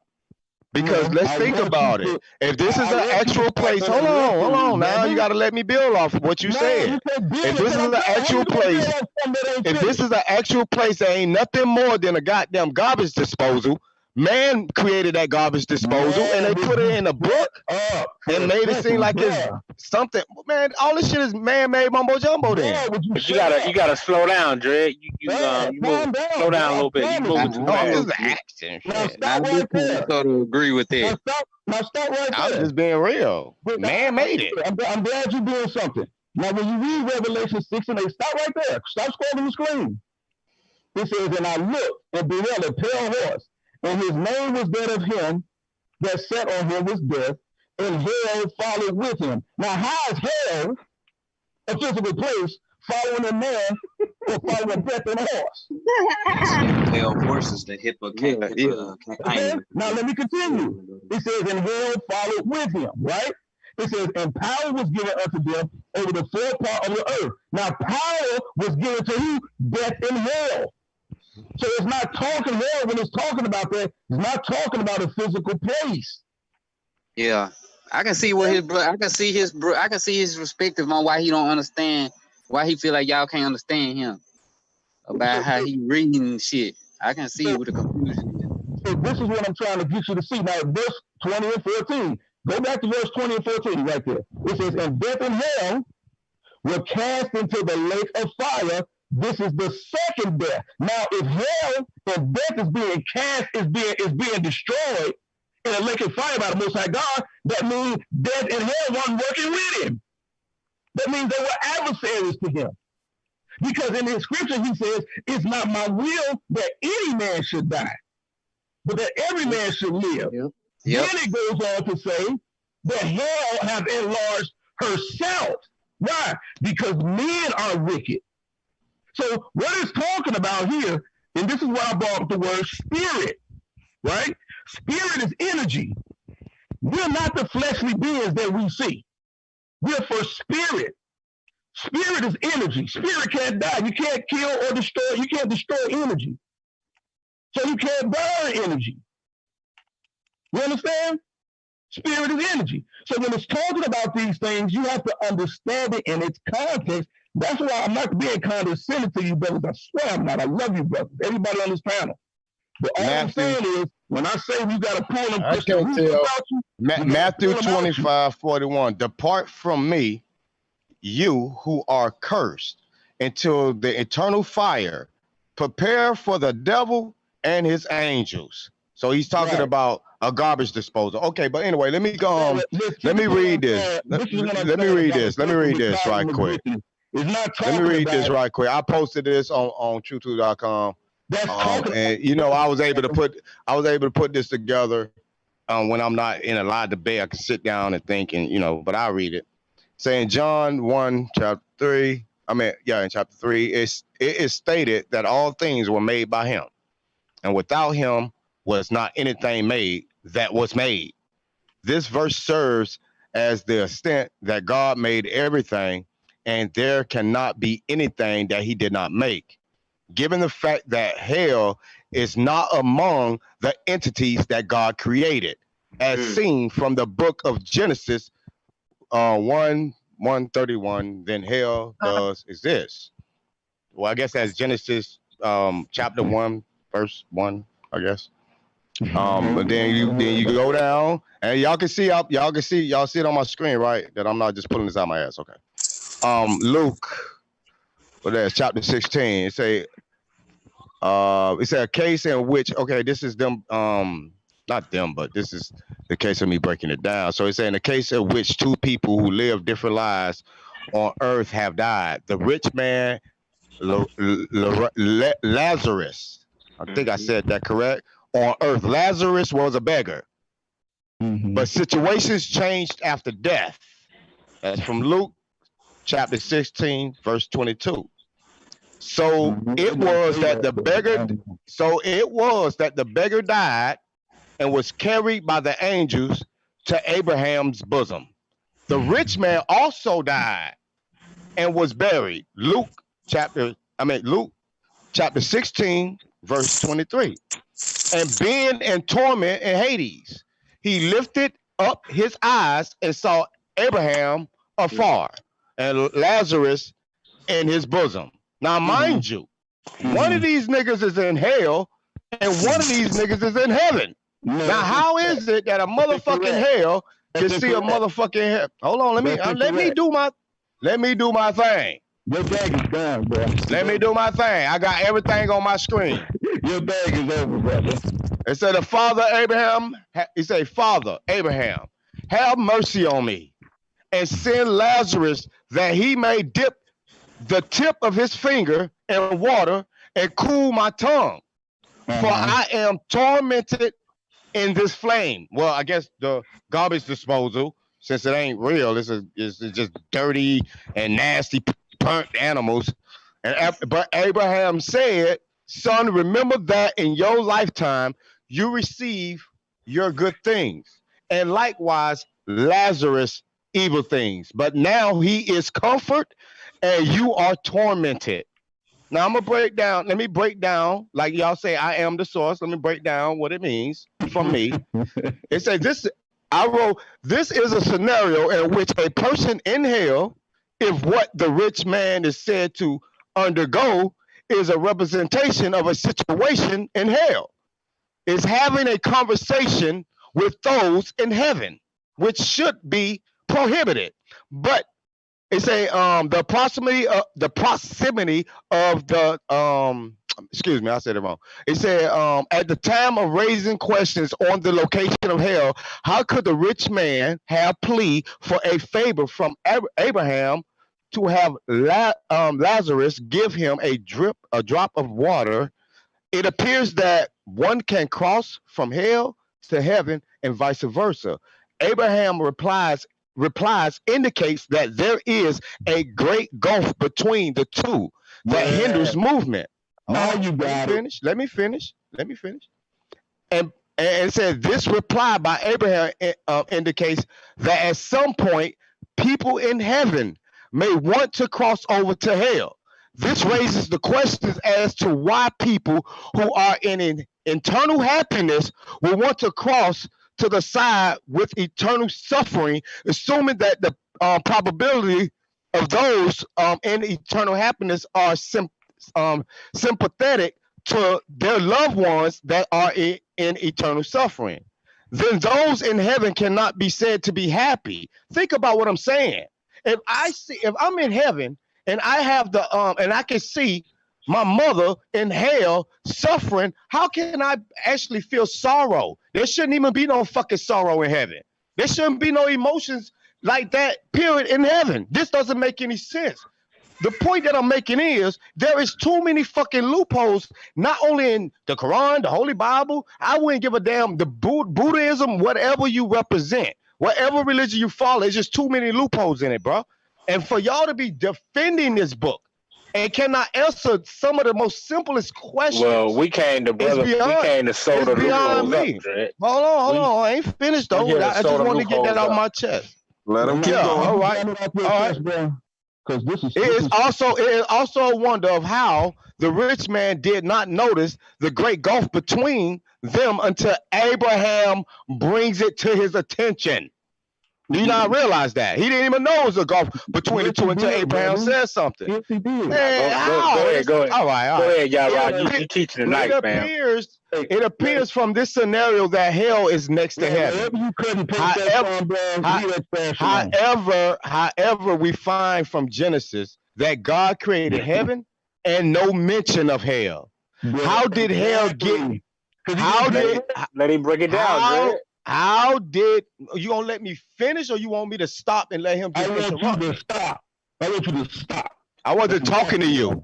You can, bro. Why you even here, I'm just saying, Dre, because what it is, you answering a whole bunch of questions. And I'm not asking a whole bunch of. Well, yeah. no. I'm reading something. I'm reading.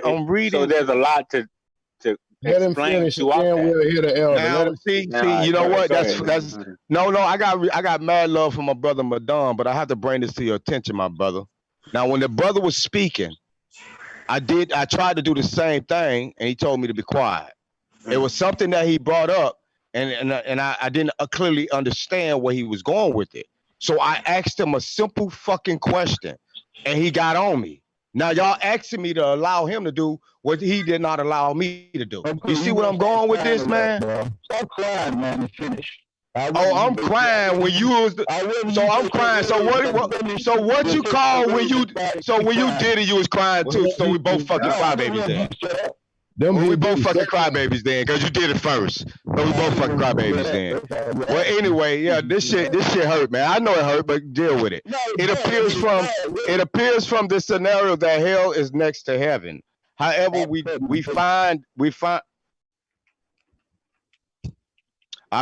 however, we find from Genesis that God created heaven and no mention of hell.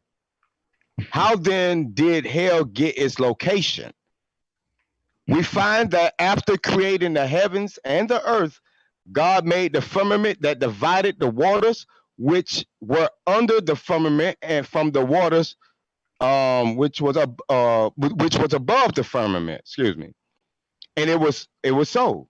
In Genesis chapter 1, verse 8, God called the firmament heaven.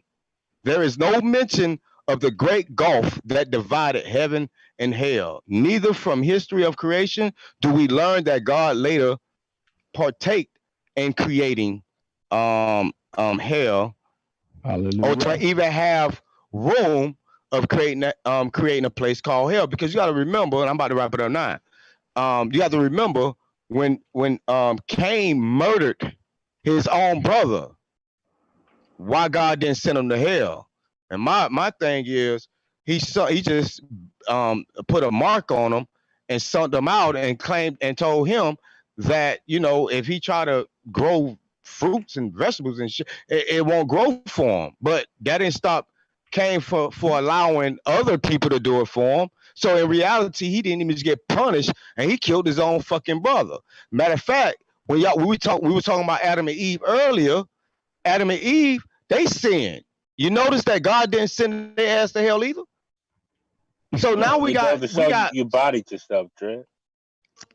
Oh God, man. They lost, all right, bro. so he didn't send nobody to hell.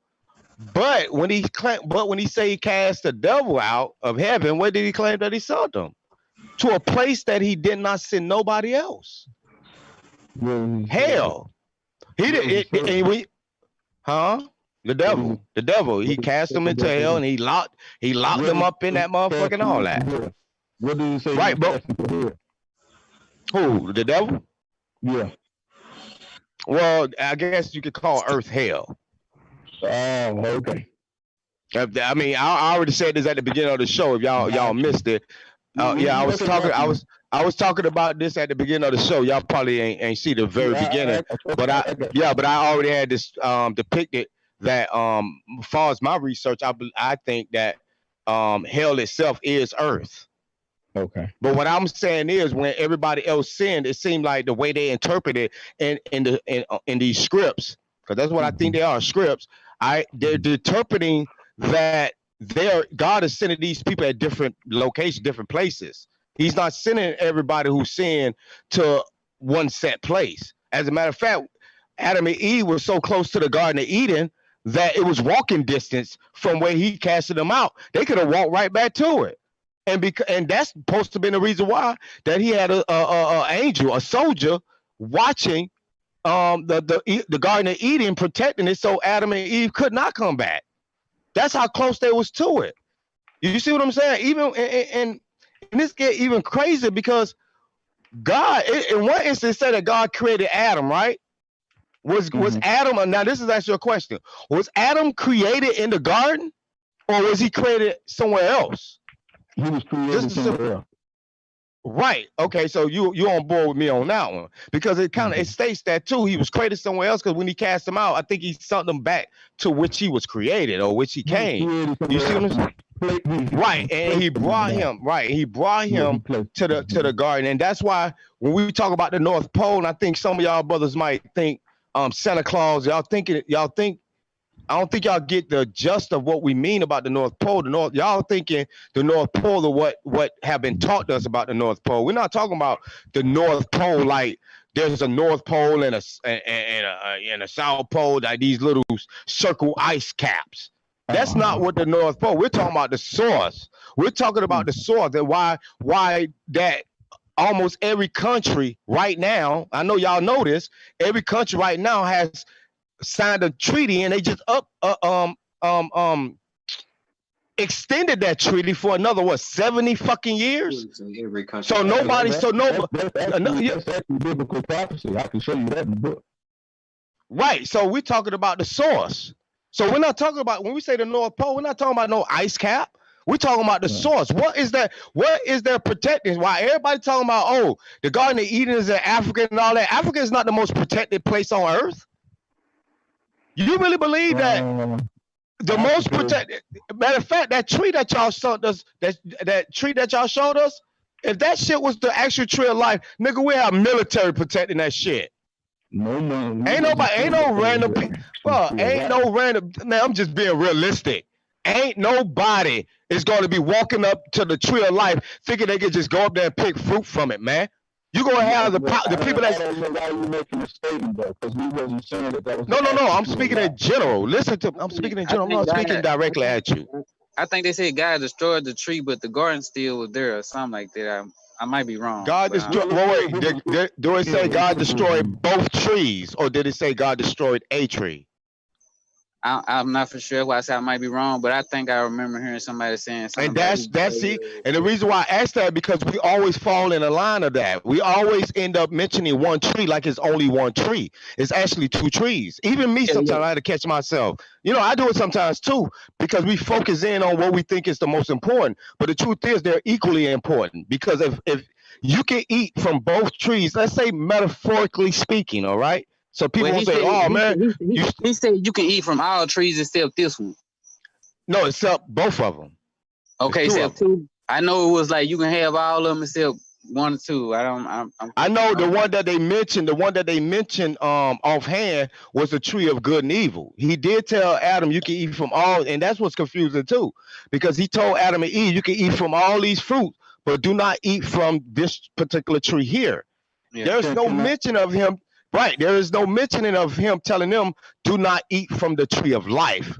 Right. Nobody asked that question. Exactly. He never told them not to eat from the tree of life because they were eating from the tree of life, which was the living word.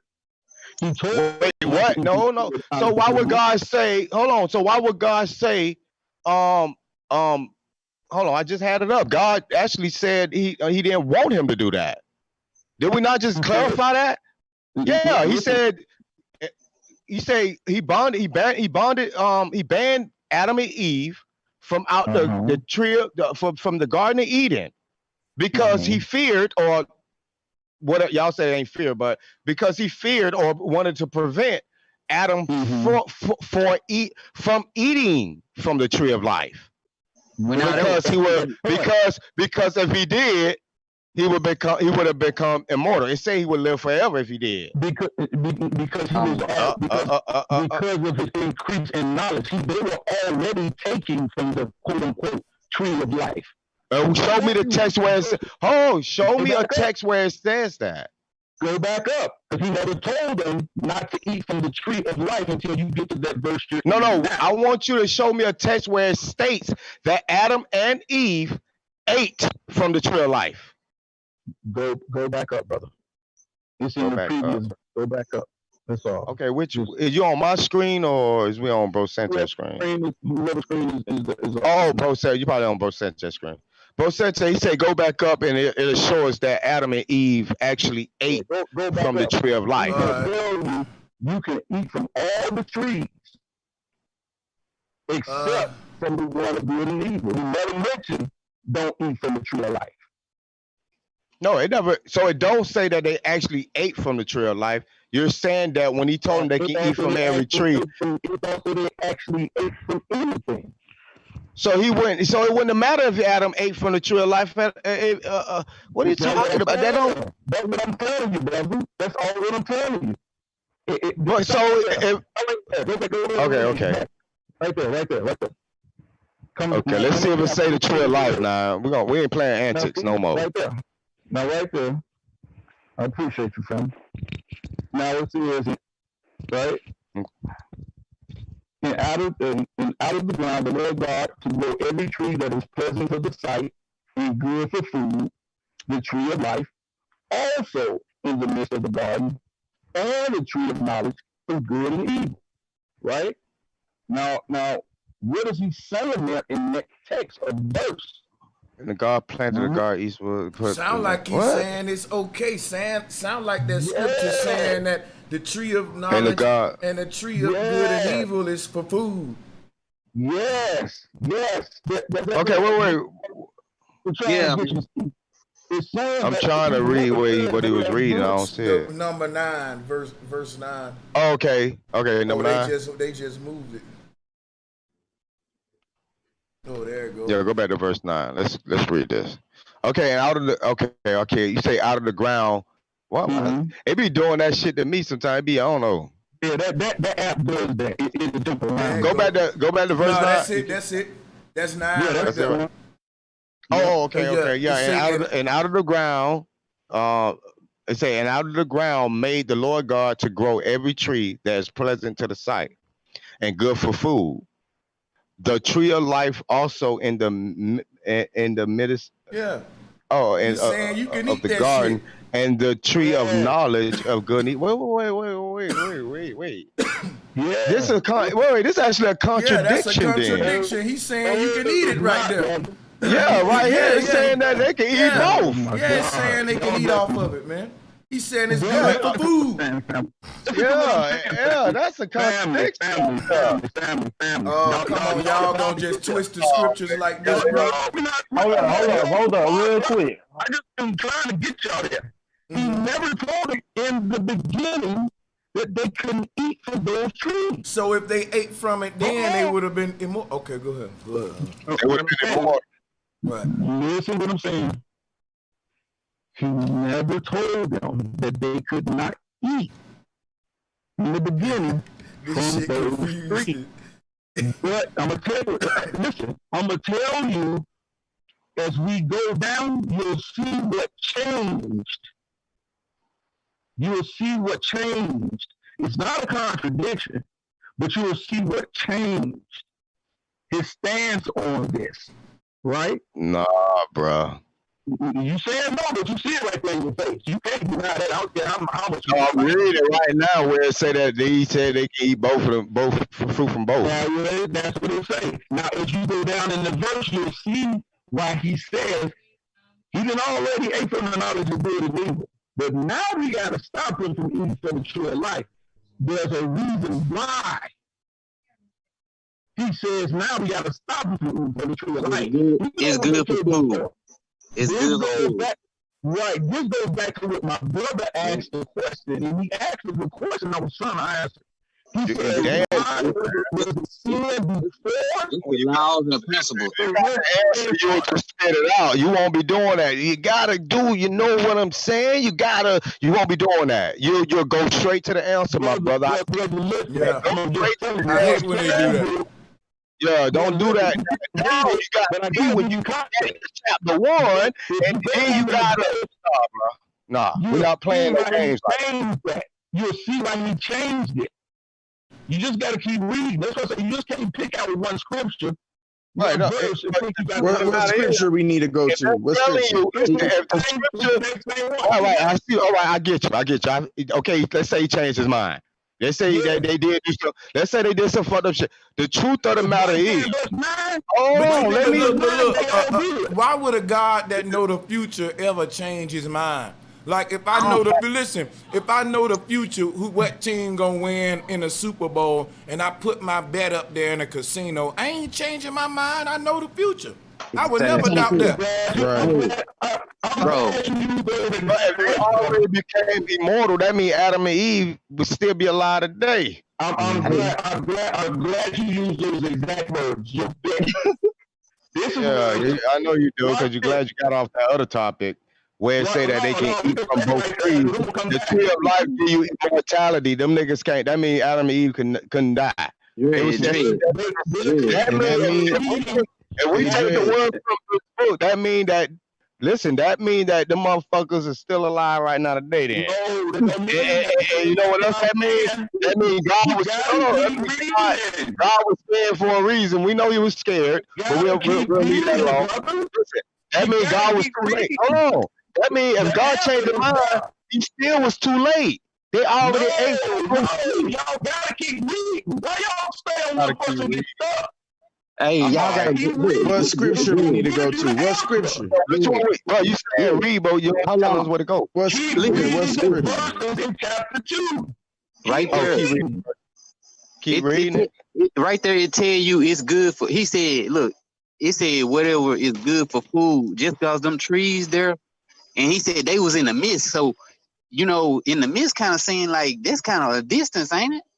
Ain't the midst a distance or fade? Wouldn't it kind of like? I mean, and like in the middle, like in the middle, they're surrounded by this garden. Like basically, like say you stand in the middle of your garden, you'll be considered like you're in the midst of your garden. You're surrounded by your garden. Yes, that's correct. That's correct. Absolutely. Okay. So then what you this is what I want y'all to get y'all to understand when it talks about the midst of the garden, because the brother brought up a very good point. Now it's starting to give you the parameters of how big that garden actually was. Okay? This is what I mean by reading in context. That's why I started talking about all those rivers, because those rivers is actually mapping out how big the garden actually was. Okay? So the garden wasn't just a little bitty spot in your backyard. It had 4 rivers surrounding it. That sounds like the North Pole.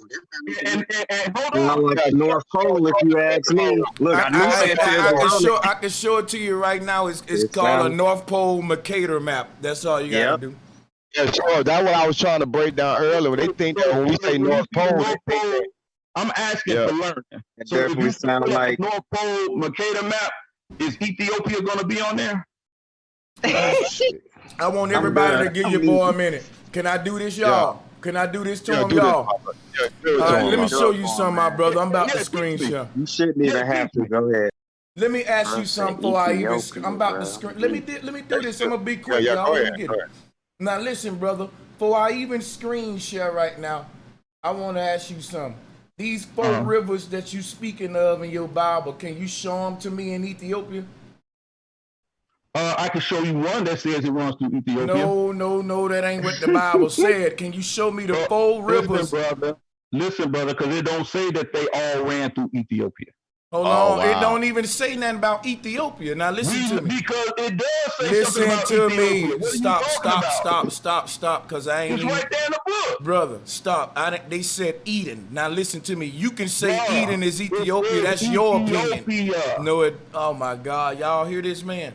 Read the verse. I guess the snake. So it was the Garden of Ethiopia, not the Garden of Eden. You know how I know you lying? Because Ethiopia is a nation, and when this garden existed, nations didn't exist. See, think about this. He telling me that. Hold up, no, listen to me, y'all. Listen to me. See, Ethiopia ain't brother. It was my turn to talk. I'm gonna boot this dude. Real talk. He being disruptive. It was my turn. I was cut. That's all, brother. Whatever you want to say, the people can decide that. Here's what I'm saying. Ethiopia ain't a continent or a landmass. It's a nation. And what you call in Ethiopia, the name of that nations have changed, and this landmass is called Africa. So what I'm telling you is this right here.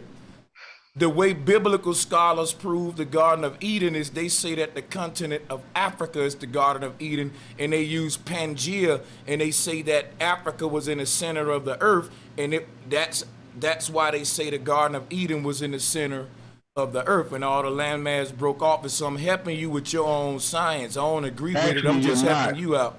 But listen to the verse is on the screen, Sanchez. Hey man, look here. Look here. Studied the word brother, stop a minute, man. Stop. This is not a debate, man. Why are y'all so emotional? Damn. Listen, because you're a liar. Brother, I'm not lying, brother. All right, I'm debating, and if you're gonna keep making accusations, I'm gonna boot you. You know what? Let me do this. Hold on, Sanchez. Yeah, bro. I'm about to boot him real quick. Y'all beat him, bro. Y'all get that man off the airway, coach. Because y'all got to learn from Sanchez. Just like y'all want him to learn from y'all, bro. Just like y'all want Sanchez to learn from y'all got to learn from him, man. I don't have to learn from somebody that's incorrect. Well, you at least gotta respect me enough to listen. Though. You ain't gotta learn. I ain't forcing you to learn because I can't do that. But I'm forcing you to be respectful, bro. I bet now one of them could bring scientific evidence to prove none of that shit. I'll smoke you. Now listen. Hey, hold up, Dexter. Scientific shit you done did, nigga. Not what somebody else done did. Okay. Let's get it. Listen, everybody. Listen, I'm about to go and say what I was going to say because that's the pulling up the Mercator. Look, let me read the scripture first, Dex. Let me go to that scripture real quick because this what's key about the scripture. The scripture explain it perfectly. It say, and a river went out of Eden, right? It said a river went out of Eden to water the garden. And from thence it was parted and became into 4 heads. Now check this out. Go to the map. You're going to see the 4 rivers going, they're going to lead the 4 heads. He can't show me this in Ethiopia, y'all. Now check this out. Go zoom, make it big. Can you make it big? Yeah, he about to do this. And then you can get the mic. These guys are stubborn as hell. They rookies. We bring. You know what? I got it. Okay, let me see.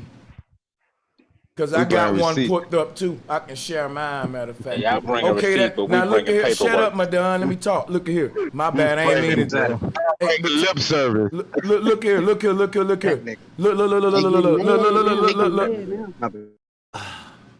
I'm running out of breath. I'm trying to get to the map here, guys. So look, the Bible talk about the 4 rivers leading out to 4 heads, right? That's identical. You can see the 4 rivers leading out, each having a head on top of it or a cone or whatever. And what's so crazy about it is everybody's compass right now is pointing to this right here, not Ethiopia. I don't understand what the hell. I know you don't, man. You need to do research, and then comes understanding. Because I don't even know what a goddamn compass is. I researched this more than any of you brothers on this panel. Man, like somebody else talk. Let somebody talk who gonna come with some knowledge. They don't know what. How you know that, Elder? How you know you research more than everybody on the panel? I want to know how he know that. I muted him because I ain't trying to hear that kind of shit. I'm trying to hear knowledge. Hey, listen. The truth of the matter is, these brothers couldn't come up here and answer shit. They danced all around everything. That map tells me you don't know what you're reading in that Bible. Yeah, we never do. You the only one know. And check this out. Okay, so he should be able. Don't even go to the other screen again. Sanchez, go to the other screen right quick. So I'm gonna ask him, since he did my research, when was that map created? What year? That map was created. I believe that map was maybe around the 1500s. Oh, so you don't know? All right, that's good. Thank you. Yeah. About 14, yeah, 1500. You don't know. Yeah, you don't know then. All right, so what see that's created? I doubt it. That's 1595. I asked you what year you did. You said the 14 to 15. That's not a date. Do you know that map is a flat earth map? If I ask this nigga, hey, bro says if I ask this nigga when your birthday is, that nigga like, well, it's probably March or April. Nigga, because what you looking at, when you looking at a cartographer's map, bro, when you looking at cartographers, when they do what year was the map made, and you couldn't on the accuracy of the land, they base those I just asked you when the map was looking for. I just asked you about the map. I ain't asked you about the land or none of that shit. Why you went there? A map is about the land. No, I'm saying, I asked you what year was the map created. Nigga, you said 14, 1500. Nigga, you was 100 years old. He just took a good guess. So we got a plan. Look, we got a plan. So I got why this brother is wrong. Because the Bible gives you very specific directions where these rivers are. Yeah, just like he cast people in the hell and hell don't exist. In geology, and still can see these maps, and still can see these rivers today. One of them has dried Where the directions from? Because in order to give direction, you need a reference point. You need a reference point. So what's the reference point for the direction? The Euphrates is still there, man. What are you talking about? I kind of get the gist of all this. Bro, so these rivers still there. What's wrong with y'all? Bro, Sanchez always leads to the same thing. Lucy. They're gonna try to make any and everything black. That's it. About? Okay. You know what's crazy? You know what's crazy though? This is crazy because I'm gonna show you why, right? Check this out, right? Whatever language God speak, that was the language. Hold on, bro. So you just gonna be a damn immature child? Like you don't hear me talking? God damn it, man. Damn, come on, man. Chill out. Control yourself is all I'm asking, man. Have some class. This is professional shit. Come on, man. This is what I'm saying right here, bro. Cause you making a nigga lose his train of thought with all this blurting out laughing and just you don't got no train of thought. No, you know what I'm saying? You know what? Let me just boot this nigga in the waiting room. We'll keep him in the waiting room. This nigga, the student, you got to put in a damn corner. And he got the word elder. You sitting down to that wall. This nigga got the word elder in his name. You ain't no elder. You a clown, a joke. You make Hebrews look bad. But now let me say this right. Yeah. Talk, man. So go ahead, bro, Sanchez. Yeah, he. But done, your homeboy flat earther. I ain't know you. He believe in the flat earth and you don't, Madonna. Oh, who that? Oh no, go ahead, bro, Sanchez. We ain't talking about that. This oh, you talking about the brother, the homie? You talking about the homie Yashar? I don't know. He believe in flat. Hey, yo, Sanchez, I think you muted. I don't hear you. No, man, I forgot what the hell I was gonna say. Shit, I know you was about to say something. Well, you did. You was breaking down on the four corners, and you was talking about how. Oh yeah, this is what I was gonna say. Whatever language that the God in heaven speak, that's the original language that Adam and Eve spoke, because they had to speak his language if they was communicating with him. So now let me go somewhere with this. So if they was in Ethiopia, what you call in the Garden of Eden, you telling me that Ethiopians speak in the original language of God. If that's true, why do you motherfuckers translate everything to Greek? Nah, you should be translating it to Ethiopia language. What he was saying is that no, brother, you need to know. No, listen, what I'm saying. The land of Ethiopia. I'm saying nope. If either you're gonna deal with what I'm saying, I'm gonna put you in the waiting room with them. I don't know what's wrong with y'all. Why y'all doing this? It's like y'all are weird or something, man. No, he ain't dealing with nothing I'm saying. He bringing up something that ain't even relevant to it. Let me repeat what I'm saying. Why do y'all translate shit to Greek if you telling me that the true land of humans, our birthplace is in Ethiopia? That's not what he said. No, that's what I'm asking. I know it ain't what he. Why am I done doing this, man? This is weird. I know he didn't say that. I'm asking that right now. Why are you doing this? Brother, I sworn you said, y'all said, all right, I'm you through. said that we say y'all got it. that Ethiopia is the original land. You just said that. Madonna, he was asking a question, Madonna. He said, why do y'all I'm through, man. I'm through. Don't even worry about it, Madonna. Don't worry about it. Yeah. So, like we said, they couldn't. The thing is, this is the thing that I don't like.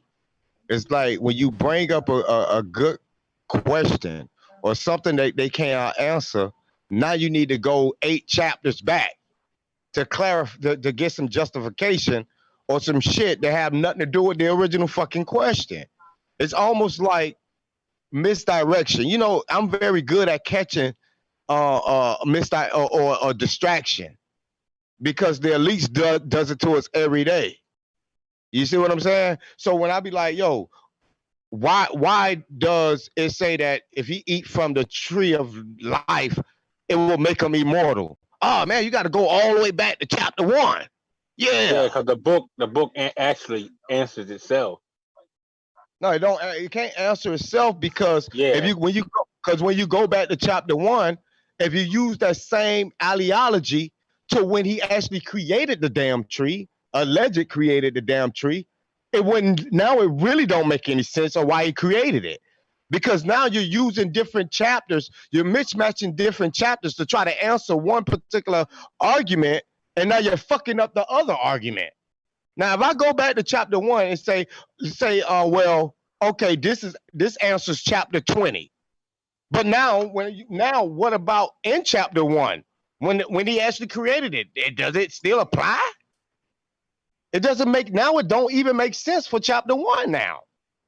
And y'all about to stop doing that, because what's going to happen, you're going to have a lot of people starting to wake up to that shit, and a lot of people going to start realizing the scam that's being pulled on them, because y'all do this a lot. It is a scam.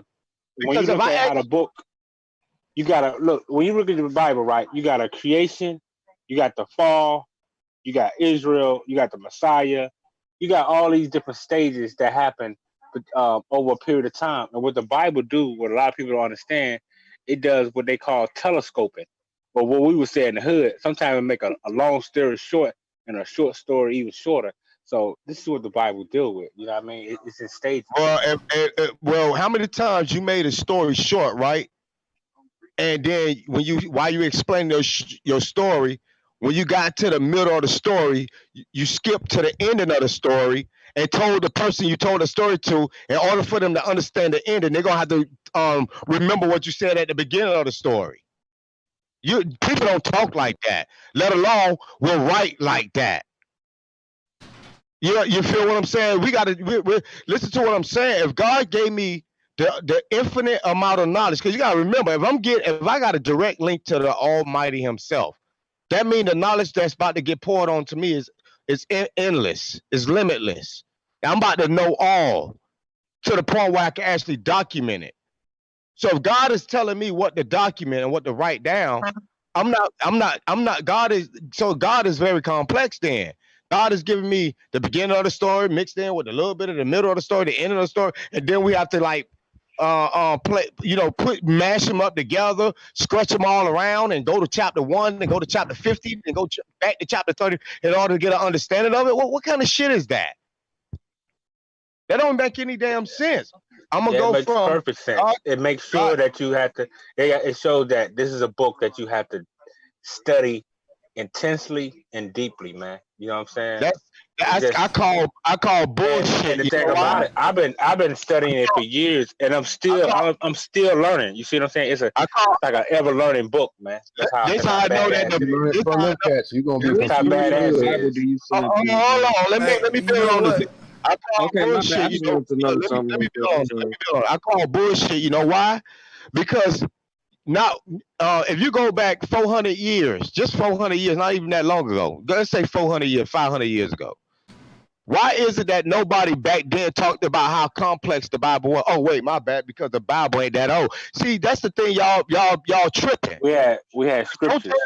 Don't tell me back in 200 years. Don't tell me back in 1839, motherfuckers didn't come out and say, you know what, this shit is very complex. Nobody said that. It seemed like everybody knew what was what. Until now everybody is talking about how complex it is. You know why? Because this man-made story is not that old. It's not that old. Complex. It's complex to those that's unlearned. You have to continue to try to strive for learning when it comes to this book. You know what I mean? And that's what if you're learning wrong? What if you're learning wrong in your strive? Well, that can be possible. You just have to keep going and keep striving for truth. All right. Can you prove that Jesus exists? That's been documented. That's easy. No. Okay. What is the evidence of his existence? A patent. Look at the history of Rome. Study ancient Rome, and you'll see. No. I'm talking about physical evidence. Physical. I'm mute my mic. What physical you want? Oh my God. I mean, what kind of physical? I'm saying, what kind of physical evidence are you looking for? Maybe bones. That'll do. They got Jesus bones somewhere? Yeah, it's bones. Nah, man, you ain't gonna find that, man. Oh, you ain't gonna find? Ain't Jesus was a human? Nah, they what say did he was a spirit. They say he was. What did the story say happened to him? He was a human. Jesus was a human. Yeah, what the fuck y'all talking about? Even the Bible said. Even the Bible said he came in the flesh. He was just like all of us. But where did he go? Like all of us. He was born on the woman. Where did he go, Dex? According to the narrative, Dex, where did he go, Dex? I ain't talking about where he goes. I'm talking about what he was when he was on the earth. He was a human. Oh, he asked about bones, so we gotta go. Yeah, right. So he got a right to ask about the bones if the man was a human. So what did the story say he went, Dex? The story. There you go. Right there. The man said he wants evidence that Jesus was alive. Now give him some. All right, Dex, you playing games. That's all right. Go ahead, man. No, he's right though. I'm asking for evidence. Games, man. I'm asking for physical evidence. You can't. Games, just say you can't go. You can't. Just say you can't provide. So did Jesus just pop out of existence? How can you prove Jesus was alive? I said physical evidence that he exists. Physical evidence that the man exists. Can you provide it? We have different what y'all would call receipts. We have a lot of that from Rome, man. No, I'm not talking about that. I'm saying physical evidence. You don't need nothing else outside of that. It's either yes, Dread. We got bones, skeleton, something. We got something physical that I can show you right now. What physical? You said bones. Bones. His skeleton, his remains. Man, from his human body. We have stories about his life all over the ancient world. Okay, all right, yeah, we got a story of 300 Spartans. Just because I say something is a story, that doesn't mean it's fiction. We got stories. Every story we got fairy tales, bro. Every story is not fiction, brother. We got stories of the 300 Spartans. We got stories of Caesar. Yeah, so what? Stories are stories. You know? No, what we're talking about is actual history. This is history. A lot of these stories. Hold on. A lot of these stories stems from people that ruled back then. Because a lot of these so-called have you ever heard of like you know Caesar? What happened? Caesar considered, you know what happened? Oh, my brother. Caesar considered himself a god, right? He considered himself a god. So when they wrote in the history, and what did he do to the people? And what did he do to the people who were believing in the Messiah? Who, Caesar? And ancient Rome. What did they do to the people, especially ancient Rome? Let's just say ancient Rome. What did ancient Rome do to the people that was believing in ancient Rome and not following the pantheon and not following the pantheon of ancient Rome? You talking about the execution of the people? Was killing them? Guess who they was executing? People who believed in the Messiah. So if he wasn't real, why is Rome heavily documented? Hold on, Greg. Why is Rome heavily documented about? No, you asked me a question. Let me answer. If a king that's ruling consider himself a god, and you think that you're gonna walk amongst his people and praise someone else as a god, it doesn't matter if that God is real or not. You're going to be executed. What you have done, or I ain't going to say you, I ain't going to point you out. What people have done, they have taken that and made it actually like it's a reality. Like this is real. There was a real Jesus walking around. No, it was about power and control. If I'm telling people I am the chosen one, because it's easy for you to think I'm the chosen one. I got all the riches. I'm running shit. So you think you're gonna be amongst in society, and it get back to me that motherfuckers walking around is praising some other nigga, and you not praising me, nigga. Off with your motherfucking head. Simple as that. So why would they believe in a make believe person? Nigga, why would they sacrifice their life for this man who you trying to say never existed? I'll just take an example. First and foremost, you have to believe that the story is real. It's documented all over Rome. Because it doesn't matter. It doesn't matter. I mean, it doesn't matter. It doesn't matter. That's called receipts, though, Dre. That's called receipts. So you saying documentation can't be forged? Yes, paperwork is receipts. Yes, paperwork can be. That's a fact, but the fact still remains that what? Man existed. Now the discrepancy that people have is of his divinity. Now that's what people. Because people in the ancient world had about it. It wasn't that he didn't exist. Hold on, I'm gonna say this real quick, Dred. It wasn't that he didn't exist. That the problems that people had with back in them time in 325, the Council of Nicaea and stuff. The problem was his divinity. That's what the problem. So he existed, but like I said, the argument was over his divinity. That's all it was. I think that I think if we're gonna look at it from a realistic standpoint, if we was to even entertain that there's such a Jesus-like figure, I would say that there's a good chance that we're talking about a regular man that went up against the powers that be. He went up against the government. He went against all the things that was wrong during that time frame, and because of that, a lot of people looked up to him. And like I said, because of that, a lot of people looked up to him and made him into this figure. He became a figure of the people because he didn't believe in currency. All the things that a good person would stand for he was the equivalent of that set good man.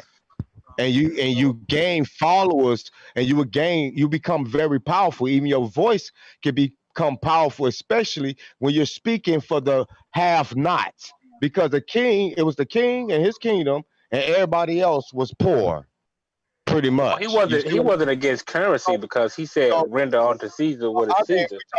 We talking about the roots of all evil type currency. Like, you don't let money control you, things of that nature. I get that. But we're talking about a regular man that went against the powers that be. And he lost his life because of that. Now, what happens to a man that everybody loved sincerely and believed in that man, and he died for the people? As time go on, you do know you can mortalize an individual or make him an icon. As time go on, he will become a god-like figure. And don't you know that Malcolm X and Dr. King, you give it about 400 years from now if we're still here. Like people in general, we're still here. They haven't wiped. Man, them people are gonna be like gods to them kids, man. I won't be surprised if they don't turn them into like god-like figures. It can happen, bro. Let me just share that very reason right there, Dredd, is why I fuck with Jesus. The character that's outlined in the Bible. I'm talking about the character of helping folk, saying, goddamn it, if you're gonna have this money, it should not just be fucking benefiting the elite. That's kicking over the character of Jesus is what I believe in. Now, can I prove he walked this motherfucker? I can't do that. I can't, as a believer in Jesus, I can't prove he physically alive, but as a believer in his character of helping people and loving on every motherfucking body that he tried to goddamn come around, that's what I'm fucking with. That's it. Now let me Now ask you the do Hebrew. know that. Hold up, Madon. Wait a minute, Madon. Oh, my bad. You right. Go ahead, King. I wanted to do something too. Like, I'm still trying to find the origins of evil. And I guess we can start talking about like the origins of hell itself. Like, this is basically what I want to know, right? From you, Madon. We put the Elder Yerah, whatever Hebrews on here. Now, every time I start asking questions, I can never get to the point because y'all start dancing, going somewhere else. If you start going somewhere where you missing my mark, allow me to interrupt to get you back on track, if that's cool. So I want to know, where was the first evil act ever committed? Madon. In the heavens. All right, so if you say homosexuality originated in Sodom and Gomorrah because that was the first place on earth where people was gay, then can I say evil originated in heaven since that was the first place where evil was committed? Because think about this. Gangs originated in L.A. because that was the first place, where Crip and Blood existed, them two gangs. So we could say that. So what I'm saying is if evil was the first place it appeared was heaven, brother, that's where it originated from then, right? Right, Madon? You just said it. Yeah, you could say that. Yeah, you could say that. All right, so what with that being said, heaven was created by God, which means evil originated in a kingdom that he created. Well, when you look at it, it was because someone rebelled and didn't want to. It don't matter what it was. He created it. He didn't. No, he didn't create it. He created the devil in it because it said the devil was an angel who was over the choir, right? Who had free will and he rebelled. Okay, so listen. So this is what I'm telling you. Listen, no. That's what I'm talking about. Every time that don't mean God created evil. Listen, this is what. Let me answer the question, bro, Sanchez. I want them to answer, but go ahead. No, I'm just saying you can't. They can't. True. I just did. What do you mean? They can't. I'm saying you can't say what it is. You don't accept the answer. You cannot say evil was not created by God. You can't say that shit because God created everything. So that's what the man is asking. Was evil a concept that came out of God's creation if he created everything? God damn, that's easy. Well, they need to stop saying that he created everything then. No, for real. A rebellious act, man. Madon, listen to what I'm saying. You have to stop saying that God, the creator, created everything. If y'all gonna pick and choose certain elements that y'all saying is he's not responsible for. Yeah, So but don't say he created. Hold We're on. not Yeah, picking yeah. and choosing. Y'all are. No, guess we're what, not, man? bro. When you That's say God created everything, we started asking questions about some of the things y'all let's say that he created. Let me tell We you just want something, to. Dre. That's I why you got to remember. read the Hold up, entirety of Madon. the Hold book. on, Madon. The man said earlier in response to that, he said, "No, God created everything good." So then we could say the devil created everything evil. Now we got to start asking what's included in evil, killing, murdering, and all this stuff.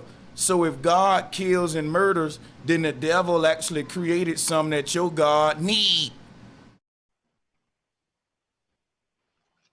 Partners in crime. That's what it Mic sounds like. drop. Mic I'm drop. about to do a mic Man, drop. big time, big mic drop in the chat, man. Why you think? Let me remember, bro. Said you remember when I said earlier that the only entity that can go to war with a god is another god. Now, when God said, "Let us make man," it's logically you would think that, wait a minute, if the devil went up against God, and we know that only a God can fight another God, we know why now that he said, "Let us make man in our image," because he wasn't by himself. The devil is amongst that group of people that bit from both trees and became a God too. He was a listen, think about this for a second. If the devil is only a mere angel and don't have none of the powers that God have, there is no way in hell he can even think that he can beat him. It's just that don't make that's just illogical. But look, this So what I'm. Okay, my bad. Yeah, I'm about to wrap it up. So we're talking about, but think about this: if there are multiple gods, let's say hypothetically, there's 5 of them motherfuckers up there that are bit from both trees, and they all became gods. It'll be easy. Even with those set gods, you don't think that it's a good chance that one of them motherfuckers gonna want something that all powerful men or women want, which is more power. So regardless of all of us being equal, my nigga, it's always gonna be that one nigga that's gonna want everything for themselves, and that's what And it what's sounds that? like. And that goes back to free will. Hold on. And that goes back to the devil having the same amount of power as God, bro. If you think you can fight him, but it was kind of easy for the devil to be cast out of motherfucking heaven. I'm only doing this based on y'all based on y'all script. I'm just saying if y'all shit is real. I'm saying this hypothetically. It'll be easy for the devil to lose a fight. It'd be easy for the devil to lose a fight if he's fighting up against 4 more gods, and it's just him and just mere angels. Them other gods. I'll tell you this, hold Dre. up, my done. Other gods are out. Yeah, them other gods outnumber this motherfucker, and they beat him, and they banished his ass out of the garden. Simple. I think that make more logical sense than the shit y'all talking about. Now, all I was going. Now hold up. Now check this out, though, man. Oh, you want go on briefly respond to that, Madon. My bad. Yeah, I was just gonna say this real briefly. This is all I'm gonna say, Sanchez, real quick to you and the homie Dread. Look, me, you, Dread, brother Sanchez and Dread, and I'll get with Elder Yara and or maybe another brother, and we can set something up to where we can actually go. Fine, we'll do that. Now let me ask you something. To where we can get better understanding. Fine, we'll do that. Now let me ask you something, brother. Is harming another person and going to war and all that stuff, are those evil things? No. I'm asking the Hebrews. I know we don't think they are. It can be.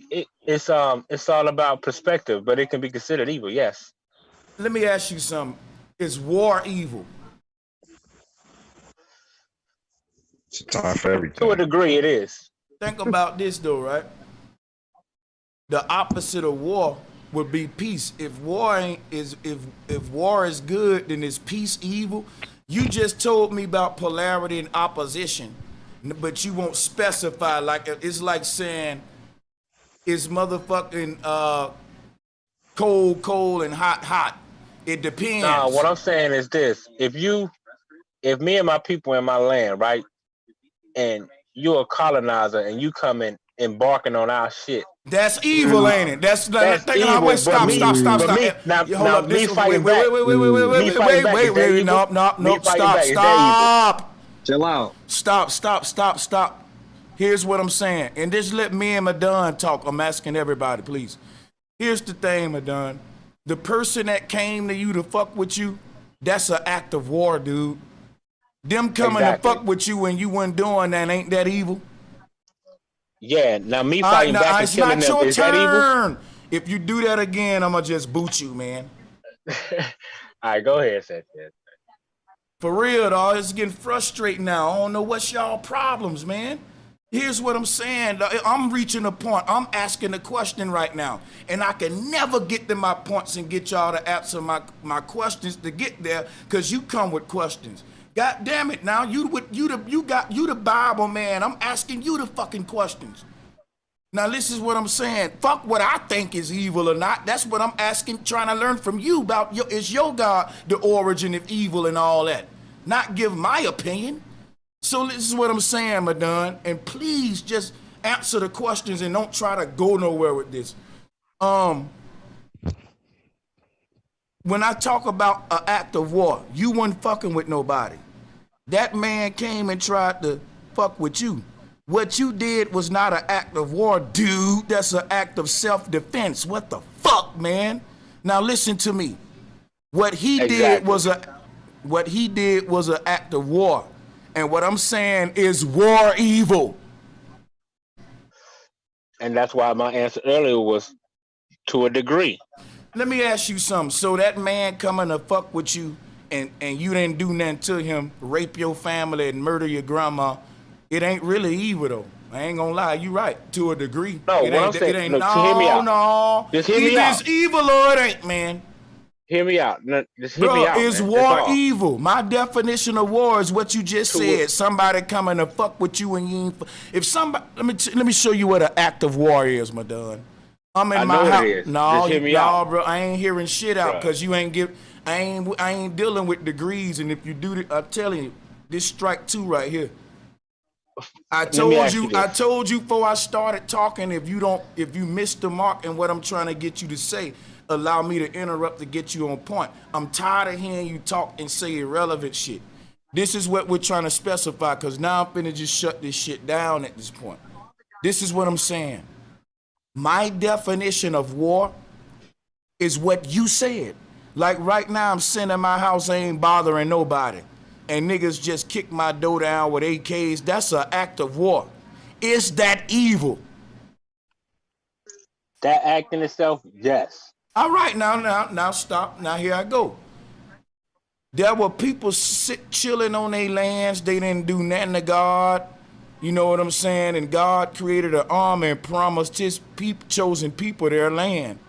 And he said, there's a land that I prepared for you of milk and honey. But actually, he didn't prepare the land. The people that was there have been tilling the land and planting the crops and taking care of the land. But God sent his people to that land to march around this shit and take it over. It was several times where he invaded his people into other folks' lands to take it over, but they didn't do nothing to God.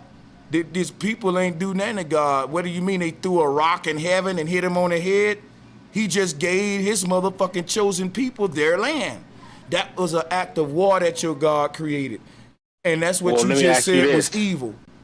Listen, your God had him the land? No. I told you I'm gonna give you your turn. Let me conclude. For God to go, the reason I know God was committing acts of war is because he had an army. That's what I'm telling you about. And yes, his army went and committed acts of war on people who wasn't fucking with him. I didn't say they committed acts of self-defense, like what you explained. That would be self-defense. That's okay. Act of war when nobody fucking with you. That was what your God did, and you said that was evil. Go ahead. Yeah, self-defense. No, like that act when God sent his army, that's not evil at all. Okay, but what I'm saying is this. First, I gotta cover a bunch of points. What I was saying is this: if someone attacked my land and my people, That's an act of war, yes, and that's an evil That's act. what God did to people, though. That's so what now He check this did. out. That's what You your told God me did, fighting though. back. Don't you think you just said what your God Check it did out. ain't Let me evil, finish. but then you just gave a definition of what He did. I just told you He did that. But check, you gotta hear me out though. I didn't get to finish. Go ahead, man. Now check it, right? Because them people in that land was doing wickedness, and the Most High gave them the land in the beginning. He gave so them. He the one gave them if free he will, though. hands, if he want to Listen, change brother. the land of hands, that's his duty. Let me tell you check something, it out. brother. Hold hear me out. Say. You ain't going to the point that I'm trying to reach, though. But I'm gonna go and let you I'm go. I'm about to get there. I'm trying to rush because I'm about to shut down, and I'm tired of y'all motherfucking Jabberwockies dancing, man. Come on, man. Nah, man. Come on with I'm it, man. actually, Come I'm on, actually man. Air Jordan. I'm above man. and beyond right just now, get to the point. I told you I'm pressed for time. Come on. You know they ain't ready for that smoke. Bro, come on, man. I'm trying to give it plain as day. Now check it, right? So what I'm saying to you is this. Whether I'm in self-defense or someone inflict an act of war on me, I'm at motherfucking war. I'm ready. Now, Nah, the reasons behind the war is what we gotta figure out. Bro, listen, bro. You can't be on defense and offense at the same time. Have you ever watched a football game? Brother, if someone invades your country, bro, listen to me, brother. An offensive act of physical violence is war. A response to that is defense. You're not committing an act of war. You're defending yourself with war tactics. I understand what you're saying. Brother. Let me explain to you something, Don. Let me explain to you something, bro. Come on, Sanchez. That man, I'm a boot you. You begging me to do what? I'm trying to explain something to you. So check this out, dude. If I come and attack you and assault you, that's an offensive act. That's called war. If you protect yourself, that's a defensive act. That's called defense. These two are not the same thing. What's the same is I'm swinging punches and you swinging punches. That's called fighting. But what I'm doing is defending myself, and what you doing is attacking me. And in the court, you going to jail when they get the footage, because the judge gonna say, well, hold up, he was committing the act of war because he initiated this, and that man wasn't fucking with him. Now that man fucked him up, so look, you ain't going to jail, but he is, because you're not the one committing the act of war here. You're committing a response to the act of war that was committed on you, called defense. Now, both of us fighting. I think you think war is a synonym for fighting, but it's not. War is an assault. I was in the military. I can clearly tell you the defense. Your God assaulted people in their lands, and you telling me he did it because they was committing wicked acts. But my thing is, he gave them free will, man. Why can't a motherfucker use the free will you gave me?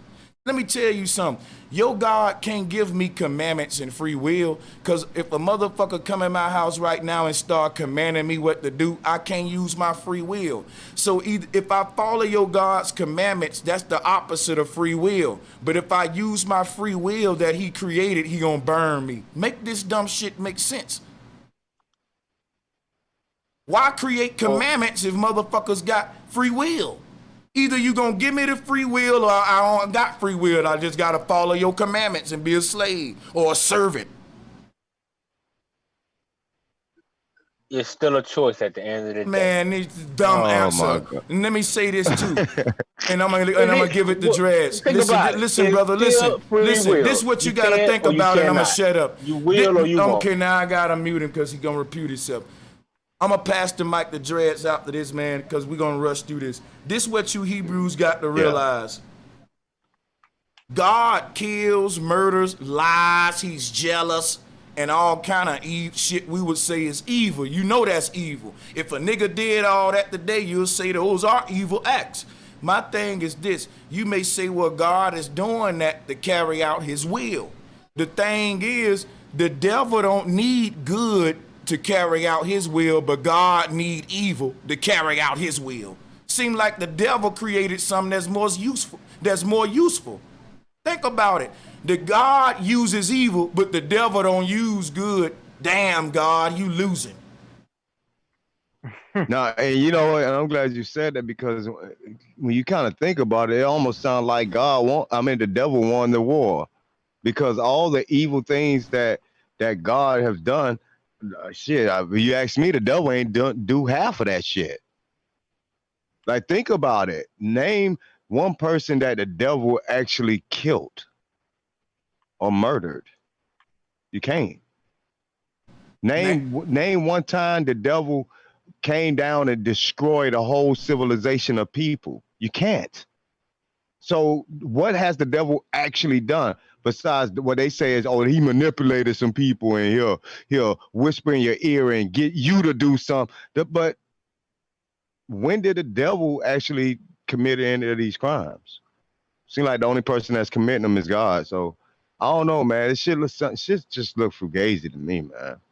You know. But back to the original questions that we asked, we kind of see that we're going to have to get a fresh bunch of brothers to come on, or maybe even some sisters to come on and answer the questions, because these brothers, they failed miserably trying to, dance all across any of our questions. They couldn't even answer any of them. Some of the most simplest shit, you got to go to chapter 50,000 and then bring it back down to chapter 6. Nah, we ain't with that dancer shit, man. We been doing this debating shit, man. Y'all got to come better than that, man. We asked for the smoke, and y'all motherfuckers came with burnt matches and shit. We ain't with that, man.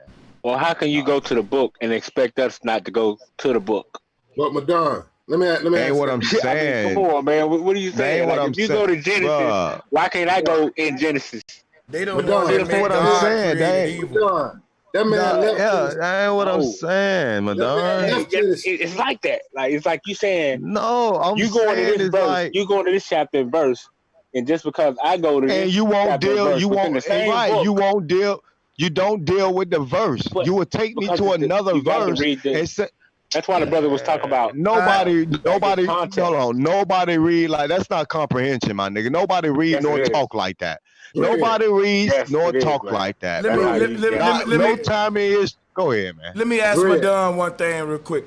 Jeez, Madon, I'm gonna please do yes or no, cause somebody else trying to get in. This shouldn't take but 30 seconds if you do it right. Is free will my free choice to either choose to do good or evil? Yeah. Was free will created by God? You doing good? Come on. What we call God? Yeah. All right, so if God created free will, which is my choice to do good or evil, then he must have created good and evil, right? Because listen to me now. Listen to me. Listen to me. If free will was created in the beginning of the earth, when he created man, then good and evil must have been created with free will. Otherwise, I wouldn't have had the option to do good or evil if God didn't create the opposite of that which is included within free will as choices. Now, it's check very this, simple right? what I'm saying, brother. Now, Comprehend it. I know it is. I'm giving simple answers. Now, if we know is the Most High is all good, never lie, always we don't know truthful. that. No, the Bible said he do lie, and the Bible said he killed the first son of every Egyptian, and when he got mad one time. So, bro, I know what it is, bro, Sanchez. I know exactly. I know the real reason why he didn't want them to bite from the tree of knowledge. You know why? It's because he knew at that moment if they bite the fruit from the tree of knowledge, they was gonna find out that he himself started all that bullshit. He probably started the war. Think about this, right? You got a tree of good and evil when evil don't fucking exist. But now that I thought about it, I was like, wait a minute, wait. I can't say evil didn't exist when you had a war in heaven before he created man. So the only knowledge of anything that would have taken place for them to understand would have been that war in heaven. But if they would have knew about the war in heaven, they would have knew who started the war and what happened. Why would you want to hide that? Why would you want to hide? Here go the contradiction, Dread. Oh, God damn, man. Oh, I thought he was through. I thought you was through. Let Dreads finish if he ain't through, y'all. Yeah, let me finish, man. Damn. I was just saying, why would you want to hide hide that from the people, because like I said, if you only created man and woman, and now one of them has broken no laws or sinned whatsoever, where would evil exist anywhere let me on help earth? you. I'm finna give it Go back ahead. to you. Look, evil had already existed prior to the creation of Adam and Eve, because the devil, we just said that the first evil act was committed in heaven. Remember, we went through that. So that's why I'm so look, that's why I'm telling them that, check this out. They said the devil used to be good and that it wasn't no evil in heaven. So here's the whole hypocrisy. When the devil did the first act of evil, that means, like what I said earlier, if free will existed in heaven and the devil had the option to do something that he didn't do yet, that means that option was created by God, and the devil chose not to exercise his choice and commit evil until later. Or either you saying the devil went in a building in heaven and manufactured evil in heaven. Then I'm gonna ask you, what was the material in heaven that he created evil with? Can I say something See real what quick? I'm saying? That's just like saying God made apples and oranges, and if but you know, think about it. God made fruit and poison. If you eat the poison, you die. Now they say, okay, well, God ain't make the poison, basically. Like, that's my free will to do good, which is supposed to be healthy for me according to God, or evil, which is supposed to be bad for me.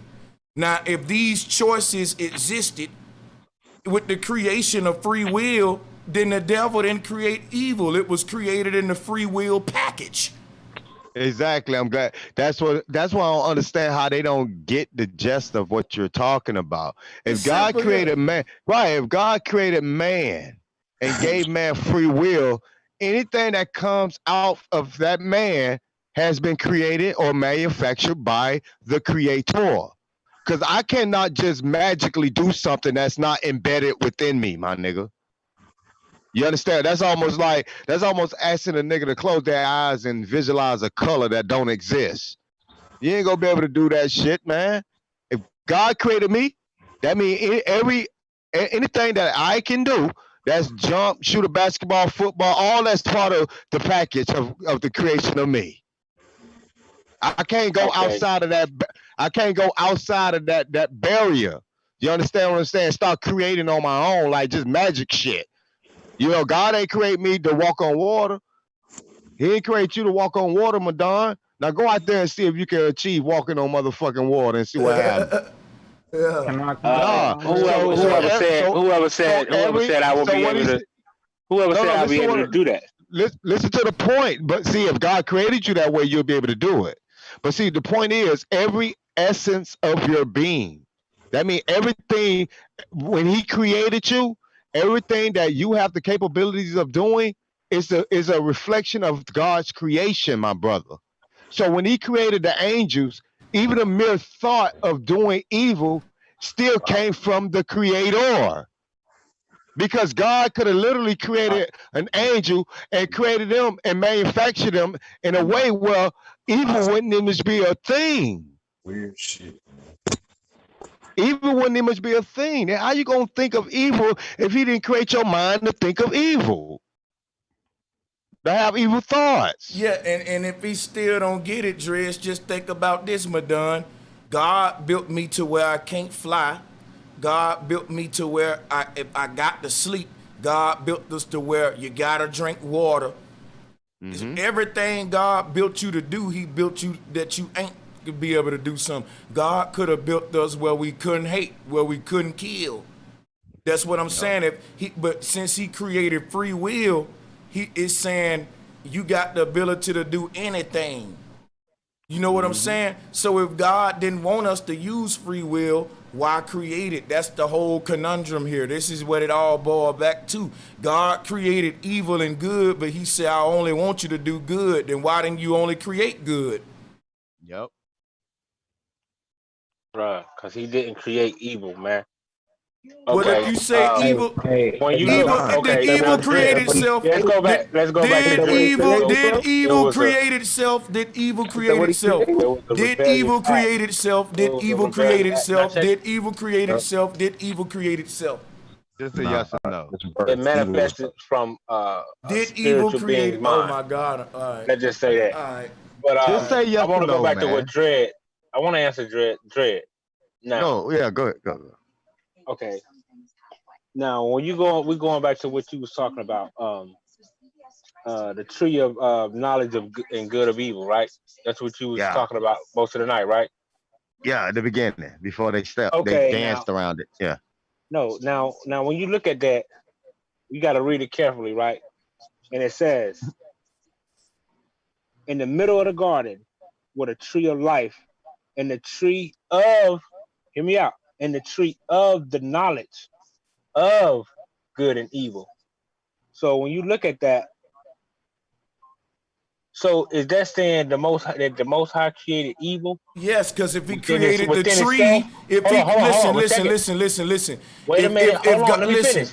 You asked the question though. All right, go ahead, man. I didn't finish it. It's a two-part question. So what I'm saying is this. So what that's showing you is that, yeah, he created the tree of the knowledge. The knowledge, you got to understand, of the knowledge of good and evil. Meaning, it's just like if I create a book. I get it. You said it was a question though, brother. Now you finna go in. Listen, we ain't done. We get it.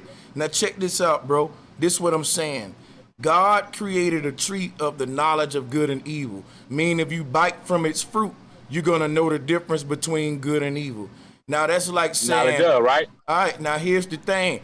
If God created the fruit, and inside of the fruit is the knowledge of good and evil, when he created the tree, then he had to put the knowledge of good. Then he had to put good and evil inside of the tree. That doesn't mean he created the evil. Listen to me. He put out the knowledge of it. Brother. You cannot do evil without the knowledge of it. So creating the knowledge of it is giving us the aha. Now I can know how to shoot a motherfucker. Pow pow. So he created evil, just like when he created sets by giving us the knowledge of how to do it. Meaning, if there was some called sets that exist, but the creator didn't give us the innate knowledge of how to fuck, then it'll exist, but we wouldn't be reproducing. So what I'm telling you is by creating the knowledge of a thing, you actually manifest it. Because without the knowledge of evil, you can't do it. Without the knowledge of drugs, if you never knew what weed was, you couldn't do it. You couldn't smoke it. That very knowledge of it, bro. That's why parents say, I ain't exposing my children to sex till it's time, meaning they ain't giving them the knowledge of it until I'm ready for them to fuck. So let me ask you listen, this. You see what I'm saying? Weed? Not weed, bro, Sanchez. I see what you're saying. Now check this out, speaking Sanchez. in general. Come on now. That's just like you telling me that if I write a book on the good and evil of the Illuminati, nope. Does that mean I created the evil? That means you just Let me answer you. It means you just wrote a book on Illuminati, nigga. This ain't got nothing to do with what we talking about. Check it out. Hear me closely. Listen, here's what I'm telling you. Listen. I got your question. You won't let nobody answer your questions. You finna ask me again the same question. You repeat that ain't gonna change the answer. That's why I want to say the answer again so that you can understand the answer. Because repeating your question ain't gonna make it a smart question. It's still gonna be a dumb one. Did you hear my question? Listen to me. Hear my question thoroughly? Of course, if you write a book on Illuminati, does that make you good or bad? Or see, here's the thing that's not what I said. It don't matter, because guess what, Madon? Yeah, it your does, whole example is flawed. It ain't even hitting the mark on what I want. Now listen to what I'm telling you, bro, and then I'm gonna listen to what you saying. I want you to deal with strictly the Bible, because your analogies are horrible, and I don't understand them, because this is totally different than book writing. Because what's in your book ain't gonna give me the knowledge of something that I didn't know at first. I already know about the fucking Illuminati. That's why I got your book. If I never knew about the Illuminati and it don't exist, then how the fuck can I get your book? Like, if the Illuminati ain't a thing in Tibet, you won't find it in they damn stores. That's all I'm saying. So listen to what I'm talking about, bro. If I bite from this tree that your God created, I'm gonna know how to murder. But if I don't, I won't know how to murder. So what I'm telling you, I can read your book and it can be pseudoscience. Everything you wrote about the Illuminati can be bullshit. It's different than me buying some fucking fruit and unlocking a whole nother paradigm within. Think about what we're saying. So listen to me, bro.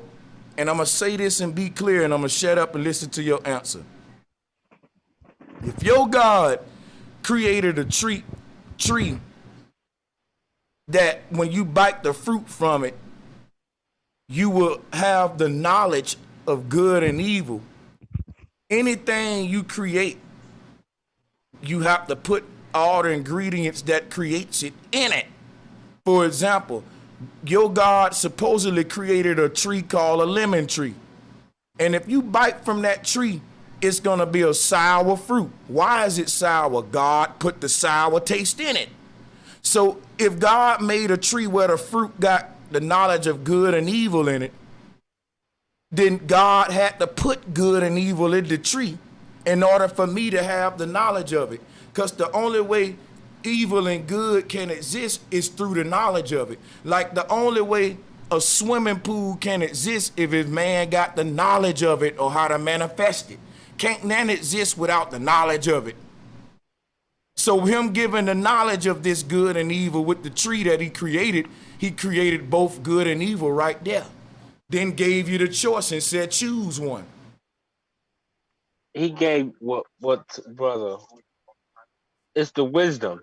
And All just right. because someone give you the wisdom of something, that don't mean they created it. That mean they was trying to give you an understanding. So he didn't create. All right. So he information. Cause what is all right. what is knowledge? So what is knowledge? Okay, wait, what is so knowledge? he did. Hold on, madam. Answer my question. I just want. What is knowledge? What is not?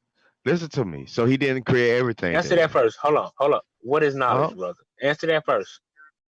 Something that I have lots of and y'all don't. Nah, let me stop. Man, But let's be real. Tell me what's knowledge.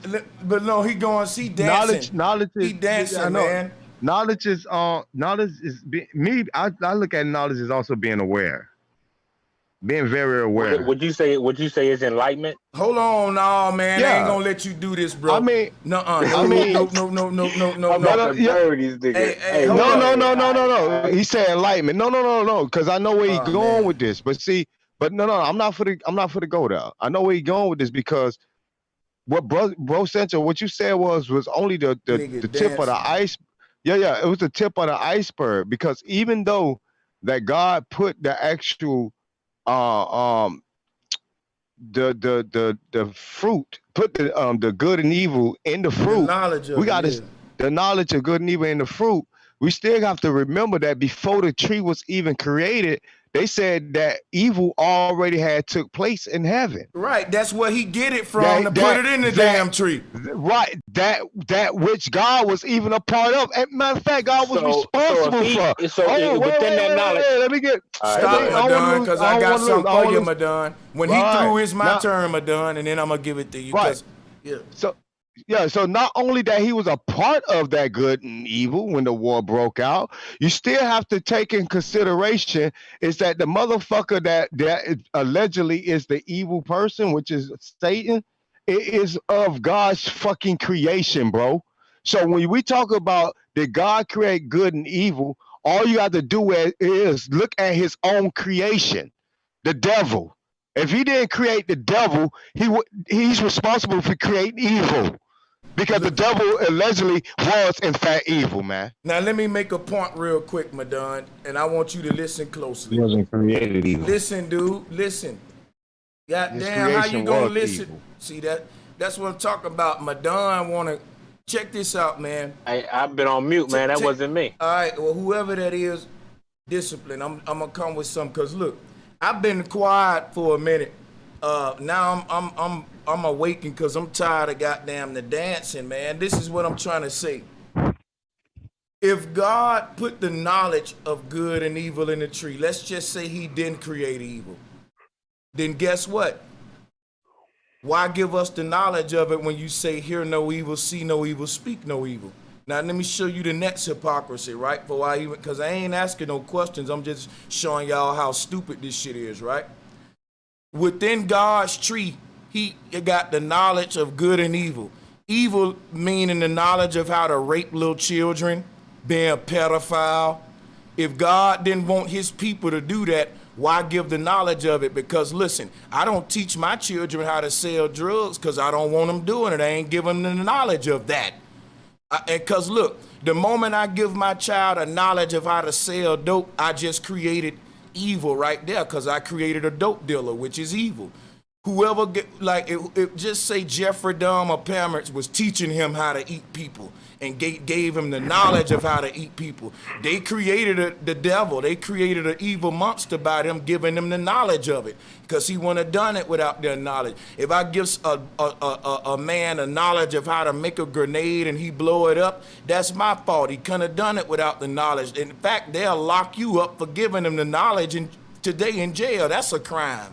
Because you gave him the knowledge of it. So listen what I'm telling you, dude. If you say your God didn't create evil, but on his tree he still will say, but I teach you how to do it though. Think about that, y'all. He didn't create evil.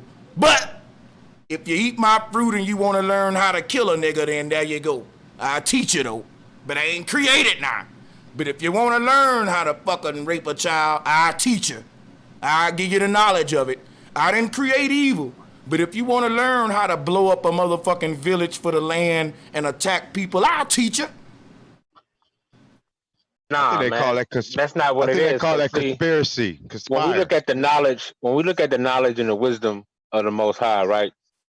One thing we notice is that he tell you what happened and how and what took place. So when we look at the knowledge of good and evil, we can look at it like this, right? You have to me, that's talking about the evil, which was the rebellious spirits that rode with Satan. So what I'm saying is this: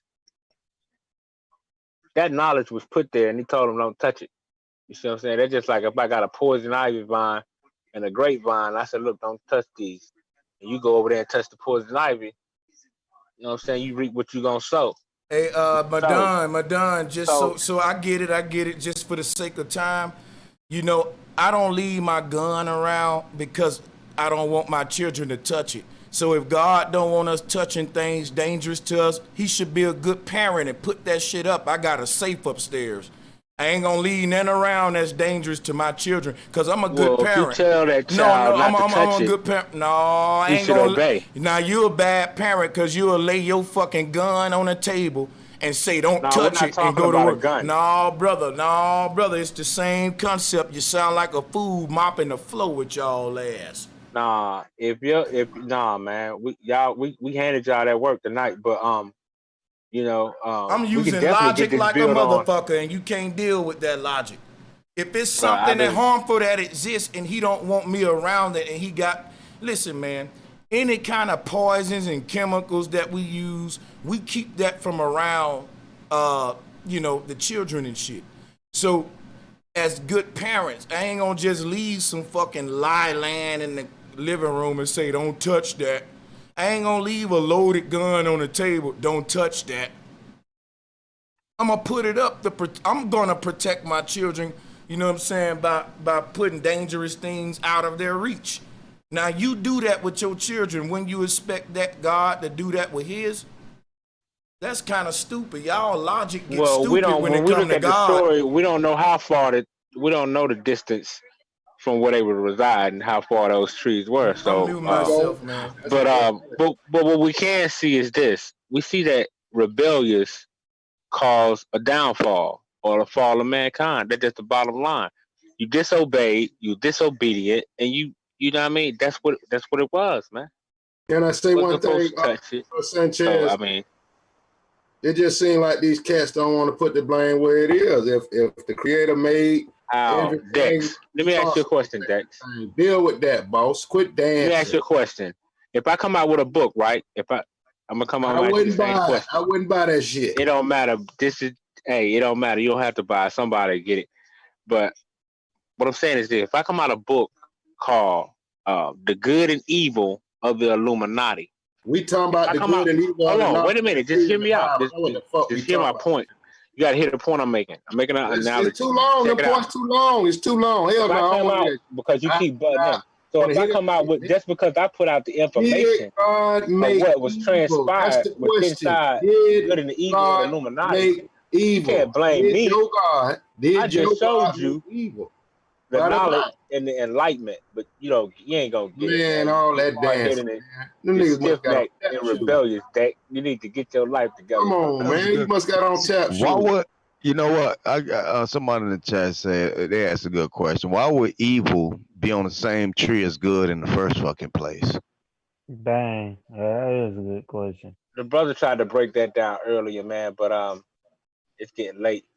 I don't think nobody tried to break that down. Nobody asked that. The brother was breaking it down. The brother Elder Yara, he was breaking all that down. Ain't nobody asked that question earlier. What you talking about? Yes, it did. Yeah, my boy don't know how to answer that question. That's all I'm gonna say. Nah, man, it's late, man. I'm about to get up off this thing, man.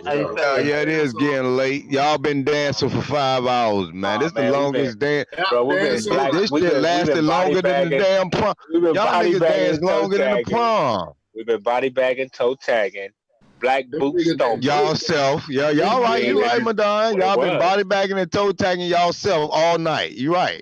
Man, we've been bringing the knowledge. But what it is, bringing the knowledge. A lot of times when you have a lot of voices, it turns into a ball of confusion. But the brothers, Yashar and Elder Yara, man, they was bringing it down. They was breaking it down, man. Oh shit! Yes, rewind it back. We brought. Madonna, you do this shit. You know, Madonna do this shit when he closing out on every show. I'm just keeping it a buck like I always do. Yeah, just like the Globe. Yeah, we done scraped your damn elders up. That's what we done. Nah, man, y'all. Them niggas about to get shot. They were getting mad. You saw what kind of demon entered Dex. You know what I'm saying? Oh, that nigga talk about coming to my house, man. I'm gonna act like that every time. Any nigga talk about coming to my shit. What kind of demon got up on you, bro? But that shit was funny. Yeah, nigga, call my name and tell me you gonna come kick my door in and watch what happens. That's not what he said, man. He was trying to show you something, but that's what that man said. Listen. That's because that demon on you. Yeah, every time I'm talking about coming in my house. Yeah, like Kurt Washington just said. He said them niggas brought confusion. They ain't bring no receipt, no nothing.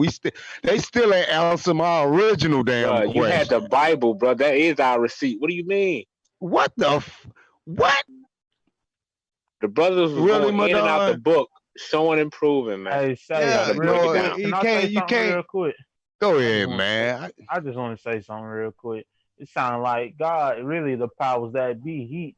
You know how the powers that be create a problem and the solution. It's the same. It's kind of the same thing with evil and good. He put it on the same tree at that. So in order, he brought the confused. Yep. Yeah, that's exactly. He brought the chaos.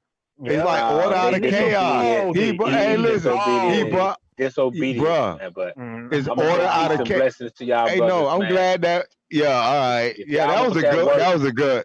That was a good one. That was good. That wasn't a nail in the coffin. Let me tell y'all the contradiction before we go, right? If they say God didn't create evil, then evil created itself, no matter how you look at it.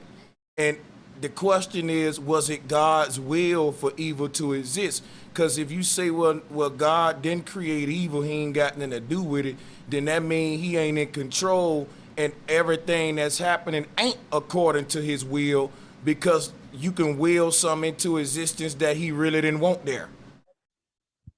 Not only that, bro, Sanchez, that kind of stems back to what the original live stream was about, is that now we got entities that's around that God didn't create, including the trees that we talked about, including hell, it's a lot of things starting to unravel when we're talking about God allegedly created every single thing. Now y'all are coming out kind of proving our point that God didn't create everything. There's something else creating that has creations too. And possibly could be more powerful than y'all alleged God. Because even in that Bible, like I told you earlier, even God called the earth the mother. Not Well, something we he see that created. man created homosexuality. That's right. He God put didn't some do that. respect on the God didn't Mother do Earth's that. You can't name. put that Even on the Most God had to High. put, even y'all God put some respect on the Mother Earth's name. Real spit. What you can So say who you think is, got the power? you can say, and let me ask you. I think that the mother birthed that nigga. Let me show you how. Let me show you what God did, damn it, done. If you said God didn't create homosexuality, then God created the tree that taught niggas how to be gay, because he gave them the knowledge of evil, right, on his tree. That's where they learned it from. Yup. Nah, he didn't give it to him. He gave him he taught him how to do it, because he gave him the knowledge What you mean? of. How did he give it to him? If How did I he give it listen, to let him? me He tell told you. him don't touch Be it. quiet and let me How did he show give you it to how. him Let if he me told him don't be touch it? quiet and I'll show you how. Be quiet and I'll On that show you how. shit. Here's how. Because until they bit from the tree that he made, they want to unlock all that defiled stuff. Remember, on that tree, you said on the tree that God made, when you bite the fruit, you get the knowledge of how to make love with a woman the way God wanted you to. That's the good knowledge. But God also saying I could teach you how to be gay too, because I'm giving you the knowledge of evil too. You see what I'm saying? Nah, they already knew. They already knew good. Bro, they already knew good. Ain't no way around that, They bro. already knew good. Bro. What do you mean? They knew good. They knew good when they was created. Go ahead. Put your Sammy Davis Jr. tap dancing shoes on and tap your ass up out of here. Nah, man, y'all been skateboarding tonight in That here. nigga about to tap dance all around. You know, I've been riding in this tank over here, man. Made out of Legos. Nah, man. That nigga got a tank made out of Lego blocks. Get here with rounds out the tank. I'm gonna go play some mystical tonight. Rounds out the tank. He about to go play some Legos. My nigga said, but nah, it's been good building with y'all, man. For yeah, hey, it was a hot mess for a minute, but it's all good. Yeah, man, you know, niggas, y'all was turning up first though. Hey, you know what I'm They saying? did. Y'all was calling niggas out their names and shit, morons and shit. So the reason I'm pointing that out is because I want everybody to remember none of us called them out their names, but they couldn't refrain from doing it, but they got Yahweh Shah. That's all I wanted to point out there. Nah, it's not the truth. Hey, bro, Sanchez. We let our truth speak for us. Right. They let their emotions speak for them. You know, it's all good though. It's all good, man. That's big facts right there. Ain't got no. Hey, listen, I still got no love for you, brother. But man, y'all could, bruh, y'all couldn't answer nothing. Nothing. Nothing. The Jabberwockies. All right, when you go back and hear this tape, when you go back and play this tape, you're gonna hear a lot of stuff. Them niggas was twerking like trying to get answers. Tweaking. They was tweaking. Nah, man, you had. Yeah, it was crazy because y'all had like. Niggas was coming out the bushes. Y'all stupid. When the niggas got answers, you had somebody peep out the bushes and say something and just throw the brother out. Hey, bro, Sanchez, when I hit her with that feel though, man, they went crazy. They were like, what do you mean scared? I'm like, that's in y'all. He actually And what's he actually cut you up on that. He cut you on that. Nah, bro. Nah, he ain't cut nothing up. That's what I meant you to play ask this you. tape back, you gonna be like, damn. I'm glad Dredd said that before we go. Hey, Madonna, is fear evil or good? Yes or no before we go? Fear is good. You about to say that? It depends. I'm talking about according to his Bible and shit. Like, well, what do y'all consider fear, an evil or good thing? When it comes to fear among man, it's a fear bad of thing. just fear, period, like hate, right? Like, when is it ever good to hate, right? You can't specify. Is it hate is bad no matter what. So what I'm saying, fear is a thing. Ain't no is it good or bad? Like, what? This shouldn't be hard. That's what I'm saying. According to the scripture, you shouldn't fear nothing but the Most High, and the Most High alone. So if you fear man, flesh and blood, you going off. So your only fear should be the Most High. So when you fear man, you fear man, you yeah, it's bad. You know what's crazy? Now, let me show you why I did that, and here go the nail in the coffin. God wants you to fear him. And what do God do to make you fear him? He created hell. Because think about it. God gave you some think about this, right? God gave some commandments, right? And God also told you what he'll do to you if you don't follow them commandments. He'll put you in hell. Don't nobody give a threat if it ain't no fucking physical force that they, like a nigga ain't putting a pistol to your head saying, give me your money, because he don't want you to be scared. He wants you to be scared of that pistol so he won't have to shoot your ass. So God, no, listen. God is saying, I want you to be scared of this damn hell so I don't have to put you in it. Because if he didn't create hell, how can he put you in a place that ain't his? Whoever created hell will have to allow God to put you there because it ain't his. Like, I can't let you go to somebody's house that ain't mine. God can't just start piling motherfuckers up in a place he didn't create. He got to ask the person who created it, hey, can I put them here, man? And what if the nigga say no? Right. Where you gonna put them in? Yeah. This too heavy for them, Dreads. They didn't know what tree they was barking up, man. Yeah. It's heavy. Yeah, they was barking up the wrong two trees. I'm serious. Man, I mean, and that's funny because we were just talking about two trees in the garden. No, they barking up the wrong two trees, boy. Man, we've been I think if you want to have a better dialogue on this topic, man, it had to be more compressed. No, it couldn't get no better than this. It was perfect. Yeah, it was perfect. In order to, maybe it wasn't good for you, but it was great for me, brother. No, I'm saying that. And I second that notion. But what I'm saying is this: we could set some up, like I said, man, and you can definitely get cut with them breaks down, man. If you couldn't cut me now, you ain't gonna cut me then. I'm done. Yeah, because a lot of people was trying to talk, so it was a bunch of over talking. And a lot of excuses. So how the hell we were still able to catch bodies with all the talking, but y'all couldn't? What bodies, bro? We cut y'all tonight. I mean, there's so many bodies. Hold on, my dog. Let me move some of these bodies out the way because I think them powder so high you can't tell. I was finna say, what color y'all body bags over there? What color? I think we done piled up so many bodies. It look like a wall. These are bodies. It's not a wall. You see? We ran out of body bags. We ran out of body bags. We had to start using sheets about 2 hours ago. Just wrapping them up, man. Yeah, wrapping them up like mummies. That's just crazy. And you know what's crazy, man? And I know we about to go, but if you think of everything we've been saying, these niggas gods want to be feared more than he want to be loved, and we're gonna talk about that on the next one.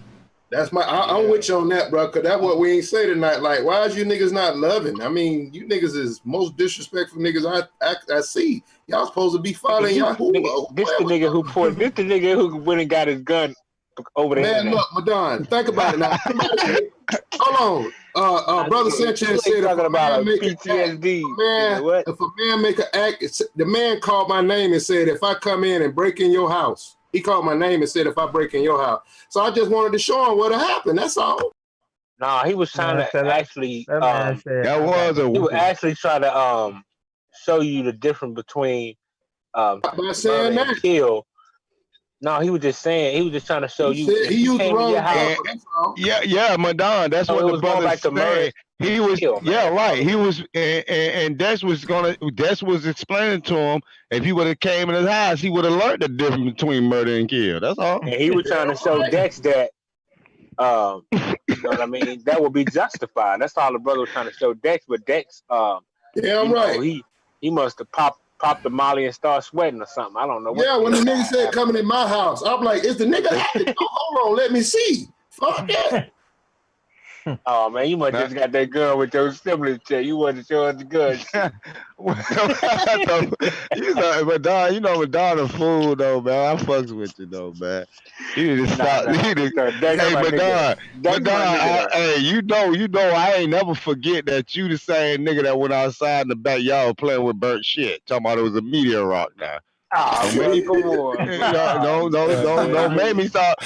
me pull out that receipt of you talking about that. That was burnt doodle. You talking about that was a damn meteor rock. Yeah, don't make me do it to you. That was not no damn meteor, bro. That was steaming shit. That was burnt shit. And you know it. But anyway, hey yo, but you know what? I guess we can wrap it up, man. Again, shout out to the brothers that came. You know, better luck next time. You know, just like Craig Daddy said on Friday, man. You live to fight another day. You know what I'm talking about? You live to fight another day. But y'all gotta bring them receipts next time, man. For real. Yeah, y'all really do, man. The Bible was our receipt. That's your receipt. Oh my God. The Bible is what crushed y'all. Nah, man, y'all got cut bad tonight, man. But you'll see it. You'll see it when you play it back. I'm gonna play it back too. I'm gonna love every minute of it because y'all didn't answer. They couldn't answer none of. They danced every time we asked a question. Yeah, they danced every time. I have a question. God, first he created everything, and then now y'all pick and choose what he created, and that's something that it ain't just Hebrew Israelites or it's really religion in general. That's something that I learned that you know the religious folks do. They will pick and choose. If something don't sound right, they will come up with their own philosophy and tell you this is what this means. And the truth be told is that's a belief. You believe that's what it means, or that's something you came up with, which ain't nothing wrong with. Ain't nothing wrong with, you know, if you believe in something, I ain't knocking nobody to have a belief system. But do not present it like it's undeniable facts. You can't do that. Question y'all would, you know. But that's where everything Sanchez, I gotta ask you a question before we go. If you still there. Yeah. Oh, real quick. He's trying to get up out of here though, man. Go ahead. Real quick. Just a real quick question. I'm 17 and I want to know if you can make, or not really make somebody get, if you can, dang, how I put this, man. If you can talk somebody into getting out of God religion and moving on and moving to the mother goddess and stuff like that, how would you go about it? Oh man. Wow. I mean, there's several ways I go about it. It's I would go through the process of things that unlocked me from the church since I was a Christian. And when I saw Ray Hagen Council of Nicaea, that unlocked me. So what I'm saying, every Christian I know who I meet, I tell them to go and watch that before I even start talking to them about it, because that's what unlocked me, you know what I'm saying? So I teach them to learn about Emperor Constantine and the Council of Nicaea and the creation of Jesus, meaning that if you can prove Jesus was created and he wasn't born from a virgin, that kind of debunk it right there, right? You can show them that Jesus first existed as just a statue. So that's, I mean, we can go on with showing you the different things you can do. You can even show the symbolism that's associated with Jesus and all that, and then connect it to the flat earth and stuff. You know what I'm saying? Because it's just, I don't know if you've been following me, but that's kind of like what I've been doing. I got a whole series like Jesus Decoded. And yeah, so I got you on that. I mean, that's it. I mean, you know, if you was ever in the church, right, you got to ask yourself, what was some of the shit that opened my eyes, the key points and shit that made me say, yeah, this some bullshit. If it did it for you, chances are to do it for other people. Maybe not for everybody, you know what I'm saying? But we can go deeper on this. But I do gotta get out of here. But we'll go deeper on it on the next one though. Right. Oh, one more thing. You've been slacking on the Mother Goddesses series. I actually just completed a series on the Mother Goddess with CERN and the Beast Computer. Oh yeah, I was talking about the Great Mother in relation to that. Go to Bro Sanchez TV. You'll be able to see it. Say no more. Well, y'all have a good day. And I'm out. We're gonna let's close it down. I'm gonna end it by saying this. Hey yo, I appreciate you having me on like always. And again, family, as y'all can clearly see, we got more receipts, you know what I'm saying, more evidence that me and Bro Sanchez is still right now today are undefeated. Ain't nobody fucking with it. You feel me? But I do want to give a shout out to everybody in the chat, you know, in Bro Sanchez chat, everybody in my chat for holding shit down, you know, because like I always say, man, if it wasn't for y'all, man, we probably wouldn't even have a voice out here, you know. So we do appreciate every last one of y'all and all the support and love that y'all show us.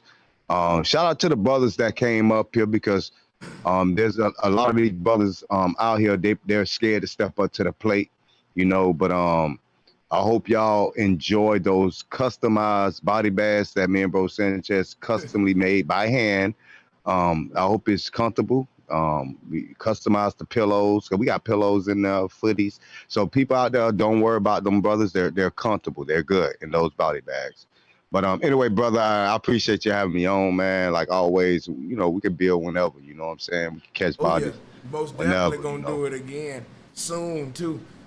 Oh, my Most Don definitely. already left. Hell yeah, we're gonna get these cats back, man. That was fire right there. I appreciate you too for being here, my brother Dreads, and to all the other brothers. Yeah, and I hope the topic. I hope the topic tonight that we kind of brought to y'all actually kind of like expanded your mind to see things from a different perspective. I hope it's something that you know me and the brother brought to the table that was new, and I know some of y'all probably already know about. But again, it's all about elevating. You know what I'm saying, and absorbing as much knowledge as possible. And trust me, this is just the beginning, man. Because I've been diving deep in a lot of different areas. And man, I got a lot more coming, man. I got a lot more coming, a lot more head scratches. I'll just say that, man.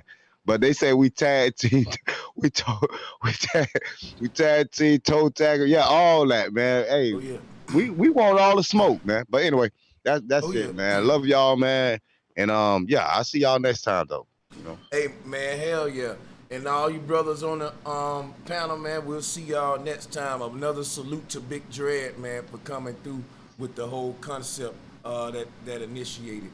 And shout out to all of my other brothers on the chat room, man. Q, Raphael, Matt, Dets, appreciate you for coming. And shout out to you Hebrews, man. I'm out. All right, man. Oh yeah, damn, my bad, Dread. Damn, shit. But yeah. And shout out to everybody in the chat room, and to all the moderators, and to all the people who supported the show.